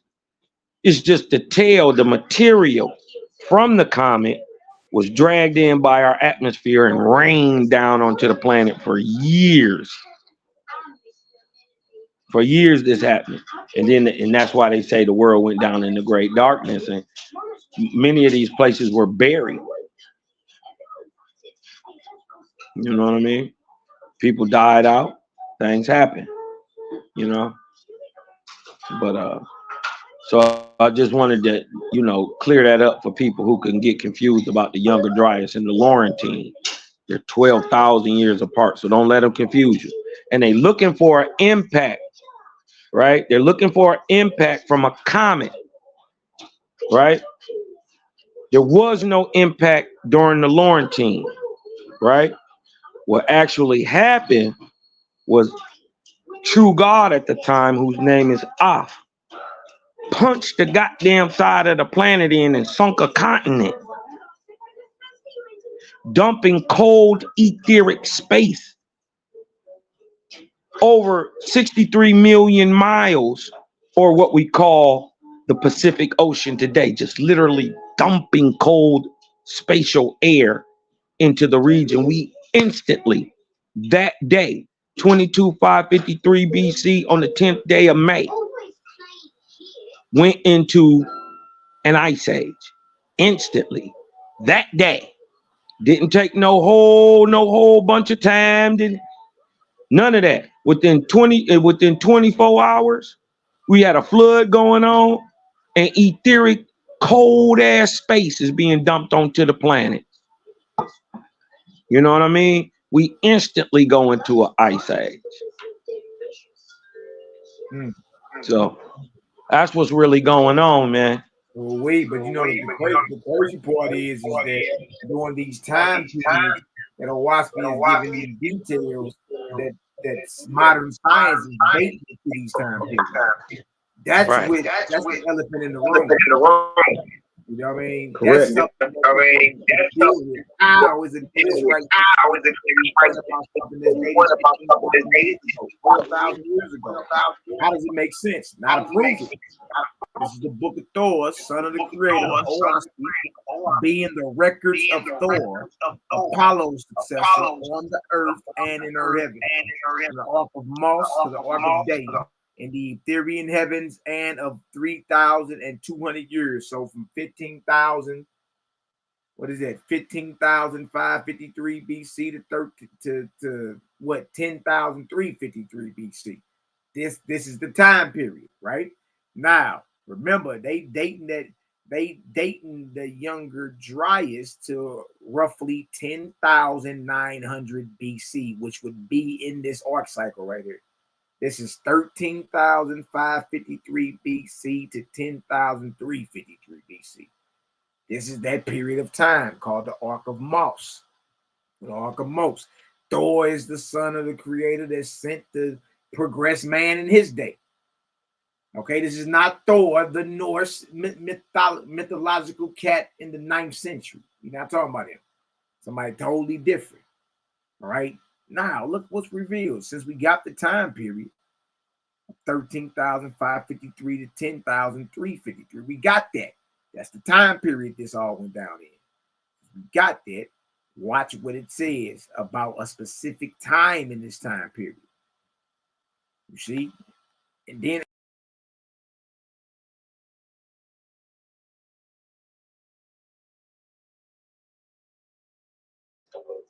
Bro, then dropped off.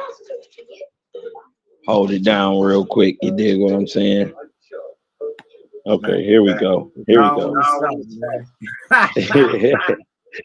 Hey man, when you get to cooking, man, when you get to cooking too much, man, Drew just can't take that, man. You got to get up out of here with that. They can't take that shit, man. Dang. I'm jump down so we can see. We giving time. We the ones putting everything on the timeline. Okay. I know. I ain't got none. All right, watch this right here.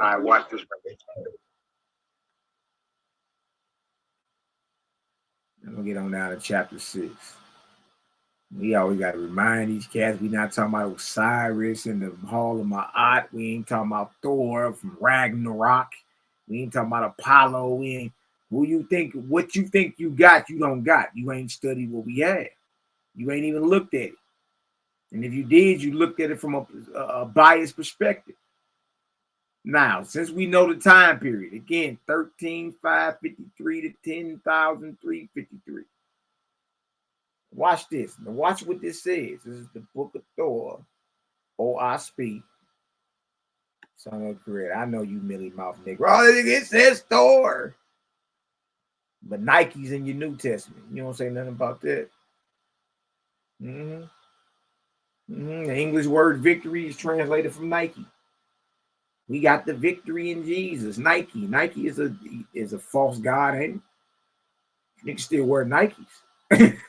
Stop it, man. What you think you got, you ain't got. Book of Thor, chapter 6 and 12. Now the earth passes into deep darkness, for I fructify the races of men in new corporeal growth. It's all about progression. Corporeal means physical. It's all about progression. For things that shall come afterward. You see that? Now the earth passes into deep darkness, for I fructify the races of men in new physical growth. For things that shall come after, as they absorb from the AGI. We're talking about fallen nebula or nebulae. Why do you think there are things they find in the earth that is present in this different state and form in the atmosphere? You know what I mean? These things will rain down upon the earth. That's what happened. You know what I mean? And the earth travels through its pockets of light and pockets of darkness. You know what I mean? And when it goes through its darkness, a lot of times the sun is blocked out for a long period of time, producing the ice age. Sometimes it's desertification, dealing with the Sahara and all that. Like in every arc cycle, in every periods of time, the earth either is in a period of light or a period of darkness. You know what I mean? And there's fallen nebula that cover up certain things that provide for the further future races of men, such as the reason you got your oil and your petroleum now is because coal beds were made. How are coal beds formed? What happens? You know what I mean? Fallen nebulae got to cover up once certain things that were once plush with vegetation and thriving with water, such as the Sahara. You know what I mean? Why you think a lot of the oil found in deserts? You see what I'm saying? But that had to been something that's the byproduct of fallen nebula, fallen space substance that covers up certain things in present time, but it's to prepare the future races of men that'll be on this earth. That way you have your fossil fuels, you have your coal, you have your oil, you have your natural gases and all that. You know what I mean? It's because of certain processes that went down thousands of years before you ever was on the earth. You feel me? And the AGI, you see in OWASP, the nebulae, the AGI, the JA, this is fallen space substance that covers up things to prepare for the future. You know what I mean? If that makes sense to you. So it says, as they absorb from the AGI of my places in this age, so also do their souls become full of superstition and darkness. Thus the earth went into great darkness during the last 600 years of the cycle of Thor. Now remember, the last year was 10,353. If you add 600 years on the 10,353, you get 10,953 BC. Now, when did the Younger Dryas start, according to what we were just looking at? 10,900 BC. You can't make this up. What are you talking about? right when it said it would be. Right when it said it would be, the earth went into great darkness during the last 600 years of the cycle of Thor, and there was no harvest from her for the Etherian heavens. But the spirits deserted the atmosphere in millions upon millions and went down to the earth to dwell with mortals and to find places to live on the physical earth. So we got a time period of reference that around 10,900 BC is when the earth went into a period of great darkness that science identifies today as the Younger Dryas. And it wasn't discovered till 23 years after. It was already written right here in what we call OSP. Yeah, Cal, you was cooking yesterday. You was cooking yesterday, big homie. Talk to us. It's marvelous. It's marvelous. Go ahead, man. Keep slowing it down. Put that remix on it. Yeah, bro. You was cooking yesterday, man. Talk to us. Yeah, easy work, man. It's easy work. It's different when you're speaking the truth objectively. You can just show it. There's no tricks, no private interpretations, no adding to the text. The creator says a thing, then shows you how to prove it, and then puts it on a timeline so you can go back exactly to when you need to look for it. You may not know what it is called in modern terminology, but it explains what it is, when it happened, and how you can prove it. You dig what I'm saying? So, man, historicity in OWASP is unmatched, man. It is. It is. And what you displayed last night really showed how far ahead, or how far light years ahead OWASP is. It really is, bro. You know what I mean? The crazy part about it, we ain't heard that evil. Have y'all heard anything evil being commanded by the Creator or even true God? You ain't heard none of it, bro. Like all the superstition they run around talking is irrelevant at this point. It means absolutely nothing. I mean, look at it. Think about it. Like they're hanging themselves. Oh man, that's a devil book. It's demonic. It's this and that. Then how is it winning over the word of God? Like Louis said earlier, he was a white Danish from Ohio. But to say he came up with all this, you call him an anthropologist, archaeologist. You know what I mean? Like before internet, before phones, before cars, before planes, before 5G, before Wi-Fi. Come on, man. Wasn't none of that. Come on, man. You gotta be real. That's what it is, man. A lot of my people are afraid of the unknown. Here it is right here again, book of 6 and 12. Now the earth passes into deep darkness. Mute up for us, Cal. Now the earth passes into deep darkness. For I fructify the races of men and new corporeal growth of things that shall come afterwards. Thus the earth went into great darkness during the last 600 years of the cycle of Thor. Pay close attention. Science says the Younger Dryas began 12,900 years ago, or what? 10,900 BC. There it is. Furthermore, WASP gives a historical date for when this darkness began, the last 600 years of the cycle of Thor. Since biblical God does not have a logical or believable timeline, claiming that the world was created in 3761 BC, truly historical fallacy. Now let WASP show your God how to tell time. Y'all know Cal gonna take his jabs. Get out your flesh.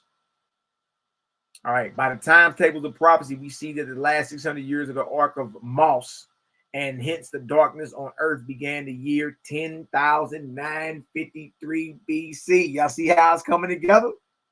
While science gives the date of 10,900 BC for Younger Dryas. Coincidence? Nah, just historically proven dominance shown by a wasp. Headshot. Body blow. Historical for your information, the Younger Dryas cold event was discovered in Denmark by Hartz and Mithers in 1904 and wasn't coined until 1912. Waspy beat science by 23 years. Let that sink in. Let's take a nice little trip to Europe real quick, you bloody wankers. I heard you last night, Cal. This right here, I will probably hit this and then shut it on down, man. I mean, it's overkill at this point. It did. Like I said, bro, you did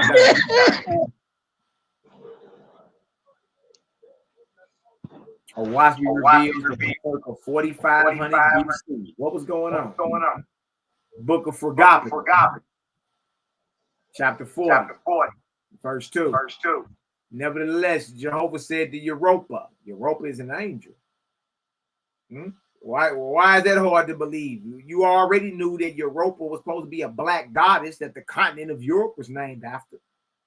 So why when you heard that, why knowing that Europa is a black goddess that the continent of Europe is named after, right? A goddess ain't no more than a one-time woman. So what's the problem when you hear Jehovah talking to a being named Europa?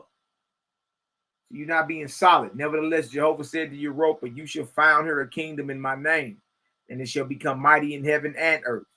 Europa said, what is the best way, O Jehovah? Jehovah answered, saying, as for the drudges, you know. But as for the Corporians, behold, they have neither copper nor iron, but use stone. This is 4500 BC. Look at this.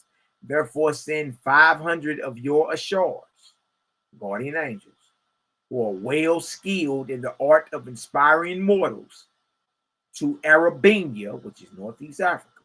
And you shall cause 50 men to migrate into your lands, migrate from Africa to Europa.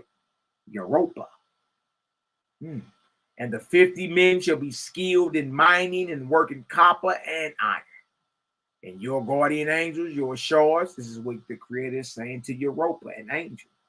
And your ashars shall inspire them to go to the mountains and find the ore, and then to work it, making tools and implements for hunting and fishing. So Europa sent angels to Arabia, and they inspired 50 men to go to Europa and find copper and iron and work it. And in 4 years, behold, not less than 20,000 men had migrated from Africa or Arabia, and the ashars inspired them to marry with the Druks and half-breed Iowans. And in this way, a new people of higher light was born into Europa's division. And guess what? Science agrees with the paleogenetic and historical timeline presented by Owaspy. Source, headshot, body blow, National Geographic's. Good enough source for you? National Geographic. The first Europeans weren't who you might think. Genetic tests of ancient settlers' remains show that Europe is a melting pot of bloodlines from Africa, the Middle East, and today's Russia.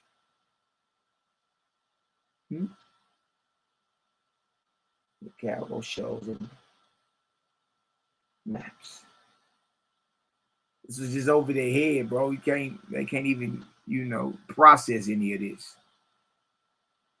Sometimes the Ethereans got to turn the light down. Just dealing with haplogroups and DNA. We all know DNA is fraudulent. It's not always trustworthy, but you know how it is. Now look at this. Let's break this down. We just read in Owaspy that there was an inspiration, and the inspiration of a heavy migration around 4500 BC. Remember that. A heavy migration from Africa into Europe. If y'all understand what we just read, give me a 2 up in the chat.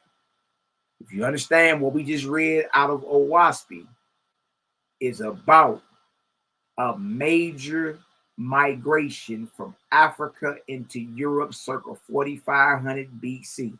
If y'all understand that, give me a 2 up in the chat. Let's cook. See, Cal, I heard you. I heard you the whole night, bro. I was already on it like, yeah, ain't no way in the world. I don't know what nobody else can even possibly think. Your Waspy is historical. It is revealing the historicity. It's just prophecy connected to each one of these mugs. It's just prophecy connected to all our historical stuff. Make the hair on your back stand up like, man, what is going on, man? Let me step away and meditate on that for a minute. Dang, how was that possible? Because everything we done pulled is something that was recently discovered and revealed after it was already written down in Old Washington. Everything we done pulled.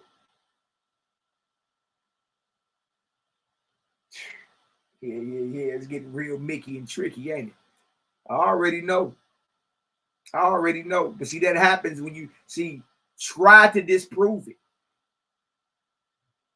See, you try to disprove it. That's when everything goes sideways. That's when everything goes sideways. You start realizing, like, dang, I can't disprove it. That's crazy. How am I supposed to disprove that? By doing what? You see what I'm saying?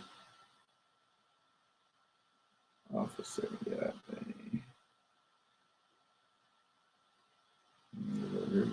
Pissed.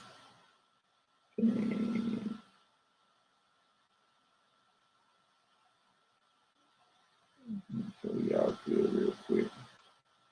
All right, let's go ahead and rock out. So we all good, right? So Waspy is saying that there was a heavy inspiration and a heavy migration from Africa into Europe around 4500 BC. That's what Waspy is revealing. You know what I mean? That was inspired. I know our enemies taking notes feverishly. Mm-hmm. Yeah. We already knew where you was going, Judah. You ain't got nowhere to go. Y'all boxed in. That's why the earliest date you gave was 980. And you had Naphtali in the chat rooting for you, and she pulling false sources.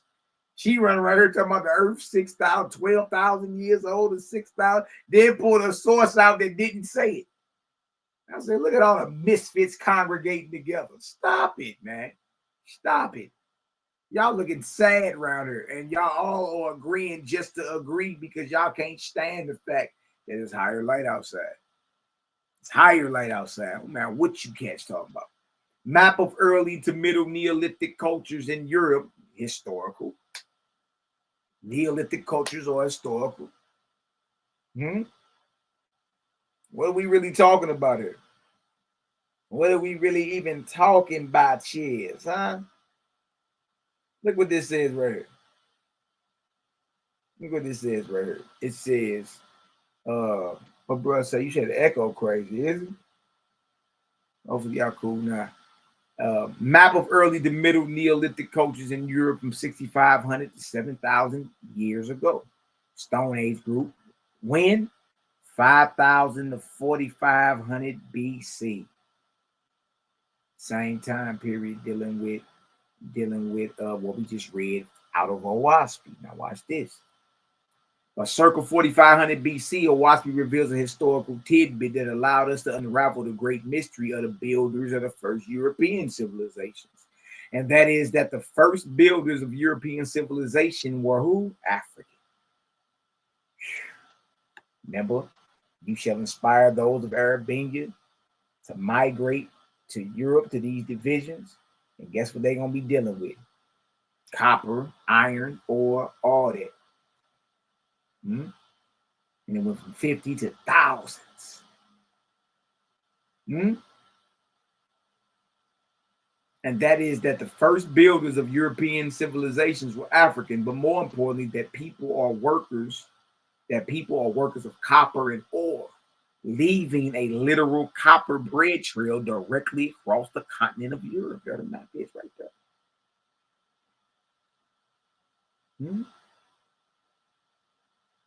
Gang, what you think we playing? Y'all part of a game that we don't play. Look what they call this, though. Look what they call it. Even though Waspy in the same time period called them copper and ore and all that, right? And the immigration for those of Africa that migrated into Europe and started mining copper, ore, and all this extra stuff. Right? They're the first builders of European civilizations, but they're African. And the Waspy talks about this massive migration during that same time. Now look what they call it. Expansion of the Copper Age around Europe and the Mid-East. or the Near East, excuse me. Look at the date, y'all. 5800 to 1800 BC. Good night. So 4500 is right up in there. Huh? So during this same time period that we read in OWASP, the very same time period is showing a massive migration from Africa into Europe, and it's talking about copper, it's talking about iron, it's talking about ore. Man, science proves the historicity. Science proves the historicity of OWASP. Again, science calls this migration from Africa into Europe the what? What is this called? The Copper Age diffusion. That's what they call it. How perfect OWASP historically is unmatched. Now, I'll get some understanding. Throw me some foes up in the chat, man. And look, we can keep going. Cal went into the desertification of the Sahara and all that, man. Like he had so much he was dropping. That's why I was like, man, I don't know what y'all looking at. What is y'all even looking at? This show, look at the OWASP shows you that the Sahara, and not just the Sahara, it's other spots, it's other deserts. You know what I mean? That were once lush bodies of vegetation and had plenty of bodies of water, but in today's time, they're deserts. OWASP goes into that. Matter of fact, I may read that. We're gonna read that. I'm gonna stop right here at the council and not see it. You know what I mean? Y'all get with Cal P if y'all want this doc though. Maybe he can decide to share it with you and all that. Let's read about this right here, and then we're gonna I'm just gonna open the line up for y'all. Y'all come on in and talk. Y'all talk, man. Salute our brother, man. He did his thing last night. Believe that, know that. They call that time a period the Copper Age diffusion, huh? Dang. It's overkill at this point, man. Overkill. Judah presentation was y'all dry and bland. It wasn't even funny. It was just dry. It's like you talking about shacking. All this extra. We're gonna read this right here and then open it on up for the fam. Look at this historical fact. Let's travel a little further down the historical timeline and back across the Mediterranean and into the Great Saharan Desert.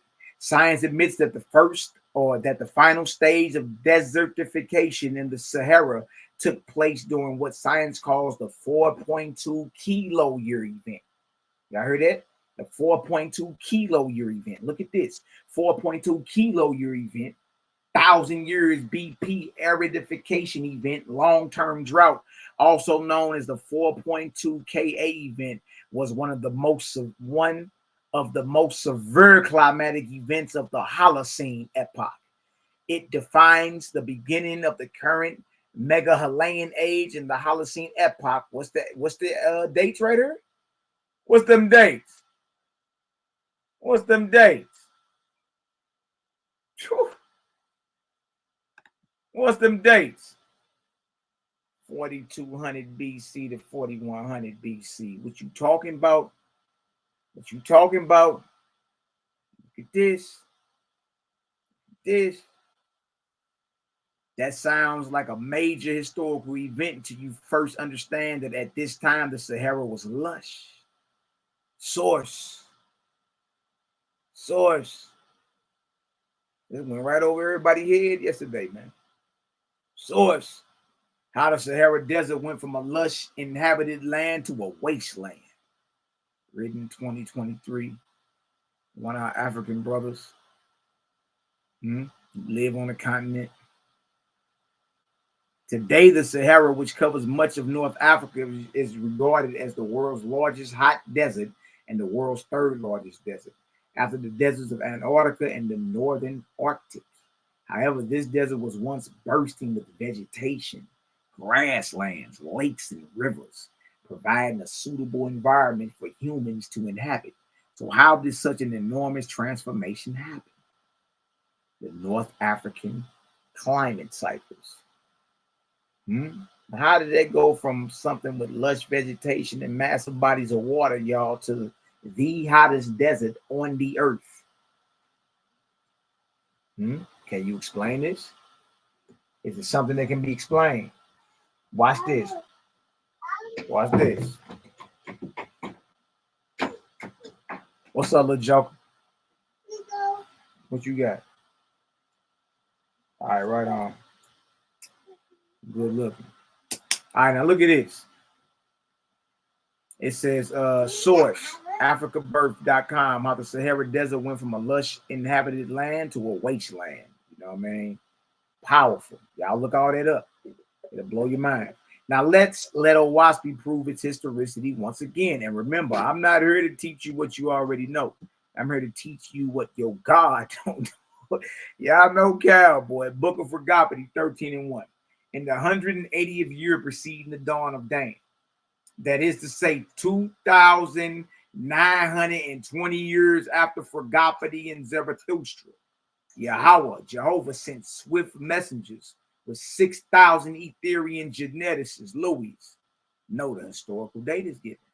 And the swift messengers brought these words with them: peace and joy to you, O God, and to your sub-gods and lords and your Lord gods and goddesses. 180 years of darkness would now come upon your kingdoms in heaven. And then the darkness will go away and dawn will come.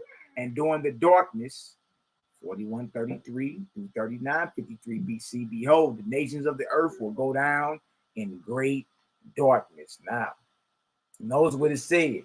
It said 2,920 years after Forgotten. Here we go right here. Y'all see Forgotten right there? Forgotten right there. Etherian over the Ark of Lu. Okay. Now, Forgotten's arc cycle is the 22nd arc cycle after the creation of mortals. It lasted 3,100 years. It started in 7,053 BC, and it went to 3,953 BCE. Okay, so to find out exactly when this started happening, when this fallen nebula, or when this desertification happened, all you got to do, and to see if it lined up with what Owaspy is saying, all you got to do is take 7,053 and minus 2,920. What number do you get? 7,053 minus 2,920. Malachi, why are you saying 2,920? What did we read? What did we read right here? 180 years before the dawn of light. Or that is to say, what? 2,920 years after Forgotten. Okay. Well, Forgotten came in 7,053. Take off 2,920. What number do you get? What number do you get? Here we go. Owaspy has given us two different ways to discern this historical truth, because the Sahara is a desert today, right? Any information about the Sahara would be historical, correct? Owaspy has given us two different ways to discern this historical truth. Time of Zarathustra, 7,053 and 3,953 BCE. So you can take 7,053 minus 2,920 years, get you what number? What's that number right there? 4133 BC. Boy, are they calling the desertification of the Sahara the 4.2 kilo year event that was between the years of 4200 BCE and 4100 BCE, and then we get 2,920 years after Forgotten, and you get what, 4133 BC, and you think this a coincidence?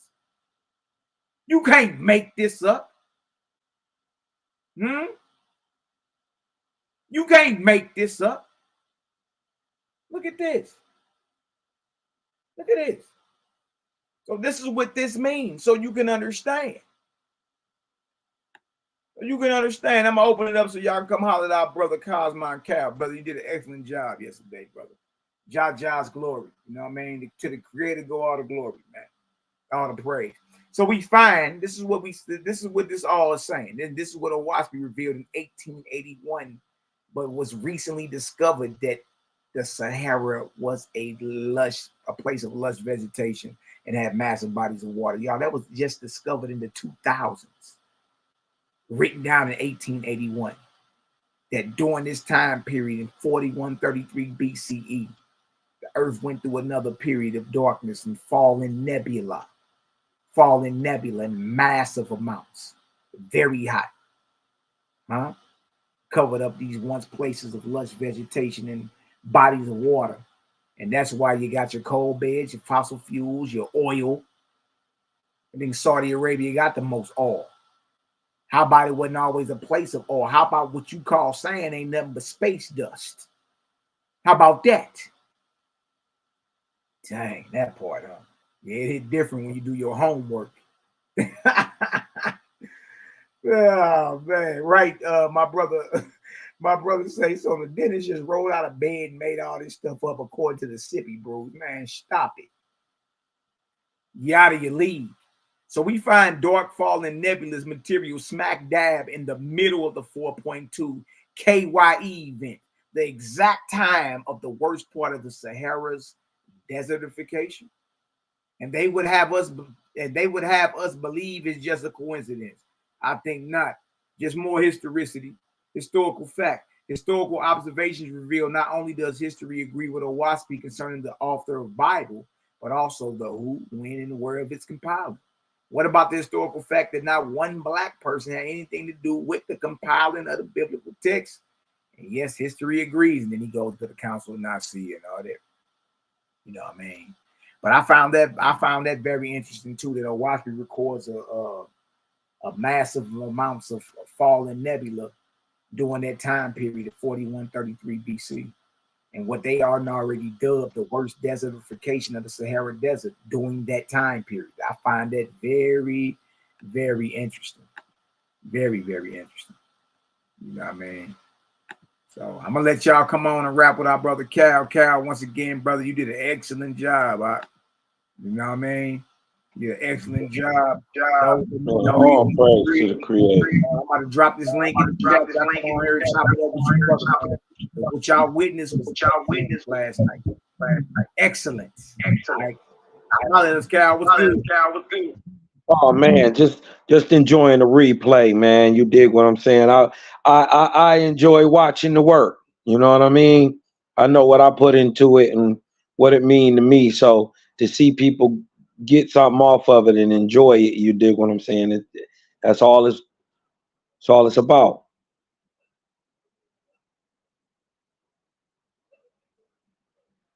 Absolutely. I'm telling everybody, come on in and chop it up with the bro. I just put the link in the chat. Y'all want to come on in and chop it up with Cal P, man? Y'all come on, chop it up with the bro. As we see, we slow it down. It's even worse. Even more clear.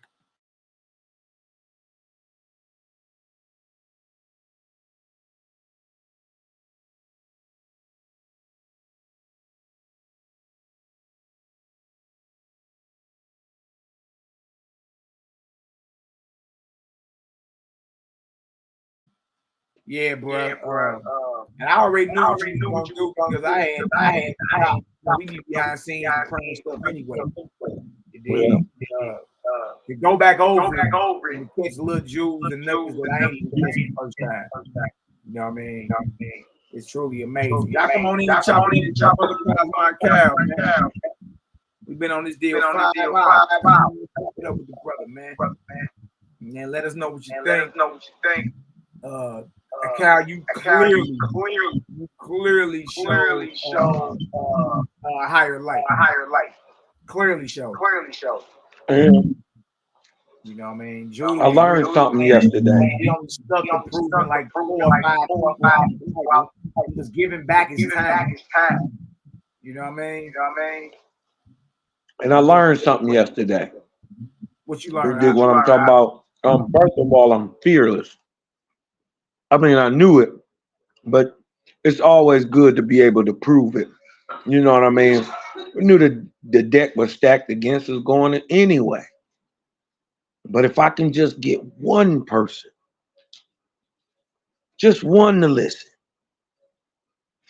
just one to turn back to the ways of the Creator, what more is a God? What more is a God? And then guess what? YHWH'S says if I can say one, I can get two. If I can get two, I can get four. Now it's about who willing to do the work. You know, I can say all this time for preaching and all that's over with. We don't believe your book because the Lord said. Right? Because when we need your Lord to say something, be very quiet. You know what I mean? Case in point, COVID. What was your God's instructions for the people for COVID? Did he give you any instructions? If not, why not? Did he know? Did he forget? Was he still sleeping? You know, some questions you can ask yourself. Make it make sense though. Keep it 100. Man, don't look like nobody coming in, man. They don't want to chop it up with young Kosmon here.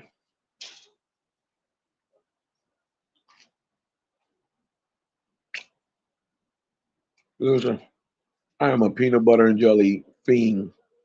It's the best. Well, look. Who this? My brother, what's the word I gave? Hey, what up? What up? What up, though? Hey, man, let me make sure I'm off the other one. All right, can y'all hear me? Yeah, I can hear you, bro. Speak up a little bit though. All right, hold on.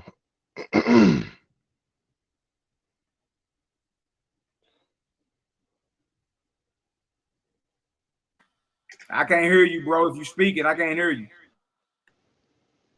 What about now? You can hear me? Is that Casey? Real low, Yeah. Casey. Oh, what up, though? What's good? Let me see if I can get off. Change my mic real quick. Hold on. Yeah, go back out and come back in, bro. I love this. Come on with it. All right. All right, bro. You know what I mean? Y'all come on in, man. Tell me what y'all thought about the debate. Did you watch it? I told you 3-0 was landslide. Boy, stop. It's crazy, right? You hit on something earlier, bro. It's like you got to be already equipped to receive this signal. Like I could be dropping all the 5G in the world, right? I'm dropping 5G.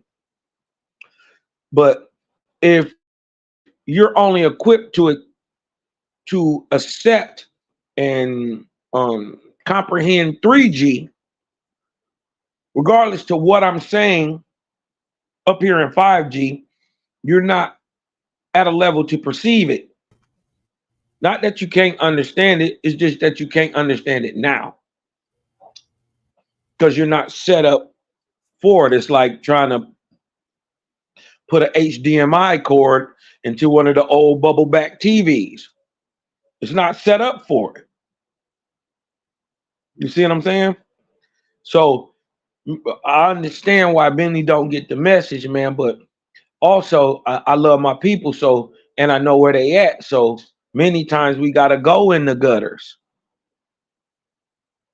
These dark, dank rooms of hate and villainy, you know what I mean? Inspired by demonic gods. You dig what I'm saying? And have been many for over 3,000 years. Nothing changed. the killing didn't slow down. The slavery didn't stop. The oppression never stopped. And then your God just kept saying, remember, the curses you're going under now, right? Your book told the same people in the 300 AD that they was going under these same curses you under now. He told them the same curses in 400, told them in 500 AD, told them these same curses in 600, 700. See, the curse just get passed down to the next generation, to where later on down the line, you know, at first you may have fought the whooping. You dig what I'm talking about? But now you accepting your oppressor and his ideology, you know what I mean, willingly. It's been literally beaten to you.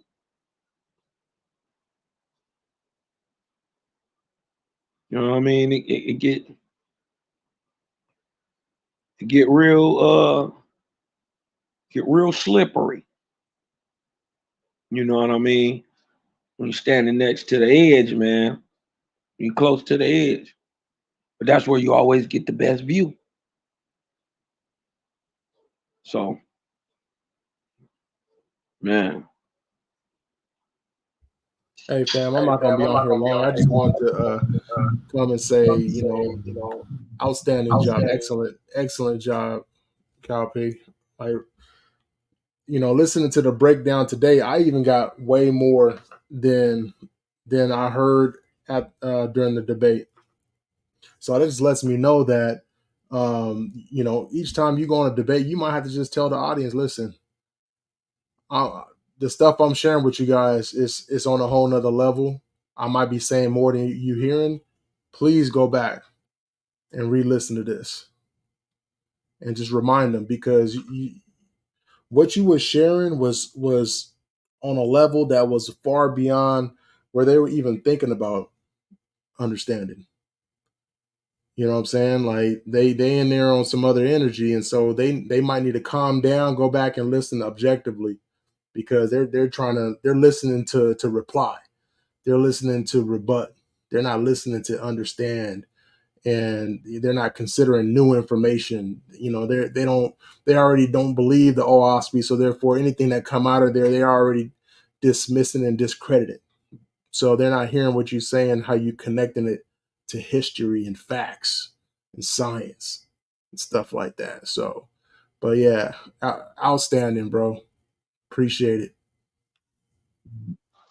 Oh man, good looking, bro. You dig what I'm saying? I thought so too, man. When you slow it down, it hit different. You know, you only got 15 minutes, so you got to kind of pace it out. You know what I mean? And you want to edify at all times, man. But you also want to prove your point. And sometimes, you know, getting into it, man, could take a little bit.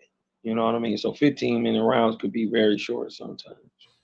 Yeah, I mean, with the knowledge that you have, it's so vast that you might need to just say, okay, I'm only going to touch on this little segment and just dive deep into that and drive it home until they get it, because I'm hitting so many different things they can't keep up. It's just too much. It's too much. They're gonna have to sign up for the class to get the rest of this. Right. Dang. You know, what was your what do you think your reasoning, or why do you think the judges seen it the way, or the people who gave their opinions after the debate? Because they ain't no judges, wasn't no judges. They was just niggas who was talking. But why do you think firstly that they wanted to judge this debate about something they don't know about? And then I brought out material from a book they don't know about, in real-time science that they didn't know about. You know what I mean? So you're right, I might have been over their head. Had I dumbed down on some dumb nigga shit, you know what I mean? They be saying I'm the GOAT. You know what I mean? They, oh, he the GOAT. He's Yeah, greatest of all your time. information would almost had to be a class versus a debate, because a debate, it's almost like your audience or your judges got to have a baseline knowledge, understanding, or some type of understanding of what's being brought out. If it's new to them too, they can't even really rightly judge it. If they don't believe the book being valid, that's the starting point. So everything that come out the book, they're not even going to agree with anyway. I just didn't like how they were allowed to, in a sense, influence people who are watching. Now, if you watched the debate, it was clear. It was clear. It was one of the most glaring wins I've ever had. And I've never felt this good in quote unquote defeat ever. Ever. It And you see, reminded me of that debate that Malachi had at the Source Debate League. I had that same thing, because when in between, first of all, they kept cutting you off, and in between the rounds, how they was kind of going hard on the other brother. I was like, oh, they trying to make it sound like it's fair. So it's a setup. And look, to prove that, and soon as I got off the phone, Sonetta called me. He didn't even know I debated. He was calling me to tell me that Zion Lex wanted to set it up. He was like, man, don't go over there and fuck with Judah Nash. I was like, what you saying? He was like, man, they gon' because I thought he was playing. Like, what do you mean don't go over there and mess with him? Didn't you just see me do this debate?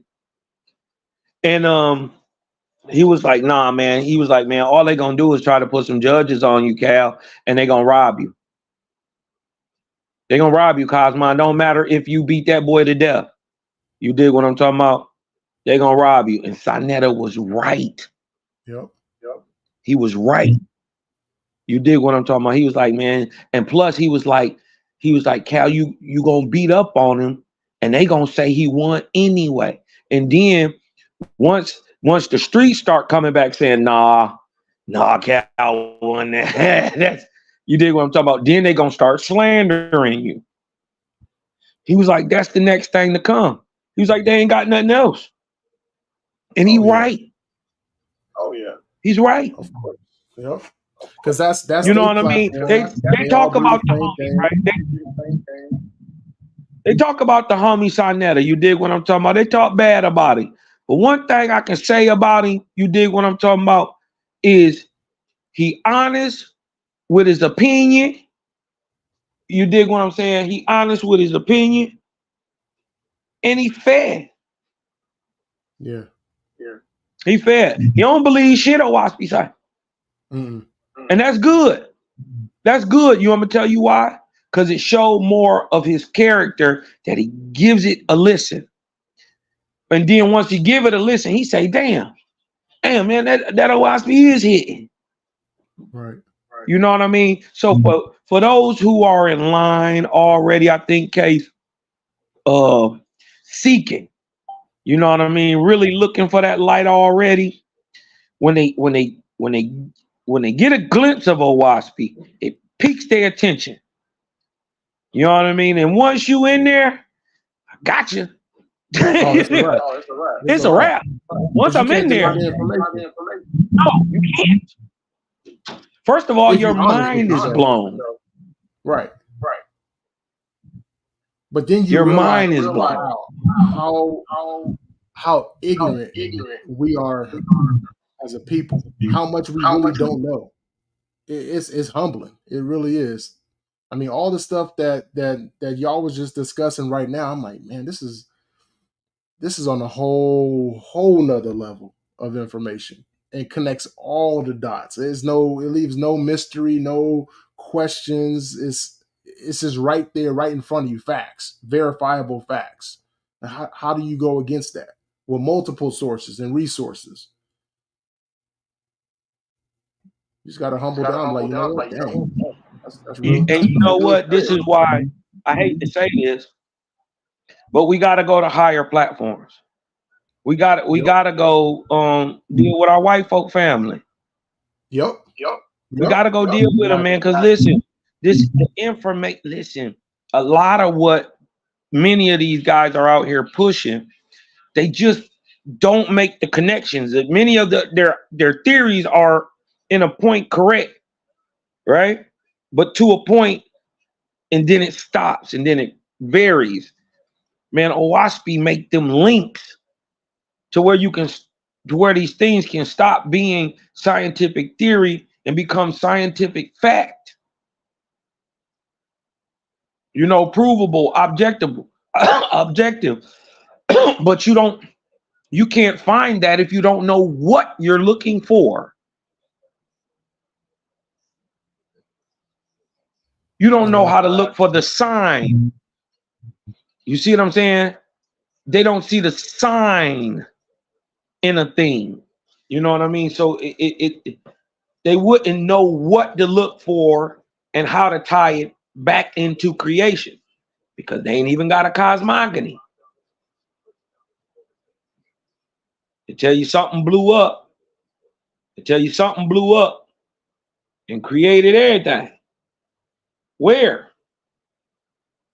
It basically, they tell you if you put a nuclear bomb in a scrapyard, once it blow up, it'll create a 757 jet with a pilot on it already ready to fly.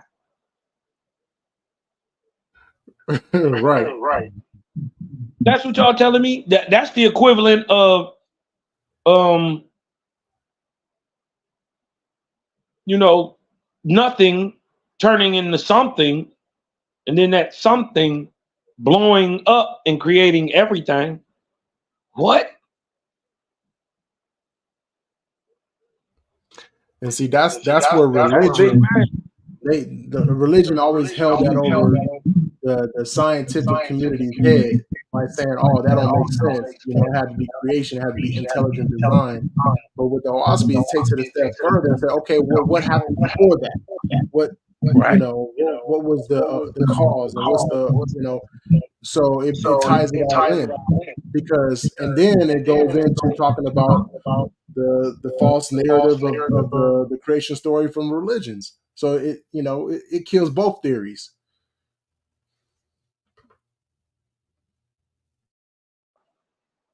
What if did you get to see the part about YAHWH'S? Yeah.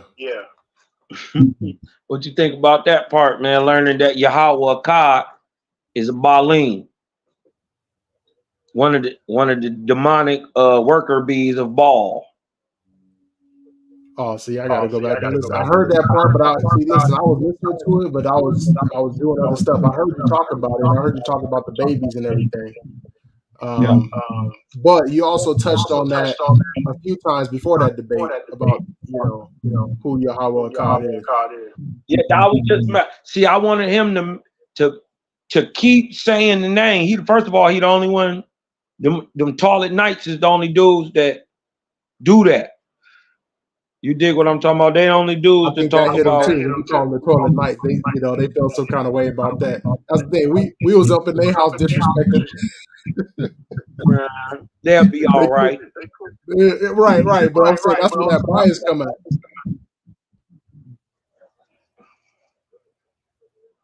Yeah, you know what I mean. They gonna be all right in the end of the day. Oh yeah, it'll be all right. After they lick their wounds, and they go back and watch the tape.